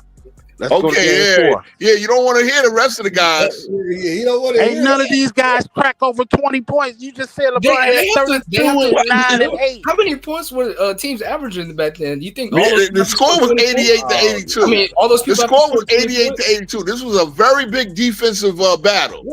Just so we know, points weren't easy to come by in these series. But we in game 4 now. Game 4. Okay. LeBron, a nice representative game. It wasn't efficient. 25, 7, and 11 assists. 8 of 19. Okay, he made his free throws. He was 1 for 5 from 3. All right. Drew Gooden. This was the Drew Gooden game. 19 and 8. Wait, hold One on. block. Wait. You got me confused. I don't know if the chat is confused either. But this Go was ahead. a bigger game. He scored 19 and 8, and LeBron had 25. He had 19 and 8, and LeBron had 25. Yes. So 19 and 8 is a bigger game than 25? No, I didn't say he had a big. I said Drew had a big game. This is the Drew Gooden big game. See. Why do you guys always compare LeBron's help to him? I'm just proving that he had help. So a teammate step up and help him. Drew Gooden had a bigger game. And how No. I said this is Drew Gooden's big game. Impact the game more than 25. Sir, no. I didn't say he had a bigger game. See, this is what LeBron fans do. Y'all do this a lot. I wish FYF was here to hear this. Why do you guys compare him to his help? You need, obviously, this is a series where we all know that Detroit was a big-time defensive team. Yeah. They were going to slow you down. He needed guys to step up and help. Now, the two guys that stepped up to help was Boobie Gibson and Drew Gooden. Boobie had 21 off the bench. And you know what's crazy? You wouldn't be saying they had Drew Gooden would not be doing this if Ben Wallace was on the team. If you understand that. Fact. We can't say that because Ben Wallace. No, we cannot. How can we say so? I'm confused. How can we go back and rewrite history and take a player or add a player off? Because Ben Wallace was a big reason why they went to the championship. The Pistons. Did they go back to the championship after Ben Wallace left? Yeah. Chris Webber is a starting center. Again, it's a less mobile Chris Webber. It's not Chris Webber in his prime. Chris Webber in this same game gave you 2 points and 3 rebounds. So yes, that is a big drop off. That's LeBron's fault, right? I'm not saying that. But by the same token, you want to make it like this is the greatest thing ever. I told you him playing. I showed you what Kobe did playing against the Spurs the year after the defending champion Spurs that LeBron could not solve, but Kobe mastered. That's what I'm telling you. Because the start of this conversation is whether I give Kobe full credit for 2 championship rings. I give him full credit. But at the same time, why you don't give him full credit for 5? For the other 3, the machine was Shaquille O'Neal. But what, he was out your damn mind, bro. You out your mind. What was Shaq winning before Kobe became the Kobe? Thank you. What was he doing in LA? Getting swept in the first round. Yeah. What did he do in Orlando?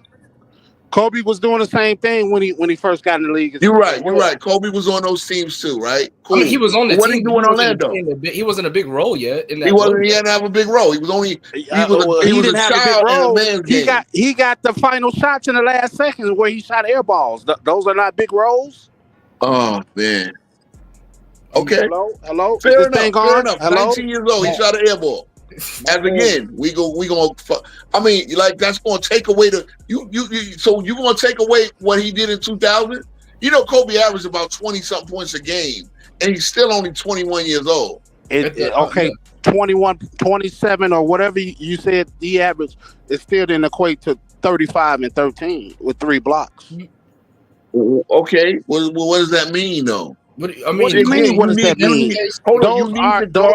Those are winning numbers. Do you realize without a dominant guard play that Kobe was giving you at that age, that Shaq that could have averaged 50. That means Kobe was always outplaying the second player of the teams there in the championship. He was always outplaying the second best player on the teams that they beat.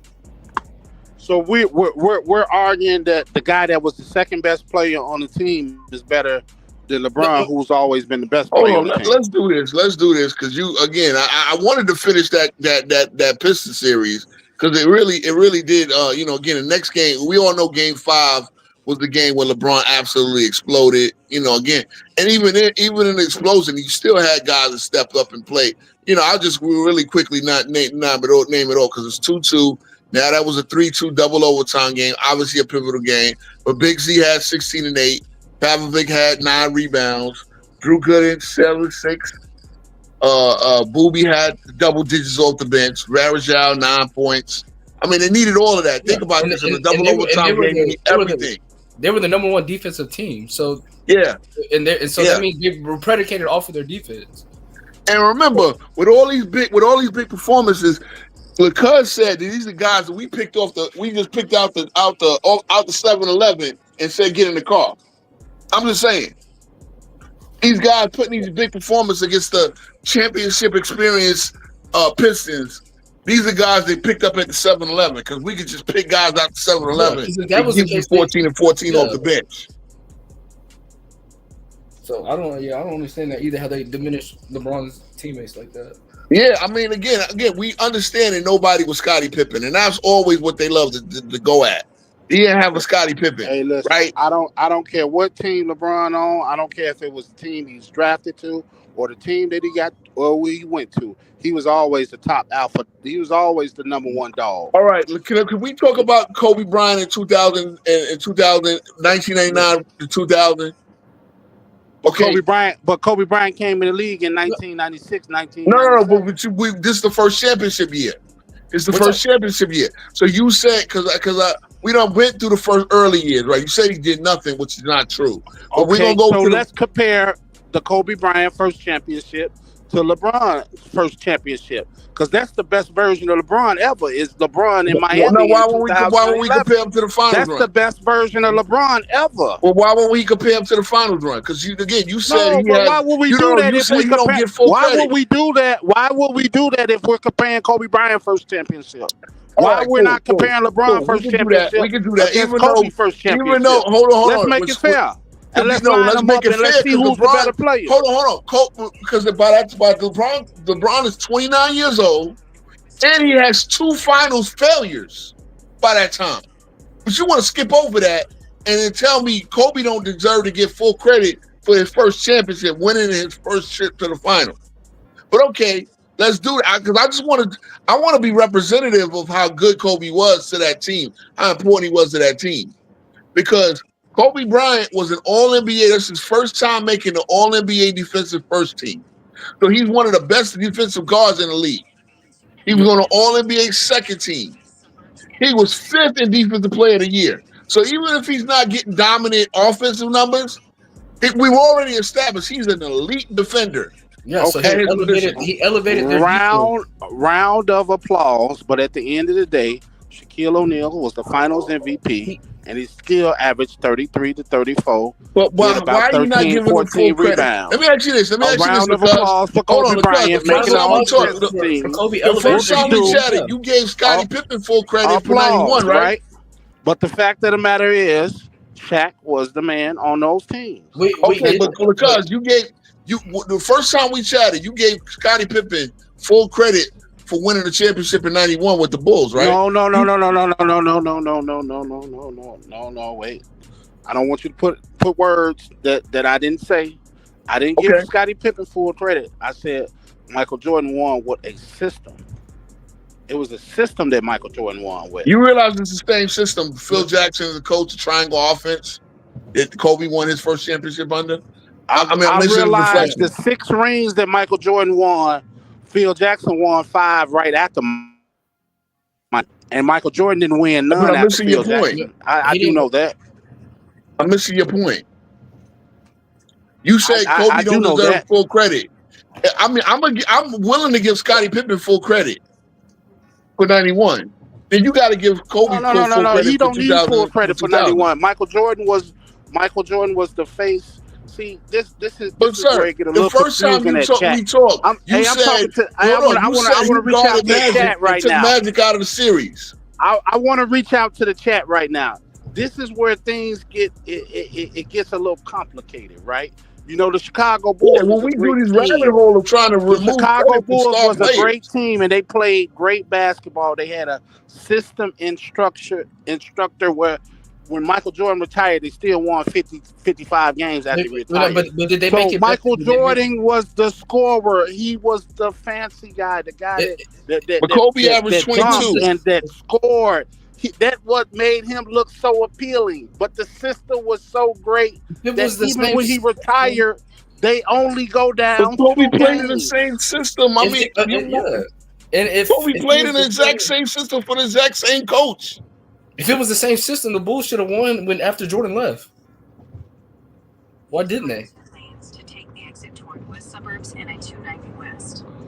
FYF is in here. He's muted. Whenever you want to join in that, because you were asking me a question earlier. You have the floor. Tighten it up. Say, I got a quote. I just want you to. I had 2 questions for you. Sure. This is about LeBron's first years in Cleveland, and I just want you to tell me why would this GM say this? This was the GM of the Pacers, Larry Bird. I know where you're going. But go ahead. I know this is when the Cavs were looking to trade J.J. Hickson, potentially to bolster the roster, and Larry Bird said, in talking to Dave Morway, he says, "I ain't taking any of them effing guys up there. You don't understand, son. Them guys playing with LeBron look a whole lot better than what they really are." Why would the GM Larry Bird say that? I mean, obviously, you're talking about the J.J. Hicksons of the world, right? Things like that, guys like that. What I'm talking about, what Larry Bird said about the role players around LeBron. Thank you. As the GM of the Indiana Pacers, stay on track. Because what player were they talking about trading for, right? Okay. Would it be Jermaine O'Neal? Hold on. Let me read the quote again. Go ahead. Larry Bird said, "I ain't taking any of them effing guys up there. You don't understand, son. Them guys playing with LeBron look a whole lot better than what they really are." Why would Larry Bird, because the Cavs had actually also reached out to the Pacers for one of their guys. Why would I want to know which guy? That's what I'm talking about. That's why I asked. No, he was talking about all of the role players, not one. He was talking about all of them. Well, so first of all, these are not LeBron's first years. This is his 7th year. Okay, no, it's referring to you in general. Why would Larry Bird say that? This is the way he felt. Because guess what? J.J. Hickson wasn't that good. We come to know that he was good at his role. Hey, he said the guys that were on Cleveland. Maybe, read that paragraph one more time. We need to know who he's talking about. I don't think he comprehended what you read. No, I know. I comprehend. I need to know who he's talking about. Because again, those that's guys. the way. The answer is, hold on now. Larry Bird said those guys, everybody on Cleveland team. So the whole team, but again, I want to know which team, because again, there's different iterations. There's different players. You said his first years in Cleveland. Now, I think what you're referring to was 2009, 2010, and that's LeBron has been there 6 years now. This is a whole different cast than the 2007, 2010. Say again. When did he make this quote, Lamont? Hold on. Let me see when the quote was specifically. When Bird said that.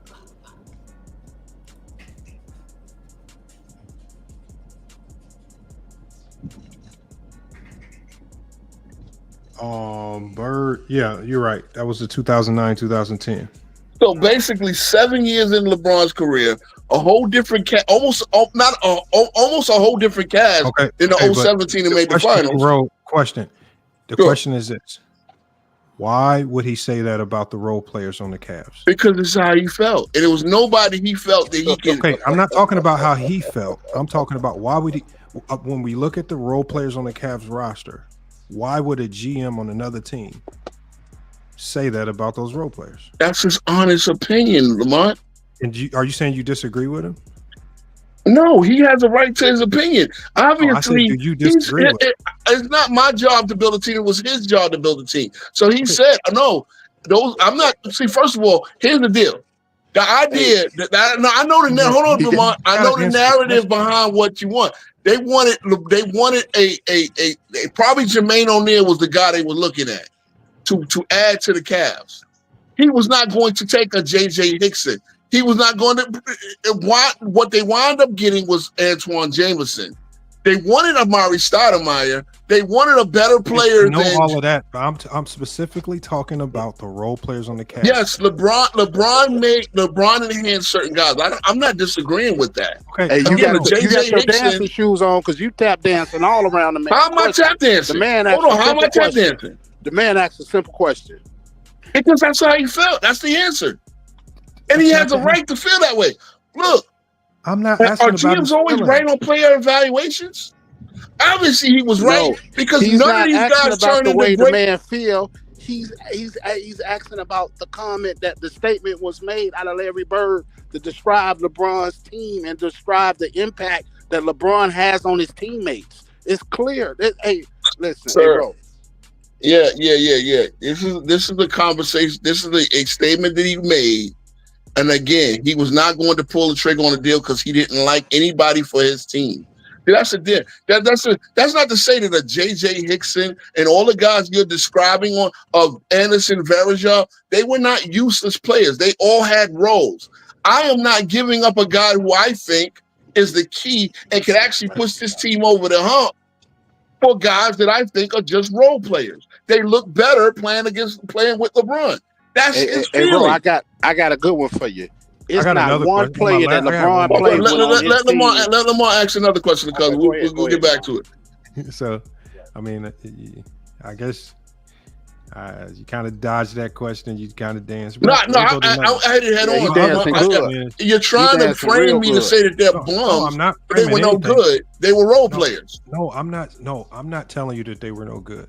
I'm asking you, why would other GMs? Because that's one. You name one. You name one who made a specific statement.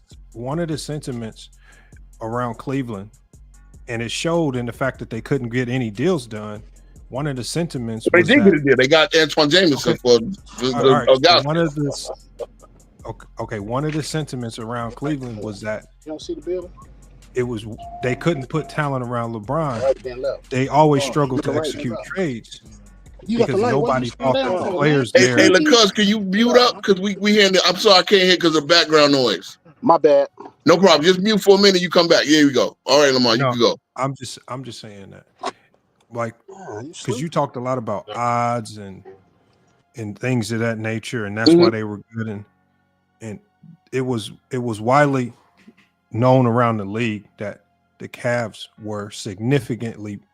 The majority of their success was directly tied to LeBron James, and their defensive system.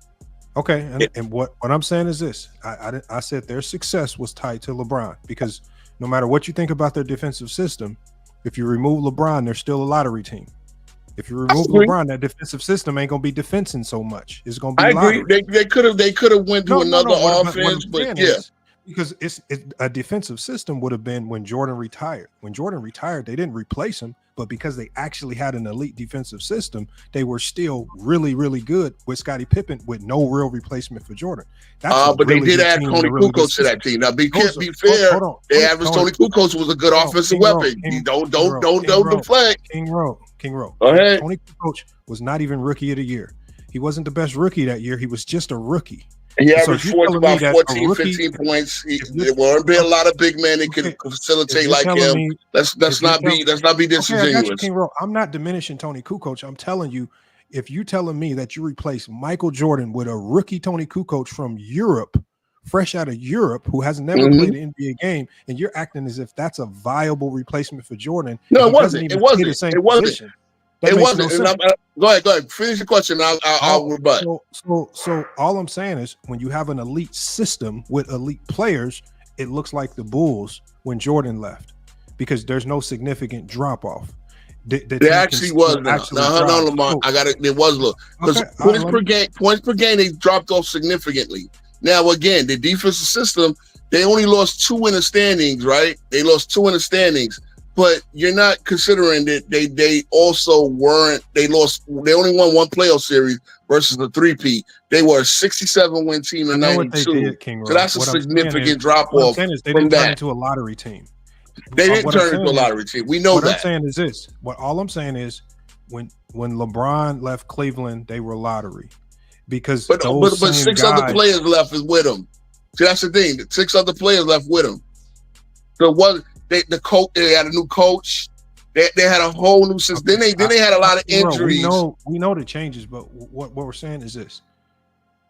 There's no way you can convince us that same roster could get to the playoffs without a LeBron James being there. In the East, yeah. In the East, I'm trying to think. Maybe they get them scoring a little more to my Williams. next question goes to talent. Is this at 28 years old, was Kobe better than LeBron? Yeah. And when LeBron was 22 and Kobe was 28, who was the better player? 22 and 28. I'm gonna say the guy that won. Okay, now my question to you is this: then why would the Lakers offer Kobe Bryant to the Cavs for LeBron James and the Cavs turned it down? Hello, is this thing on?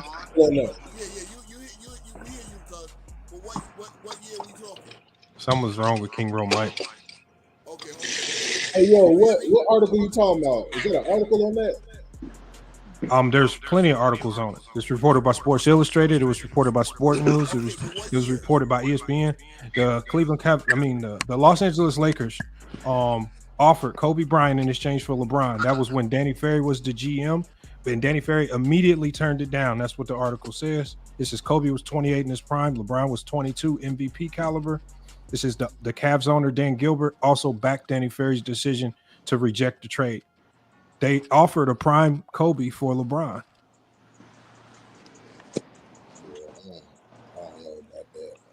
Hello. Is this thing on? Is the mics working still? Yeah, I hear you now.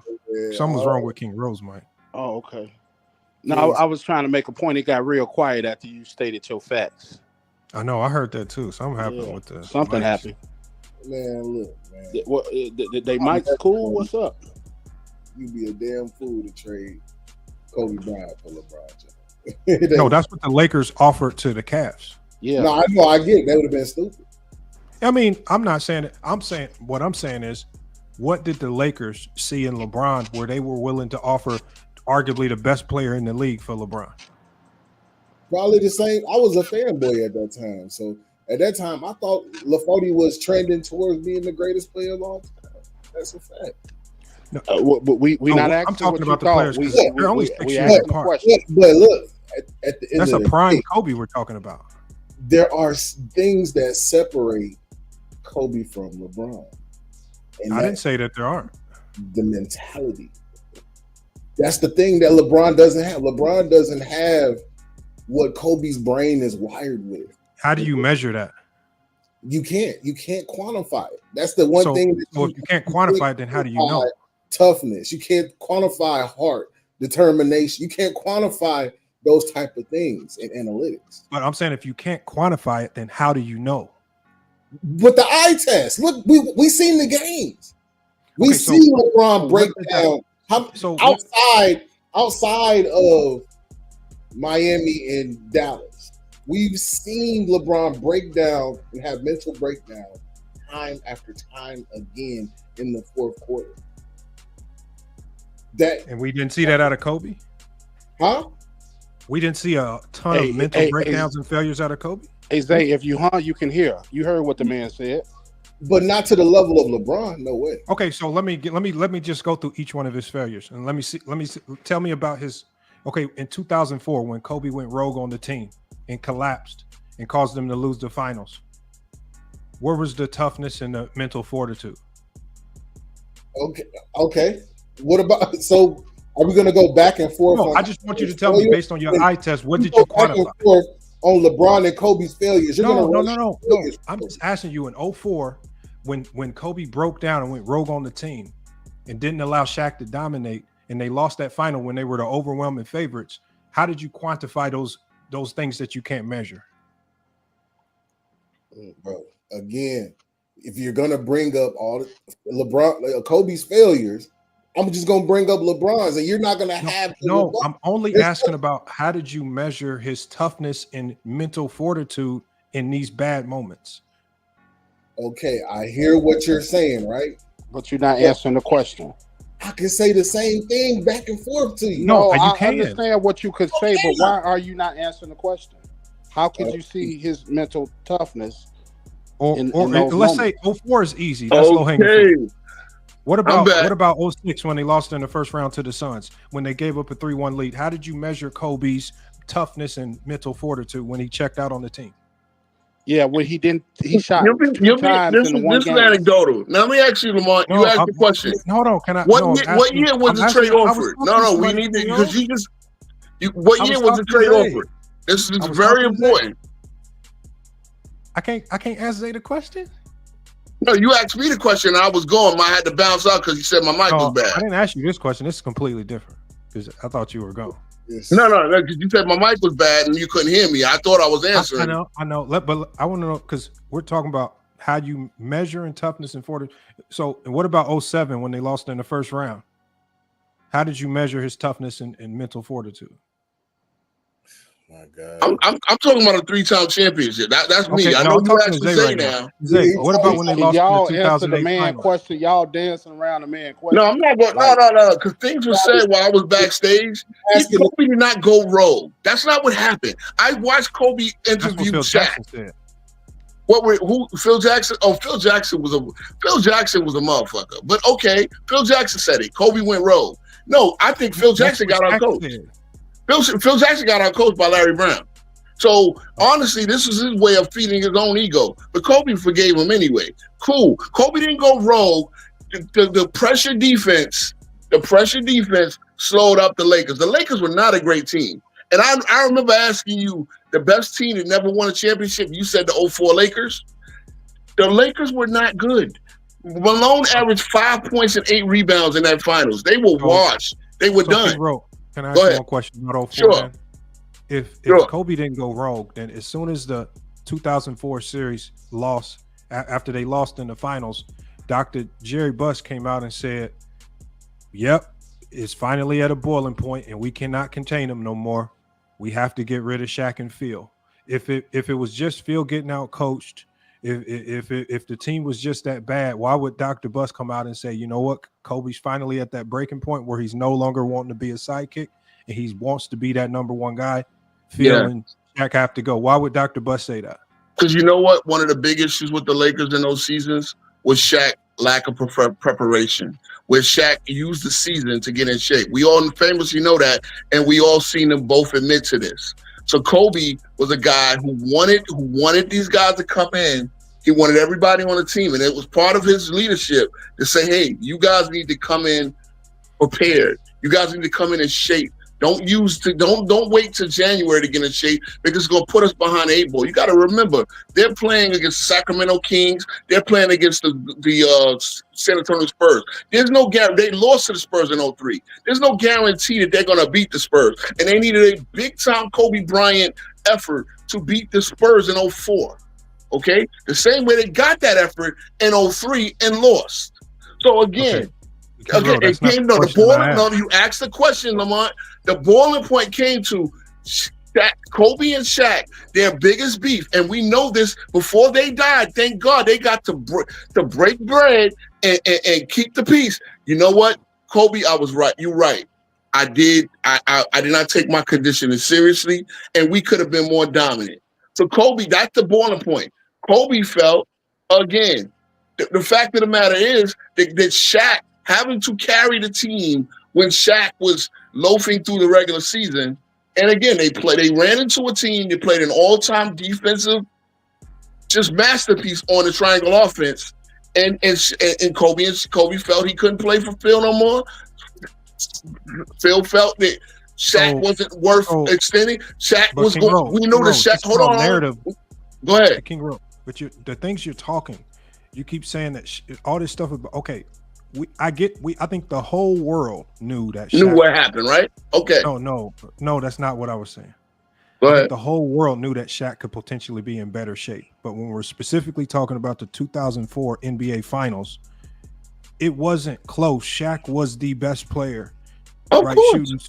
Shooting 64%, averaging close to 27 points and 10 rebounds. Of course. Kobe on the other hand, when I say he went rogue, and one of the reasons why Phil said he went rogue is because not only did he shoot 38% from the field, but he was taking far more shots than he had ever had. He was looking off Shaquille O'Neal. He was refusing to pass the ball to Shaquille O'Neal, even to a detriment. Even at the cost of winning, he was willing to shoot as opposed to pass the ball to Shaq, who was absolutely dominating that series because Larry Brown refused to double team him and was only guarding him with one player.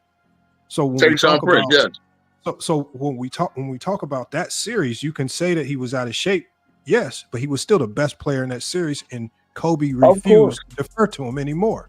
Of course, but here's the problem. Here's the problem. Exactly what I'm saying is he went rogue because he refused to defer.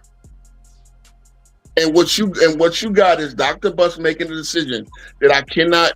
This trio, I can't go forward with him. I can't pay Shaq the amount of money that he wants. So what I'm going to do is I'm going to trade him off and get what I can for him. And I'm actually going to go with another coach and see if I can build around Kobe. That's the decision that was made. I faulted Kobe for that at the time as well, but that's the decision that he made. Now, Kobe did go rogue, correct? Did you go? I can't attest to that because neither one of those players admitted to that, and that's only Phil said that. Kobe didn't feel. Shaq never said that he felt Kobe went rogue. He did feel that they had a beef for a long time because at that point Kobe felt that Shaq felt that Kobe wanted him off the team. They had a hard time with the two now alpha mentalities coexisting, and that way. But the idea that Kobe went rogue, well, that's only Phil saying it. And again, sometimes Phil's ego got the best of him because Larry Brown Kobe said it in an interview with ESPN. You're right, but Larry Brown outcoached him, so maybe that's Phil's ego coping for it. Because at the end of the day, the Pistons. Hold on, sir. The Pistons proved to be the better team. I remember nobody giving the Pistons a chance.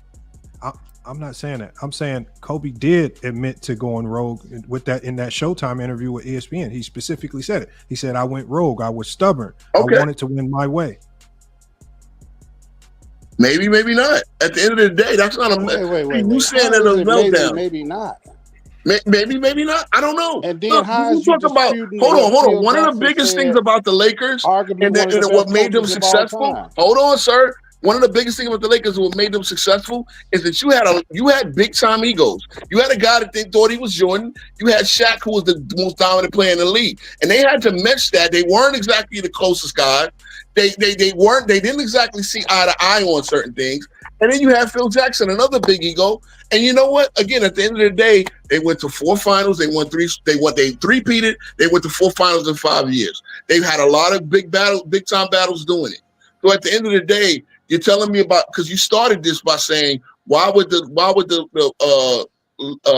Lakers trade offer Kobe for LeBron James and the Cavs turned him down? Well, obviously LeBron James was the hometown guy. He was younger than Kobe at the time. You know you're going to get more years out of LeBron. I mean, obviously, and again, I don't know what year you're talking about because that's the year I wanted to ask you. What year did they actually offer Kobe for LeBron? Again, trades of that magnitude rarely get made. You don't see a LeBron getting traded for Kobe. Like, it just doesn't happen. At the end of the day, the Lakers got 2 more championships out of it. You know, the Cavs got 1 championship out of it. So maybe if you think that Kobe would have done the same thing or with the same circumstance, maybe they should have been asked for that trade. No. Cleveland rejected that bullshit. Yeah, I was saying maybe Cleveland should have taken the trade because the Lakers got 2 more championships. Hold on, the Lakers got 2 more championships. Kobe, the Cavs didn't get a championship until LeBron came back, and then they had to go to record payroll to get him that championship. Well, the reason why the Lakers got the championships quicker is because the Lakers are a proven organization that know how to go get the help necessary to win. Okay. Oh my God! No, not fair. They went and got Paul Gasol. Do you think they would have won a championship if they would have just rolled it out with Kwame Brown? No. Well, I mean, they could in hindsight. Mark Gasol. Hold on, sir. No, Mark Gasol was part of the trade. See, here's the thing: Jerry West is no fool. Jerry West is the guy with Memphis. Jerry West is the guy at Memphis that presided over that trade. He got Mark Gasol. and he turned Marc Gasol into a multi-time All-Star. What Memphis got? I said, will the You Lakers just said if they would have stayed with Kwame Brown. What you're not realizing is they had Marc Gasol. They could have developed Marc Gasol a little bit earlier. Do you know how long it takes to develop players? Not that long. Marc Gasol wasn't Marc Gasol's younger brother, right? So possibly by 09, Marc Gasol is. So you're saying if they didn't trade for Paul Gasol, Kobe would still have those 2 championships? I'm not saying that. All I'm saying is, again, we don't exactly know. You said staying with Kwame Brown as if Marc Gasol wasn't a key in that trade as well. Marc Gasol was a Laker property. Now, again, by 2013, he's the defensive player of the year. So I said if they don't do that trade, do they have 2 championships? Simple question. I can't. It's a very. I can't attest to that. Just imagine Kwame Brown in Paul Gasol's spot and think. No, because I got Marc Gasol. See, that's what you can't do that. I got Marc Gasol, who guess what? Somebody on the Lakers could have. Marc Gasol started his career in 2009. All right, he was over in Europe prior to that. So his rookie year, he was 11-7, 14-9 in his second year. I mean, I don't know. I really know because again, I don't know who else they could have got. You want to say no? Maybe not. At the end of the day, no, it's not fair because we're gonna act like Pau Gasol was this perennial all-star. Again, Pau Gasol had as much as success in the league as Antoine Jameson. Did he not? No. Hell no. I'm sorry. Wait. Antoine Jameson got to multiple playoffs. Pau Gasol played in the playoffs like once before coming to the Lakers. You telling me you rather take Antoine Jameson than Paul Gasol? That's what you're telling me? I'm telling you about the same level of talent wise, yeah. I mean, really. We got to stop sleeping on Antoine Jameson like if he was a bum. Antoine Jameson was no bum. I'm not. Nobody's saying he was a bum. But what I'm talking about is the Lakers were an organization invested in building a winner, and it meant more than just getting one player. It was a lot of moves that they were always consistently making championship moves and not necessarily worried about the salary cap. LeBron didn't have that in Cleveland. He had an owner that wanted to stay under the cap, never wanted to pursue significant trades because of money. The Lakers never worry about money. Nobody wanted to play with LeBron anyway. I mean, nobody wanted to leave Cleveland. We're talking about Cleveland. We're not talking about free agents going there. We're talking about trades that they could not make because they did not have the pieces to go get players. I mean, again, they got representative players. They got decent players, man. Again, okay. How many All-Stars how many guys who played with LeBron his first 7 years were All-Stars in the particular season that they played with LeBron? They played. So you got Mo Williams. You got no. Agaskis. Yes, Mo Williams was an All-Star with LeBron. Y'all can't. It was a 61 win team. So one All-Star. Take that away. So one. And an Agaskis. Hold on. You're talking about a 60-win team, but the success of that team was completely hinged on LeBron James. Oh my God. It was not completely because LeBron wasn't gone 5 guys. Y'all have never talked about Mo Williams ever until he played with a LeBron. Mo Williams was a decent player in Milwaukee. Got traded, and just like Larry Bird said, these guys get better with LeBron, and he was an all-star with Bron. Facts. Those are facts. Okay, because you're on a winning team, you're going to get all-star consideration. See, but you can't then take away the all-star consideration and take away the fact that they were a winning team. We understand. Hold on, Lamont. We understand that LeBron was a lion's share of the offense. Completely agree. Kobe was a lion's share of the offense with the Lakers as well, especially post Shaq. Am I capping? Yes. I didn't say Kobe didn't do a lot. We all know Kobe did a lot. See, so LeCuz disagrees with you, and this is the stuff that a lot of LeBron fans will say. We understand that LeBron was a lion share. The offense was literally built around him. You're going to build around a talent like LeBron James. There was nothing built around LeBron. How you going to problem? Wait a minute. A great defensive system under Mike Brown. Sasha Pavlovich, Verjao, and these guys, that's not building around LeBron. Really. See, Lamont, we've had this discussion before. I remember it. We had a discussion before. Around LeBron. That building around LeBron is going out and making the Amari Stoudemire trade. Bringing in really like you're making the Amari Stoudemire trade. So what? Hold on, Lamont. You're the GM. You're Phoenix's GM. What do you want for Amari Stoudemire that you're willing to take? At that time, Phoenix was willing to take J.J. Hickson because J.J. Hickson was having one of his best years in the NBA. He was at his value was at a high. So J.J. Hickson was going to give you a multi-time All-Star like Amari Stoudemire. What I'm saying right here, and I'm not hinging everything on Amari. What I'm saying is this, and what you're missing is this. When you talk about they didn't build anything around Bron, they just said, Bron, go win with whatever's on the roster. You are you really telling me that over the problem is you said whatever's on the roster? I want you to think about this, King Road. Are you telling me that they said in the offseason it's all Boobie Gibson, Eric Snow, and they saw all these guys and said this is a great core around LeBron? That's what they said on you. Are you really saying that they were happy with that? Everybody had a role. See, again, what you're saying is he didn't have a legitimate second leading scorer, which I can somewhat agree with. Not what I said. No.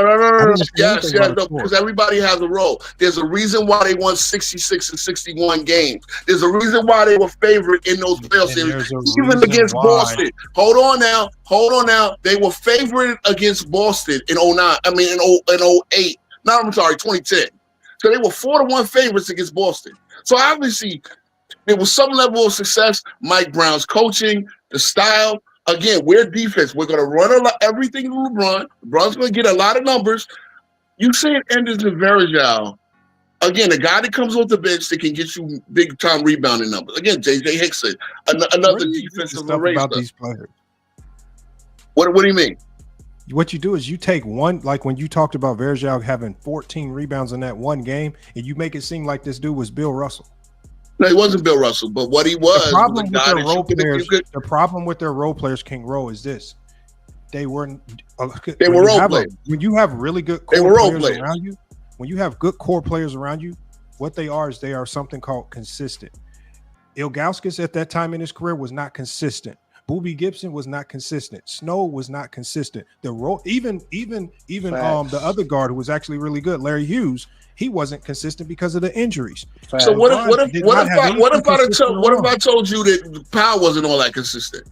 That I could pick out some bad games from Powell in the 08, 09. I'm not mentioning any games. See again, I get it. See again, the narrative is you don't have a 20. See, I think what you wanted around LeBron. Hold on. What you wanted around LeBron was a consistent 20-point scorer. Of a Paul Gasol.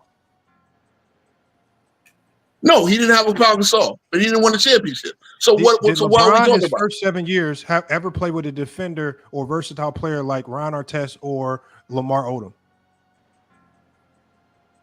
No, I'll answer it. No. Since LeBron James never played with a big man. No, I'm trying to think. You said Ron Artest, a defender like Ron Artest. I mean, Larry Hughes is arguable. Hold on, Larry Hughes is arguable. Larry Hughes made all NBA defensive team. Larry Hughes was never close to no Ron Artest. What are you smoking? They're from the same high school class, right? Larry Hughes was the second. Larry Hughes was was the second best player in that high school class after Elton Brand. Larry Hughes was never on Ron Artest's level in the NBA.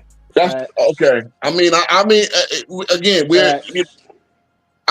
it's kind of hard because Larry Hughes did have some good seasons. Ron Artest had some. Ron Artest was. We're not talking about Ron Artest was talking about the player. Did he have a role player as Did he ever play with I'll give you that. Lamont, I'll give you that. No. We don't want you to played with him 1 year. We just want you to answer the question. No, okay, I'll give you that. You're right. No, I'm sorry. You're right. But Kobe played with him 1 year. Hold on. This is a very key point. Kobe also won a championship with Trevor Ariza. Now, I could tell in the same spot as Ron Artest. Hold on, it's very good because Kobe won a championship with Trevor Ariza. I can say that Larry Hughes can compare to Trevor Ariza. Sixth or seventh option. 6th or 7th option? the Cavs were giving Bron players like Trevor Ariza, telling those guys to be the second option. But Kobe won with them. Facts. No, but Trevor Ariza was like the sixth when or was seventh option. Bron giving Trevor Ariza to be a second option? When did the Lakers ever ask Trevor Ariza to be the second option? They never did. That's the players that the Cavs were giving Bron players like Trevor Ariza, telling them to be the second option. Mo Williams was the better scorer than Trevor Ariza. Mo Williams and certainly Antoine Jameson were better.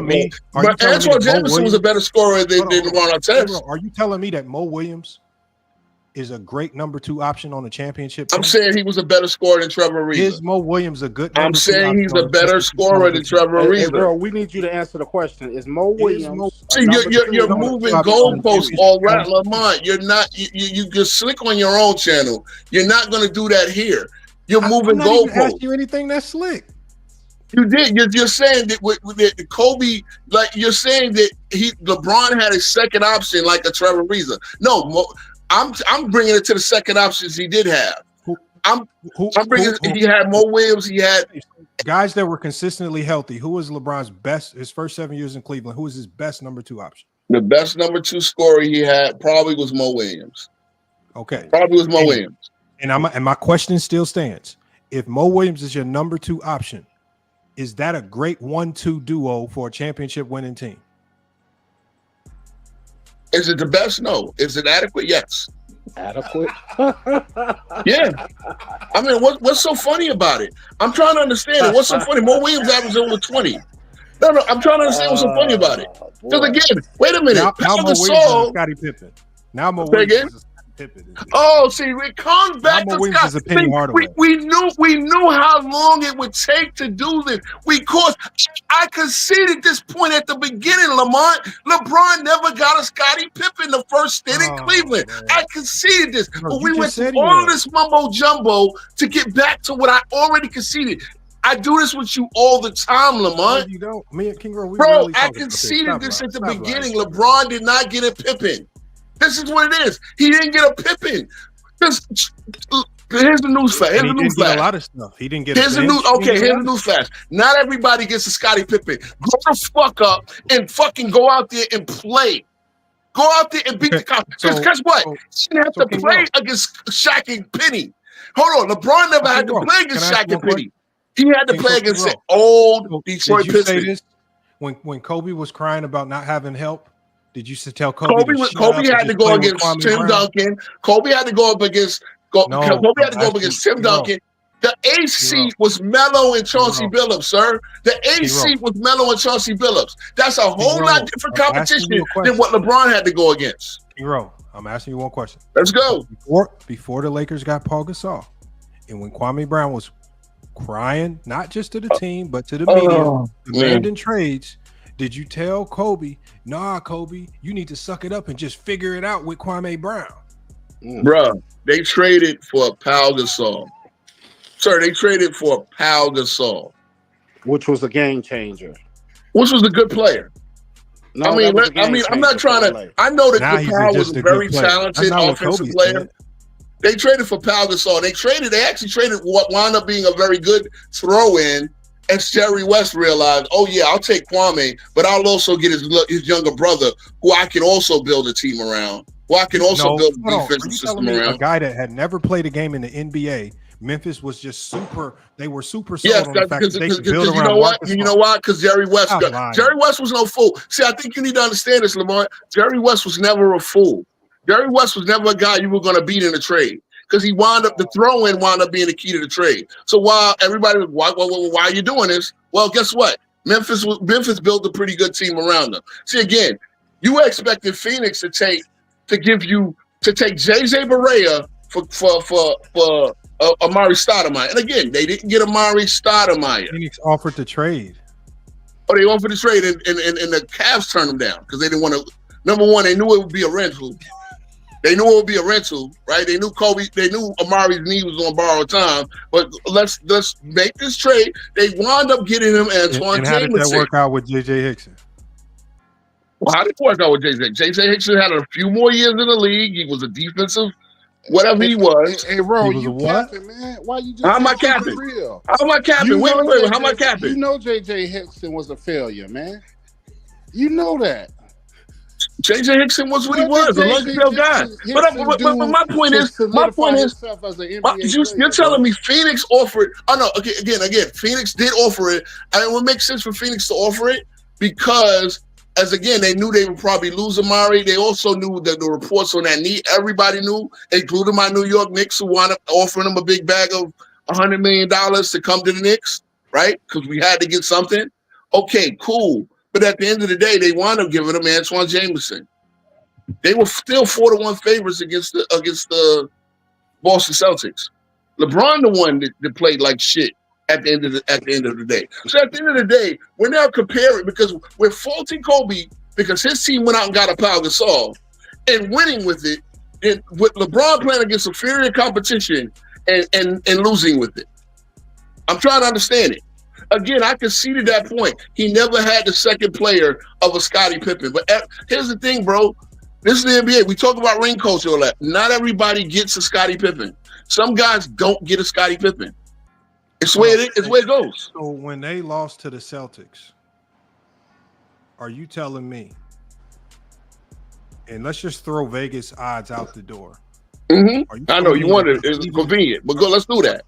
Are you telling me that the Cleveland Cavalier team was better than the Big Three Celtics? They won 61 games. Okay, hold on. I'm just asking you a question. I'm not talking about record. I said, are you telling me live on 93Z that the Cleveland Cavaliers that year that acquired Antoine Jameson via trade were better than the Big Three Celtics? On paper, yeah, they won 61 games. Hey, bro, the truth ain't in you, bro. The truth just ain't in you, bro. The truth is in me. They won 61 games. Because they won 61 games. Why did they win? Why did they have home court advantage? Why did they win 66 games the year before? Okay, hold on. King Row. There were years when the Utah Jazz won more games than the Chicago Bulls. Understood. Does that ever mean the Utah Jazz were better? And you know why they didn't win? You know why they didn't? Yeah, they won. No. You know why they didn't win? Because Jordan outperformed Carmelo. Hold on. I'm just using it to show you that your team record don't make you a better team. Whatever ups and downs that they had. And guess what? Just having names don't make you a better team either. Hold on. Just having names don't make you a better team either. The question was the Cleveland Cavalier roster the year that they lost better than the Big Three Celtics? And the Big Three Celtics coming in the door. It's different between. I'm correct you there. There's a difference between better roster and better team. A lot of times, a better roster does not play as well as the better team. Oh, so the Big Three Celtics weren't as good as the Cavs, correct? I'm going to say they were. I'm going to say they were competitive. And LeBron to you, King Rowe, was so great that you expected him to beat the Big Three Celtics. No, I expected the Cavs to play a better competitive series. The same way we looked at today, right? Let's go to today. Who's the better team? Hold on, King Rowe. That makes no sense because it does make sense. It does make sense. It does make sense. What I'm saying is this right here. Whether the series is more competitive or not, there's still only one winner or loser. I don't care how, like for the Pacers. Again, you know what? At the end of the day, sir. At the end of the day, because you're asking a lot of questions. At the end of the day, you're not answering none. I'm done asking questions. Oh, I'm answering every question, sir. I played your little game when I conceded what your whole line of questioning would come back to. You came back to the Pippen, and you came back to Pippen, which was an excuse from the beginning. I conceded that LeBron never got a Pippen. Even if they would have got him. Okay, let me ask you this. Let me ask you a question then, Mark. Because I've answered all your questions. You say I'd have it, but I have. Yes, I have. Hold on. Hold on, Mark. Hold on. No. Look up.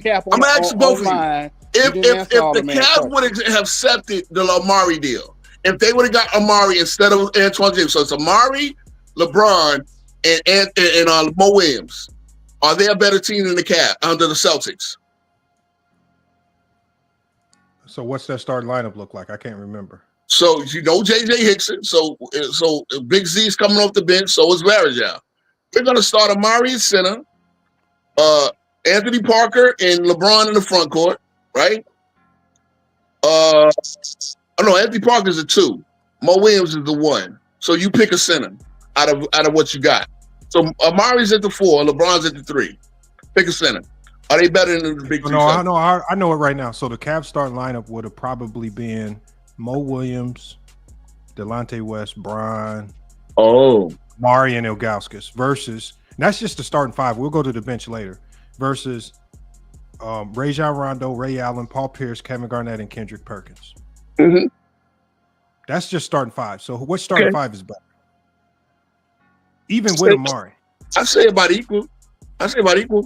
So Mo Williams, Delonte West, Ilgauskas, Bron, and Stoudemire is equal to Rondo, Ray Allen, Paul Pierce, and Kevin Garnett. Yeah, why not? Why not?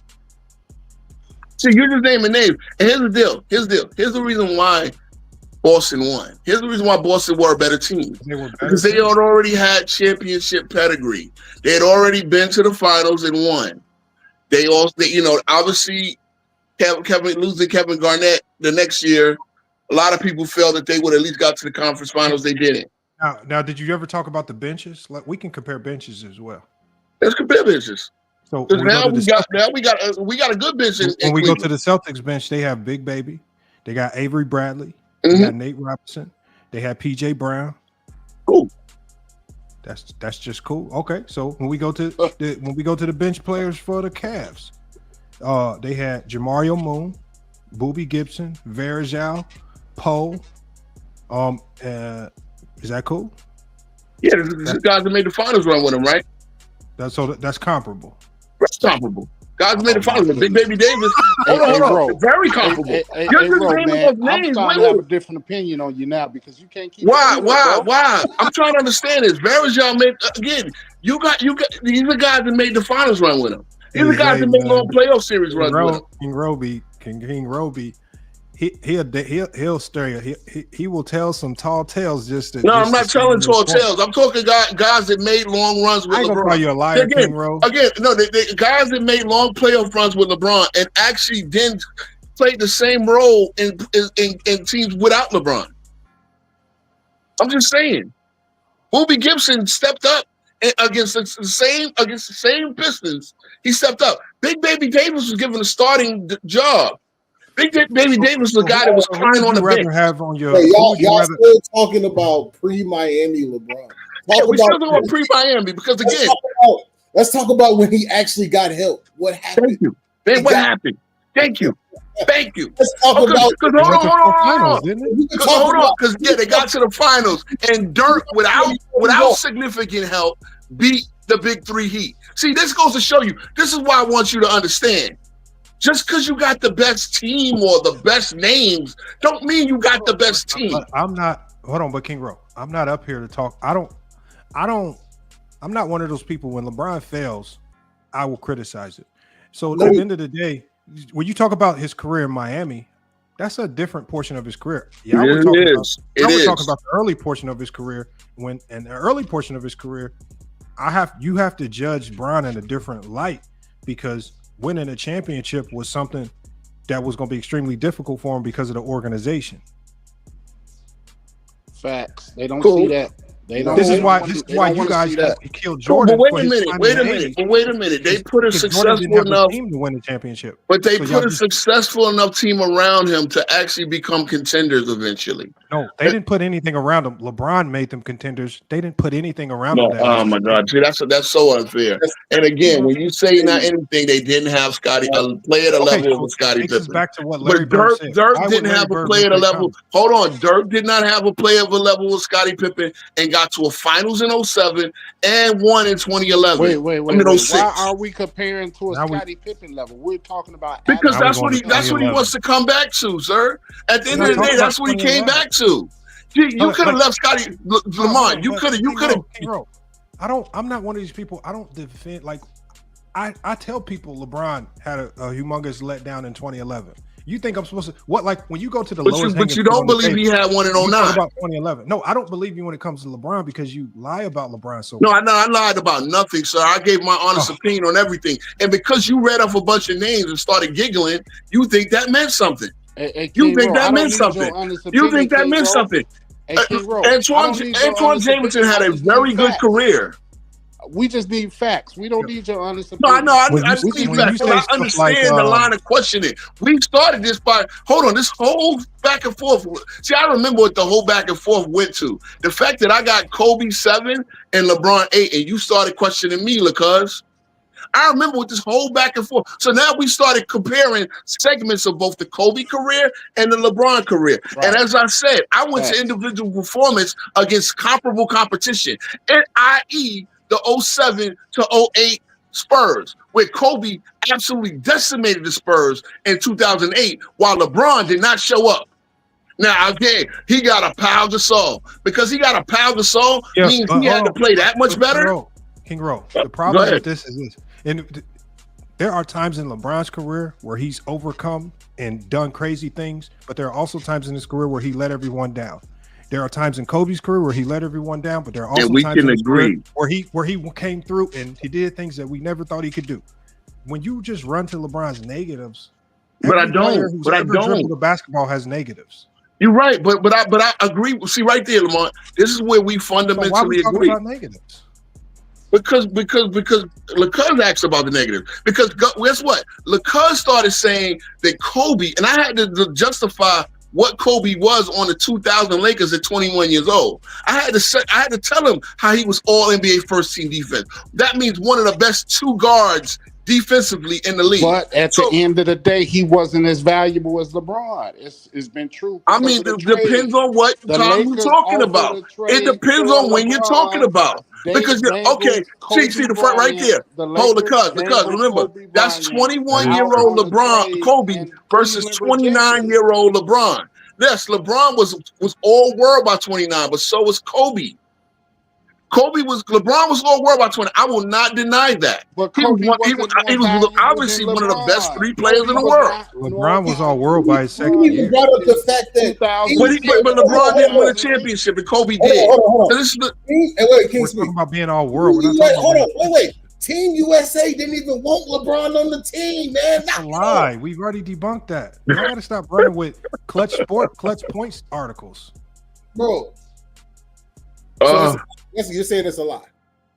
No, I'm gonna tell you why it's a lie. One, because I've had coaches on my channel that said it's a lie. I have statements and direct statements from Coach K and a lot of people that said it's a lie. So when you fact check it and you pull the paper trail and receipts, you will clearly start to see that it's a lie. From Coangelo talking about it, from Coach K talking about it, when you follow the actual real receipts, you will see that it was a lie. And then also the biggest thing that exposes it's a lie: who was the best player on that team? Obviously, Kobe was the best closer, but LeBron was the best player on that team. And in LeBron's own documentary, LeBron made a documentary about the Redeem team and pretty much pointed out how Kobe was the leader. Kobe was everything. You know what I mean? Again, Kobe wasn't the leader. Yeah, all right. So LeBron had the best stats. At the end of the day, we needed everybody to redeem the United States. The Redeem team is the greatest Olympic team of all time. No, they're not. Because of Kobe and LeBron. No, I mean, that's arguable. Again, 08 and 92. If you guys didn't want to play with LeBron, it wouldn't have worked. It would have been dysfunctional, just like it was with Larry Brown. When Larry Brown ran the ship and everything was dysfunctional. It is what it is. It is what it is. At the end of the day. And in 2006, they also took bronze, leaving the Greece. Team. It's the greatest Olympic team of all time. Better than the Dream Team. That's arguable, but that's not arguable. We can say that for another day. They weren't running around losing to college for players. Another day. They were not losing to college players. Oh, stop it! Stop! Come on, bro. You talking about a scrimmage? Again, arguable. Hold on. The Dream Team, Jordan running around shooting 16% versus Angola. Lord Jesus. Okay, and what did they beat Angola by 89 or 90? Zay Cuz, imagine 4 Angolians running a 2-3 zone versus Jordan and Jordan struggling. I mean, we just came back to an arbitrary Jordan shot. Well, we all know that Barkley was a star of the Dream Team, which who cares? At the end of the day, these brothers were over there promoting the game. Lying, no King Rowe? Okay, so he shot. What did he shoot? 2 for 12 or 1 for 6? I'm just saying. I mean, he shot bad in all the games. Okay, that's one thing I used to always hold over. Jordan was terrible in all-star scenarios. Like, Jordan was not the best all-star, right? Jordan, a lot of times, Jordan shouldn't even have won all-star if he won any all-star MVP. That's one thing. Like, other players were better in all-star scenarios, and that's cool. If that's what you got to reduce Jordan, and again, we all know this came from Jordan, but remember, this was a Kobe versus LeBron discussion. This was a Kobe versus LeBron discussion that we brought Jordan up. So y'all do that on your channel a lot. But what about Jordan? I don't never contest where you rank a player. Like if you got Brian, of course, I don't care where you rank guys. Like that don't matter to me. So I never argue anybody's ranking because it's all about how you see the game. So the rankings don't necessarily bother me. What bothers me is the myths and the narratives and the story that y'all use to say this is why I'm ranking a player. Yeah, you mean like LeBron never had a team around him. And again, when we say he never had a team, he never had a consistent, bona fide 20-point scorer around him. And I could concede that in your mind, King Rowe. Think about this. Do you know how hard you have to trick your mind into lying to say that LeBron James's 2010 team was better than the big three Celtics? Yeah. You're just saying the big three Celtics. I said they were comparable. I said they were comparable. I said they were comparable teams. Cavs roster, and you said, yeah, that's better than the big three Celtics. I didn't say better. See, Lamar, you do that a lot. I said that they could compete with. And mind you, I asked you, hold on. No. I asked you if they got Amari. Hold on. No, sir. I asked you if they got Amari. Now, I said they were comparable. That's definitely. I'm talking about in real life.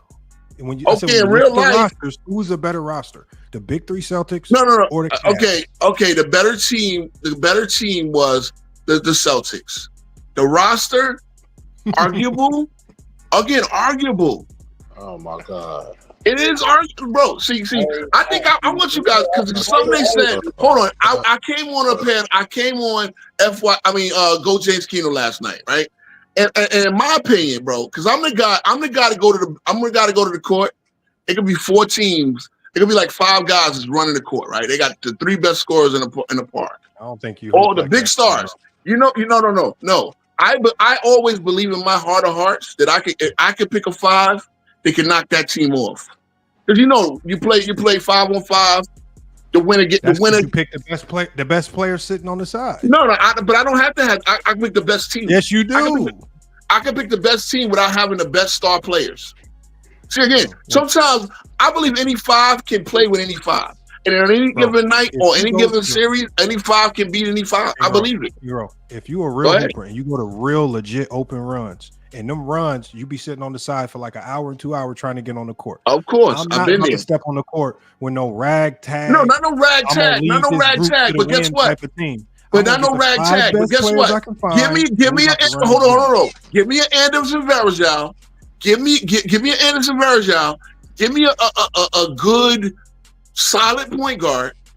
Give me another guy that can get open and shoot. You're gonna be sitting on the sideline. No. You know why? Because one thing I could do. I don't fly no New York, King Road. Yes, I do.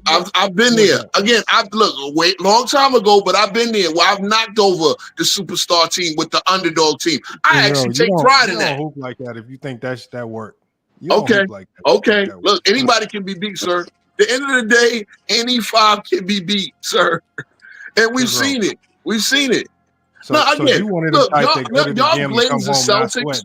But wait a minute. Y'all glaze the Celtics because the Celtics got taken out by Orlando, only missing Garnett. So if Garnett was enough to topple the Celtics, because you still got 3 top 75 players. You still got 3 top 75 players. Then why they get beat by Orlando? Oh, and then that same Orlando beat LeBron. So let me ask you this. Why did LeBron have a team good enough to beat Orlando in 2009, Lamont? No. Orlando was deep as hell. Hell no.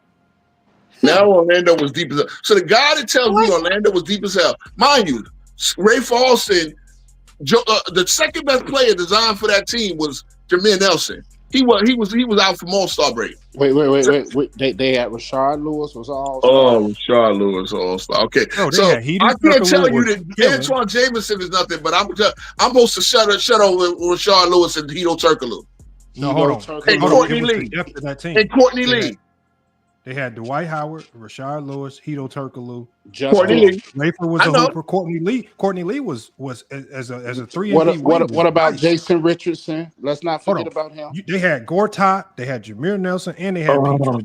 Gortat was basically nothing. Gortat was the starter on any other team in the league. He was a backup behind Dwight. Gortat was a bum, relatively speaking. I remember I saying I don't like to call people bums. Wait a minute. This dude was just on my channel telling us how great Frank Burkowski was, and now Gortat is a bum. So you Gortat a bomb, but these other players like Ira Newbold and Boobie Gibson is acceptable. Did I say acceptable? Did I say exceptional? Did I say exceptional? See, y'all love to do this. We can't do this. Did I say exceptional, or I say a decent enough role player who can make big shots? I never said exceptional. If Gortat is a bomb, y'all love to have it y'all way, bro. What can I do? What can I do? What can I do? Snow? What are these players? Who are these players? Yeah, this shit is sickening, y'all. We've been going on for almost 6 hours now, y'all. God damn it. But all I can say is, I came across your channel. Huh? I said, I don't know how I haven't came across your channel yet. No, I had made a comment on one of your posts, and I had the fanboys shook. They were like, my God, this is a safe space. The fanboys, they like to see me in now we definitely have to excuse me, gentlemen. Do something. What's going on, McZuggins? Hey, how are you, buddy? I appreciate you with the scoopers, man. I know. Thank you. Because Lamont, it's good to meet y'all. Hey, nice to meet you. What's good? I was waiting for a minute, but I figure I'll jump in before we get down to the interns here. Shout out to Rebecca with the coffee. But I just wanted to go back to a point that was going on for a little while, right? A little bit before you hopped in, Lamont. I don't know if you heard it, but if not, feel free to weigh in. I just want to. I've heard it a few times. This idea that for some reason there's this idea that LeBron James was not compared to Jordan at the beginning of his career or in high school or in any of that. I tried to bring up before, like Sports Illustrated, ESPN, NBC, everybody comparing him as the next heir, like heir with an H, the heir to Air Jordan was the headline cover of Sports Illustrated, all that. And then it shifted to, well, no, not in high school. Never mind high school. What about when he finally entered the league? What about his rookie year? Because we didn't know what position and how he was going to fit in. And all the same outlets said exactly the same things. Steve Kerr was even saying good things about LeBron, comparing him to Jordan. Everybody was comparing him to Jordan. And it seems like y'all have a pretty good memory of 2004, 2003, back then. I just wanted to correct that record. Can we all just agree that did happen? He was compared to Michael Jordan. Whether he lived up to it or not, y'all can debate, but it happened. That was the narrative. He was the next. No, from a basketball standpoint, when they compared players, when they compared LeBron's game, when they compared his game as a pro, it was modeled after Magic Johnson.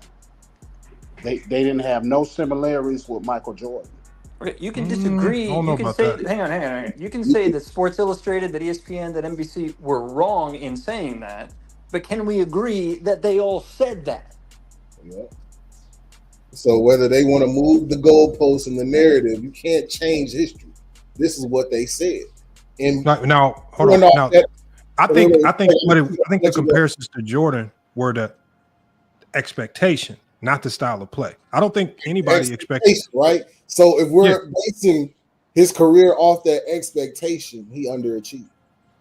No, and I think the problem is that, and I think the problem is when we put certain expectations on an individual coming in, what we forget is that once you get to the NBA, it becomes more than just an individual to win. Right? There's too many other elements. But yeah, coming in the door, they needed a new face of the league. Because remember, Kobe went bad on them because of the Colorado case. So they were desperately looking for a face. like the man is right, my cousins is right. ESPN basically made comparisons. Sports Illustrated definitely did it, and also when he signed with Nike, Phil Knight was quoted as saying he could be the next Jordan. So I think people were saying he could be the next Jordan based on the marketability, which he definitely lived up to the expectation with the marketability. But as far as matching everything that Jordan did on the court, as far as winning championships, no, he didn't match that because their careers were completely different. And the pieces given to him. Hang on. I mean, ESPN literally said that he proved himself, or was proving himself rather, as capable as Jordan on and off the court. So that's definitely what they were saying. Well, he was. Hey, hold on. Hang on. Hold on, y'all. Hold on. I'm not gonna fight for y'all on my channel now. But what I'm saying is, because of these expectations, because of him getting to a point in his career where he was able to dictate who his coaches were, who his teammates were, and he still did not win those championships or lost in the finals, that is him underachieving. That's what. Jose, my question to you is this. If Jordan in his fourth year, and I think we all remember Jordan in his fourth year and the team that he had in like 88, let's say that Bulls team overachieves and they get to the NBA finals, but they lose because obviously they're just severely outmatched. Do we ding Jordan because as a young player in his fourth year, he overachieved, got his team to the finals? But now because Jordan in 88, they ended up losing in the playoffs. They lost in the first round. So, I think it was the first round, but they lost. They didn't overachieve. Yeah. So LeBron in his fourth year, would he have been better? Would it have been better for him to lose in the first round instead of getting that scar on his record going to the finals versus the Spurs? I mean, in theory, yes, because we don't remember second place. We don't give a damn about second place. Your goal is to win this championship, and by you losing in the finals, that hinders your success. So was it impressive when Allen Iverson got to Philly to the finals? Yes, based off the expectations. Yes, it was. Yeah, so based off the expectation in 07, was it impressive that LeBron got his team to the final? Yes, it was impressive. Yes. But because he overachieved, he was going to have to face the Dynasty Spur team that would give him an instant scar on his finals record. He could never be undefeated in the finals because of that, because he overachieved. It's not about being necessarily undefeated in the finals, but you must have a winning record in the finals to be in the GOAT conversation. Right? That's what we ultimately. I mean, if that's your criteria, I'm not knocking your criteria. Hey guys, that's not true because in 1988, 89, they labeled Michael Jordan as the GOAT, and he didn't win not one championship. People were saying that Michael Jordan needed to win a championship. It probably was some people saying he the GOAT, but as a majority, it was consensus that he has to win a championship. He was getting flack for not winning the championship. That's a fact. If you look at all news outlets, hold on, he was getting flack for not winning championships. By who? By who in particular? I can't give you a name off the top of my head, but I got to do my research. But that's definitely was the conversation that he needed to win a championship. Is he just a scorer? Is he just this? You know what I'm saying? So he definitely had to win a championship.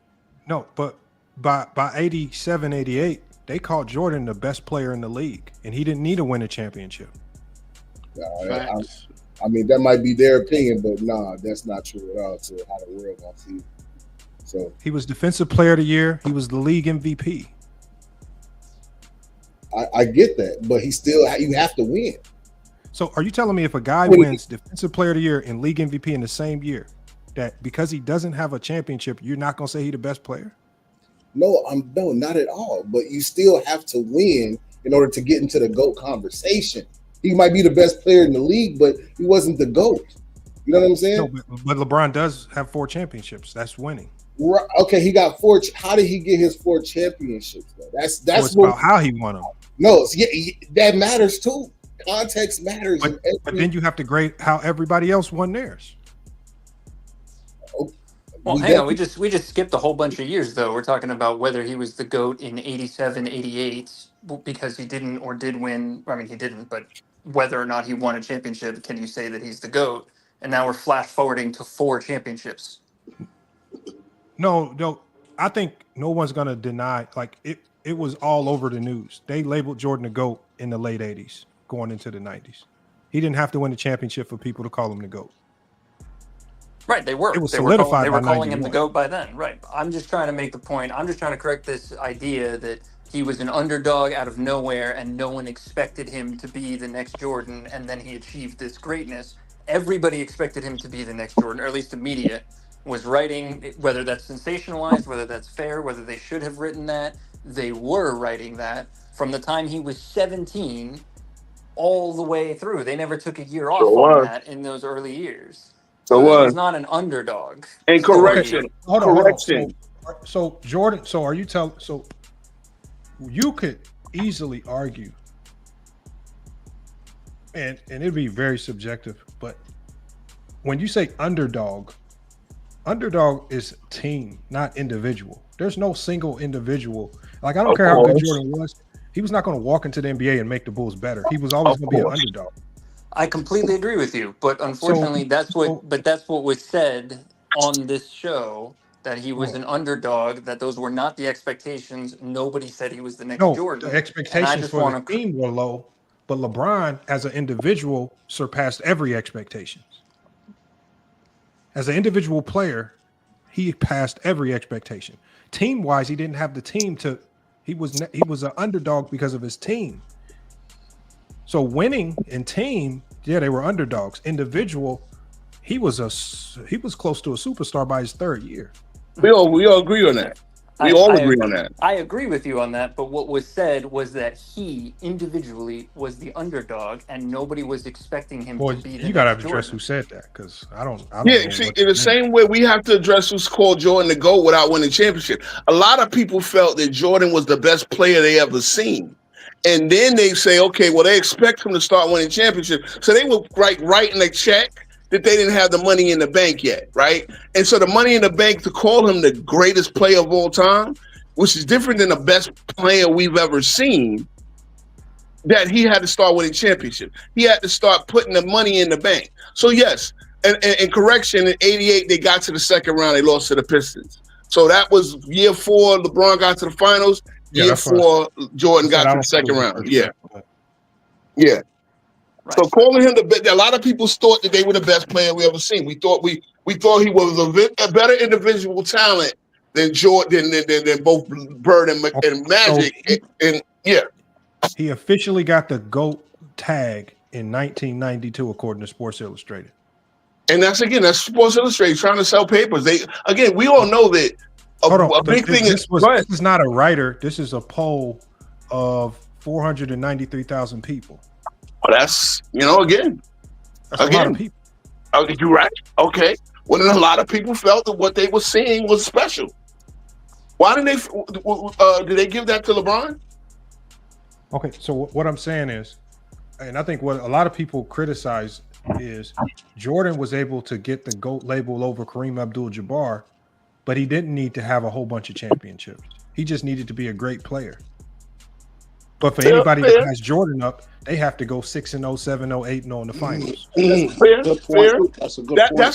That's a very fair point.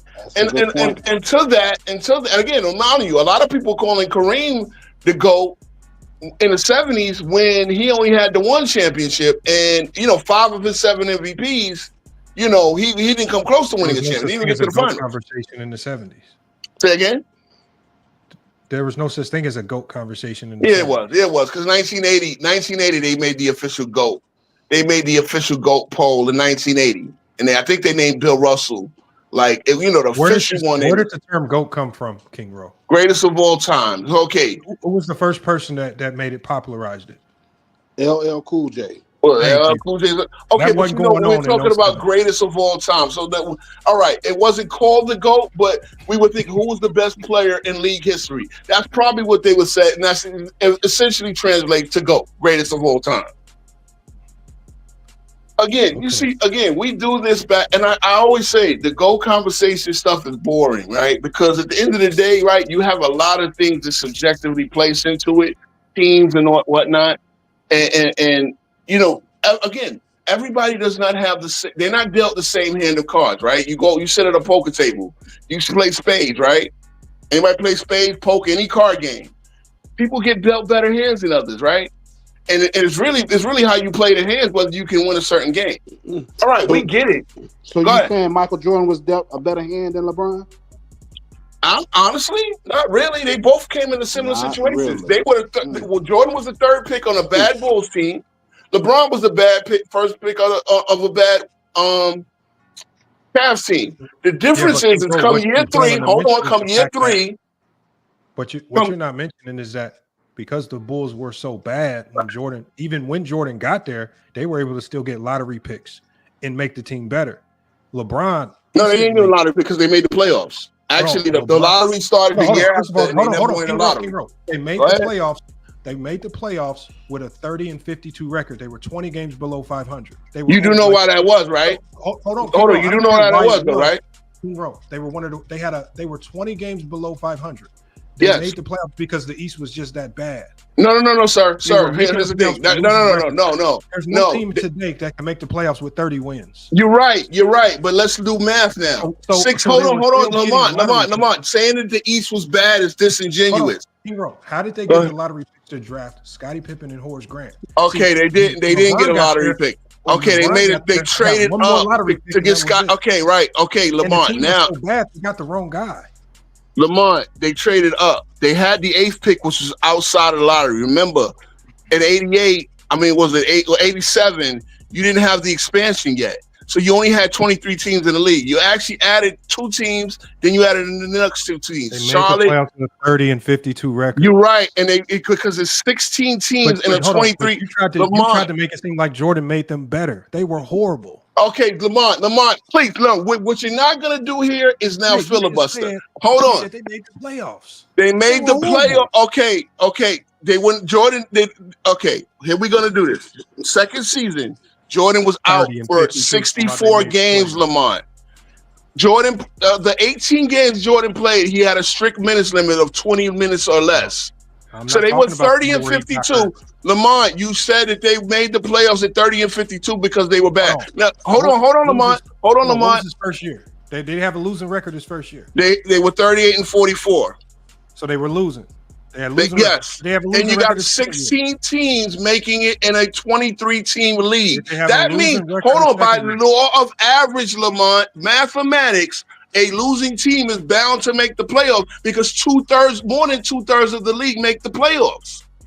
They had expanded the playoffs from 12 to 16. Well, so it wasn't you tried to make it as if the team. Okay, Ro, but you got to get to your point. We understand. Okay, I'm getting to my point. If you stop talking.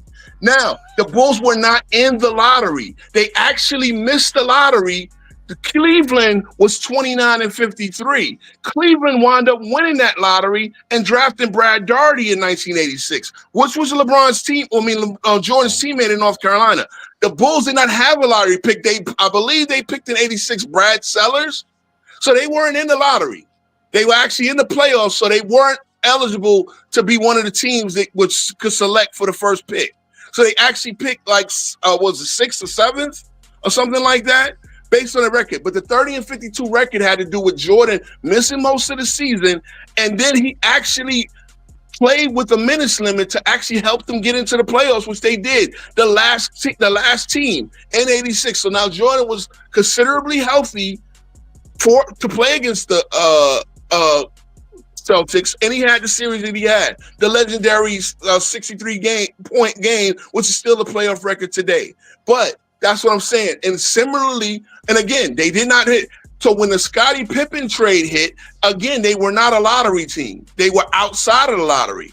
What they did is they traded up from 8th to 5th to get Scottie Pippen. They traded Olden Polynice. They also traded a pick down the line.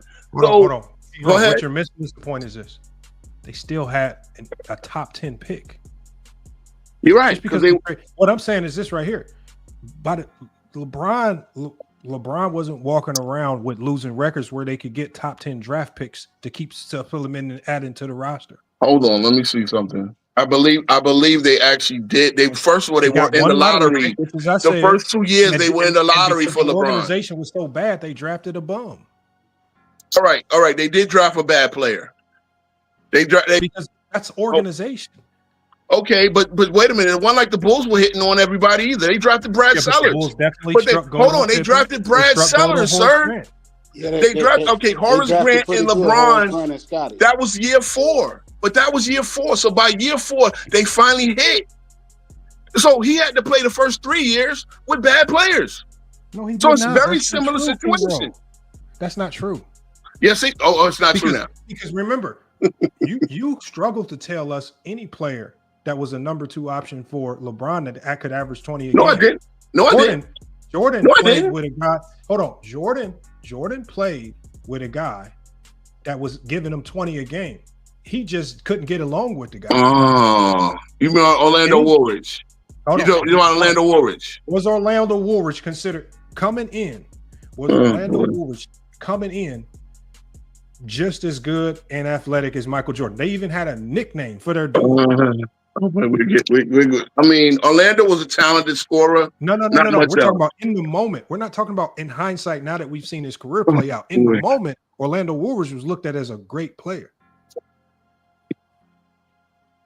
He's a bum now because we saw how his career panned out. No, he wasn't a bum. He was a talented scorer, but not much else. And that was not enough. That was not enough to go again. And again, you take the playoff losses. Like LeBron never lost into the first round until Phoenix. Using the losses to ding Jordan. Okay, so what? I'm missing the point. Failure in Jordan's career. I don't never use any of his failures to say I can't rank him. I'm glad. I got Jordan ranked as the GOAT because of all the positives in his career. So we stay there. You're right. His career. Oh, he had a losing record before Pippen. I can't rank him as the GOAT. Great. We agree there. So now anybody you agree? Hold on, sir. You agree that anybody that used the losing record before Pippen argument is making a stupid argument, right? No, what I'm it's a stupid argument, right? Use a player's faults and negatives to say they can't be something. I only judge what you did great versus what this player did great. Cool, but we're going down this memory lane about lottery picks and stuff like that because we're trying to excuse LeBron not having as much help as Jordan supposedly had. About LeBron's 4th year, he was in the finals, and you guys were sitting here expecting him to beat the Spurs by himself. No, I wasn't. I was expecting him to play better. You talk about how bad he shot. I was expecting him to play better. That was it. Him to play better. It wasn't like he was getting blown out by the Spurs. The Spurs weren't just kicking it out. Like he has to take and see with the accountability word, Lamont, that we argued over last week. We just expect him to play better. We didn't argue over that. There was no argument. Talk about how LeBron in the 4th quarter, in the last 3 losses against the Spurs in the 4th quarter in overtime, he was 9 of 24, 37%. But he was a 4th-year player. What do you think 4th-year players do in the playoffs? Play better in the 4th quarter. Your averages are supposed to go up in the playoffs, not down. Hold on. How are your averages supposed to go up against one of the best defenses in NBA history? Sir, the star players' numbers go up in the playoffs. Hold on. Jordan. When Jordan lost, his numbers weren't always going up. They actually were. See that we're doing this. We're doing this. They actually did. His numbers were very comparative. Jordan never had a playoff run where his numbers went down across the board from the regular season. Never happened. In a series? In the playoff run. Okay. Now you want to tell me his numbers dipped slightly against the Detroit Pistons? We use LeBron's entire playoff run. It's also going to be hard to find where his numbers all went down. Possible. I have seen a couple. I have seen them shoot considerably worse. Okay, so just because we can do the same, we can pluck series and play with these numbers. We can do the same thing with Kobe. We can do it with all the great. You're right. But remember this conversation started comparing Kobe versus the Spurs versus LeBron versus the Spurs. Where LeBron's numbers just plummeted like they did in the finals versus Dallas or something like that. You said what? I'm saying he said playoff run. I give you that. Across entire playoff runs, Jordan's numbers were definitely solid, and they barely wavered from what he did in the regular season. But if I want to be petty and I want to go pluck into at a series where he got stifled, or I don't know what he could have been dealing with, and I want to find a series where his numbers dipped a little bit from his season averages, I'm sure I could find that. But does that mean anything? That just means the other team was a great defensive team, more than likely. That's what great defenses do. They make it hard. Of course. And Jordan played against great defensive team and never played as bad. And again, the same thing with Kobe. And that's kind of what, again, as I started this conversation, I think they're great players. Hold on. I think they're great players, but I'm separating them based on what I saw them against similar competition.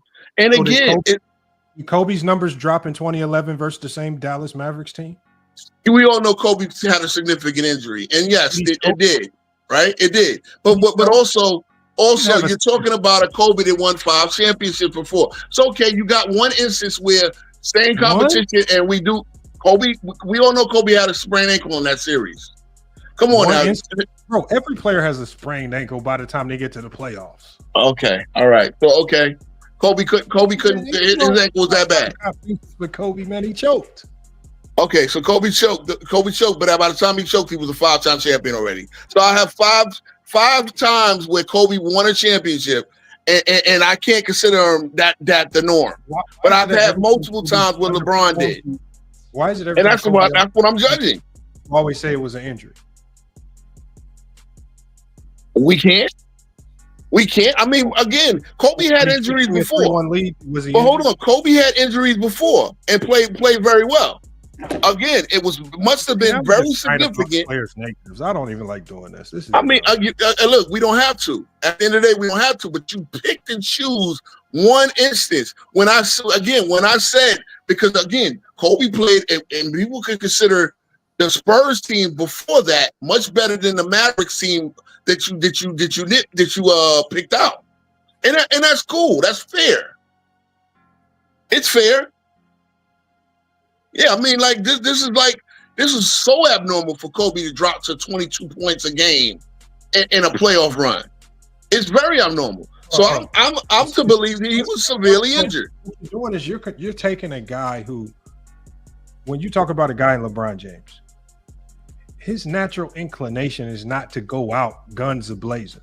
He's a completely different type of basketball. I completely agree. Completely agree. A guy like Kobe is gonna, the majority of times, not saying every time, but the majority of times, Kobe is gonna go out guns a-blazing, shooting the shit out of that ball, because that's just that's as a shooting guard, as that type of attack style of guard, where the offense demanded that he gets up a high volume of shots. That was just that's what Phil wanted him to do. This is why I never uses Kobe's inefficiency against him, because Phil Jackson himself said the offense was designed for Kobe to take a lot of bad shots. To be inefficient. Exactly. We agree. So at the end of the day, what you want LeBron to do is you want LeBron, win, lose, or draw, is to go outside of his nature or MO as a player, to just go out guns a-blazing to get to a points per game that looks good enough for you, whether he wins or loses. That's just not his MO. Got you. All right. And I can accept your Kobe example against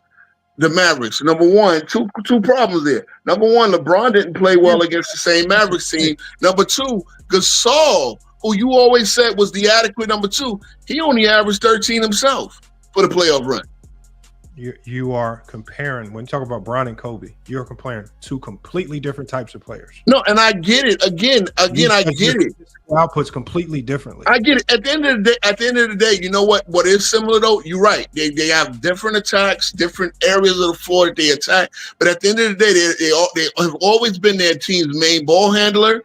The offense runs through them. 10 or 35 and it'd be a good game. You're right. Because you watch that game and you understand exactly what. Yeah, I get it. And LeBron actually plays. Hold on. And LeBron actually plays to be more efficient. To get his shots close to the basket. No, it's not even about where he gets his shots, because you're making it all about scoring the ball.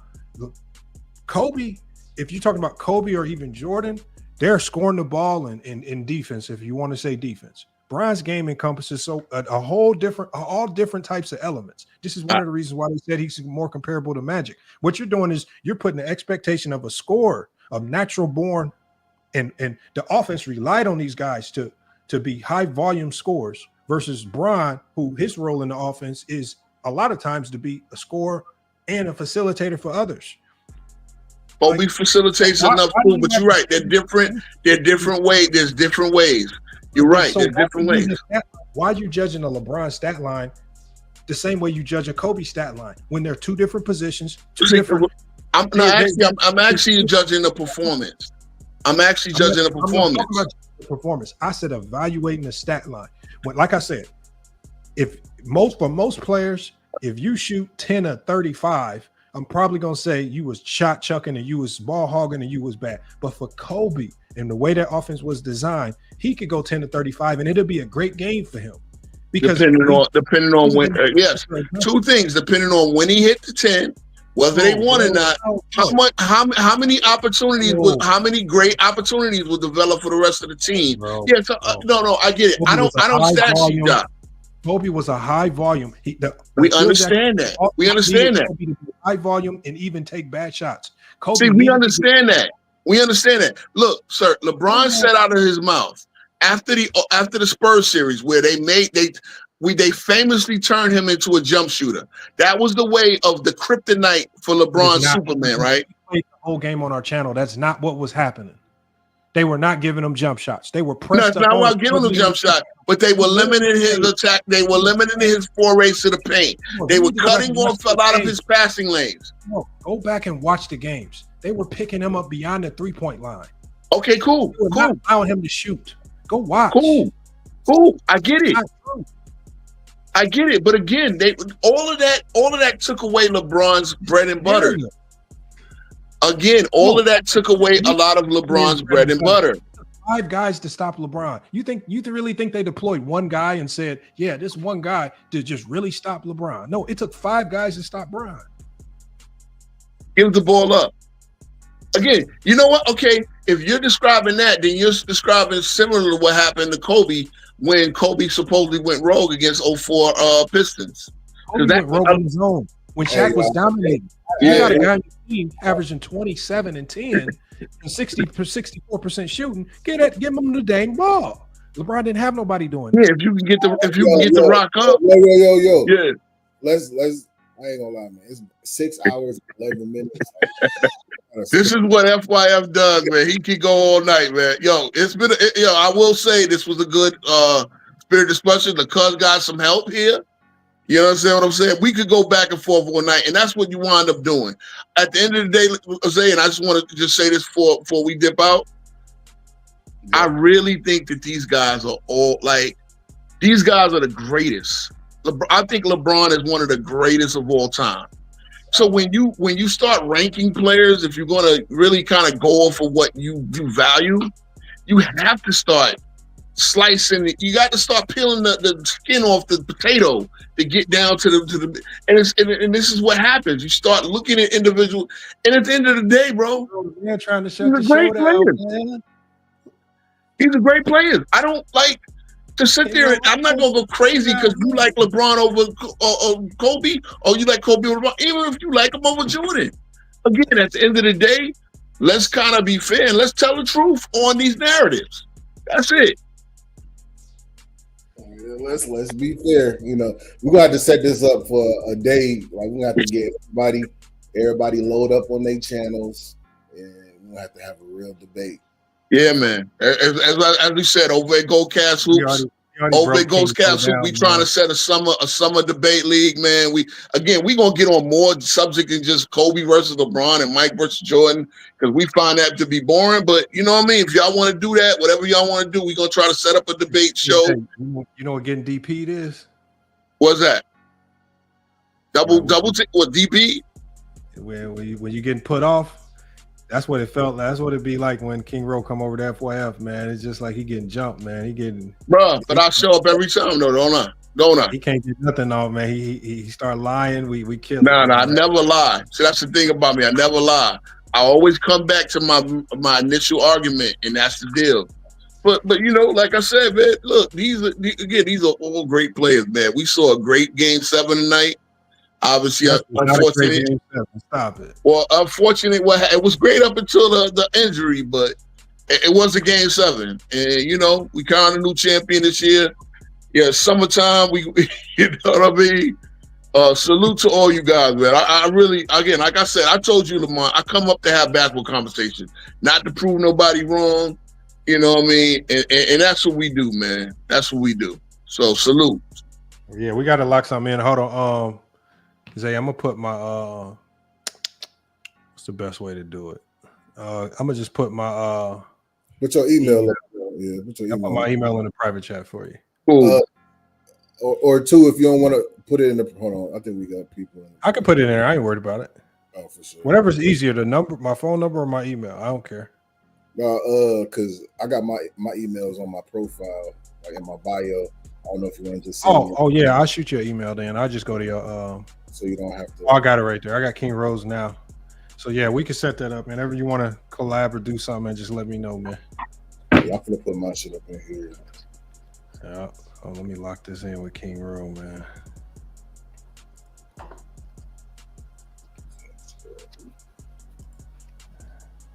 I see you be having Gil over there too. Cuz, man, you gonna have to pull. You know what I'm saying? You have to pull up to Zay a little more often, man. Oh, you said Will? I know y'all getting into the football chatter over the summer. I seen that video. FYI, y'all had Dreamers Pro stressed out, man. Oh man, you know the funniest thing about that? The funniest thing about it is this right here, right? Yeah. Somebody asked me to do the live, and I was like, nah. I was like, everybody else been beating up on Dreamers Pro. I don't even want it, but they was like, nah, we need you to do it. I ended up doing it. I did not know Gil would show up. I did not know Dreamers Pro would show up. Everybody was like, yeah, you back doing Dreamers Pro. And I'm like, bro, I did not know it was going to be all this, man. Like, yeah, man. Well, listen, man, if you pull up anywhere, be ready, man. As I say, I always know what my argument is. It always go down a rabbit hole. But you know what I mean? I'm gonna stand on what I feel, man. You know, again, at the end of the day, it's all opinions. You know, again, I just want people to understand, man, my top 10, these are the greatest of all time. And exactly, you know, we put his criteria in the algorithm. Your algorithm. 2 times. And it's got LeBron as the GOAT. And I put mine 3 times and it got MJ as the GOAT. So the ChatGPT ain't an exact science. We all know that. But again, bro, look, LeBron is definitely one of the GOATs. I just grade a different way. I value consistent winning. I value a lot. Again, if he had more all-time great teams, I would definitely have him in the top 5. I think he got one all-time great team in 22 years. That's FYI, y'all had Dreamers Pro bringing up money and shit. He started tripping, man. Look, I didn't even want to go because I wanted him to pull up more often, but man, it just went left, man. He ain't never coming back again. And that's the thing. See, people got to leave their ego at the door, man. At the end of the day, basketball talking content. This is what's going on, man. Yo, ESPN. People out there in the street saying, I don't want to watch ESPN. I'm sick of that scripted bullshit. I like what we see on YouTube. So again, we all a community out here doing. You know, I just jumped in here because you know. I love talking. Jack reposted Go James Kingdom. Yeah, man. Go James Kingdom. That's crazy. Yeah, Shaq. I heard Shaq was reposting. Yeah, some of the. Yeah, man. Look, so we out there. We reaching the people, man. So everybody got their lane. I say keep it peace because I respect all content creators, whether I agree. And the fact that I disagree with you makes it fun because if you had an echo chamber. It ain't as fun. But at the end of the day, tell the truth. Tell the truth. Because there's cats out there paid a lot of you. You know what I'm saying? And, you know, again, there's lies that come from both sides. Let's keep it 1,000. There's hyperbole on Jordan. There's hyperbole on Kobe. There's hyperbole on LeBron.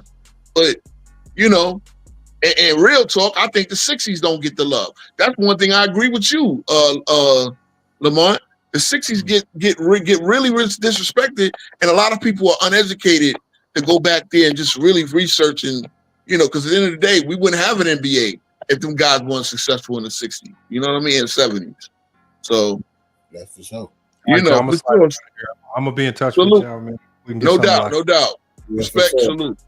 All right, shout out to everybody that tapped in, tuned in. Shout out to everybody that sent the donation in. We had a marathon tonight, bro. Just a messenger.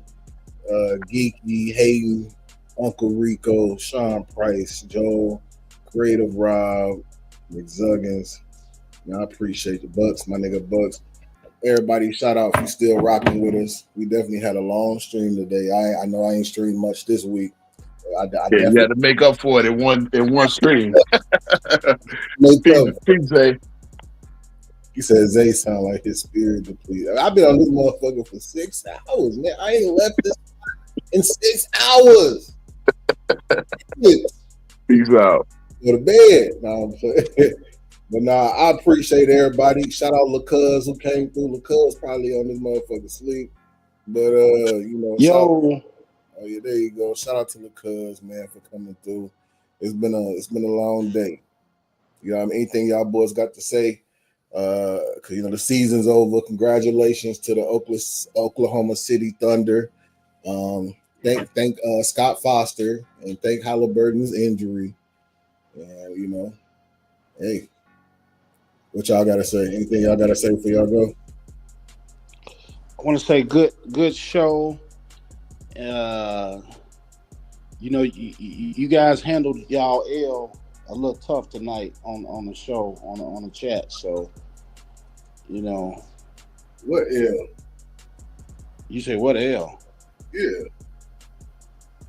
All of those facts that y'all been moving the goalposts every night. All those facts that was coming at y'all too rapid. You guys was dancing around, talking about. Y'all are still so fixated on the beginning of LeBron's career. Let's talk about when he got the help he needed.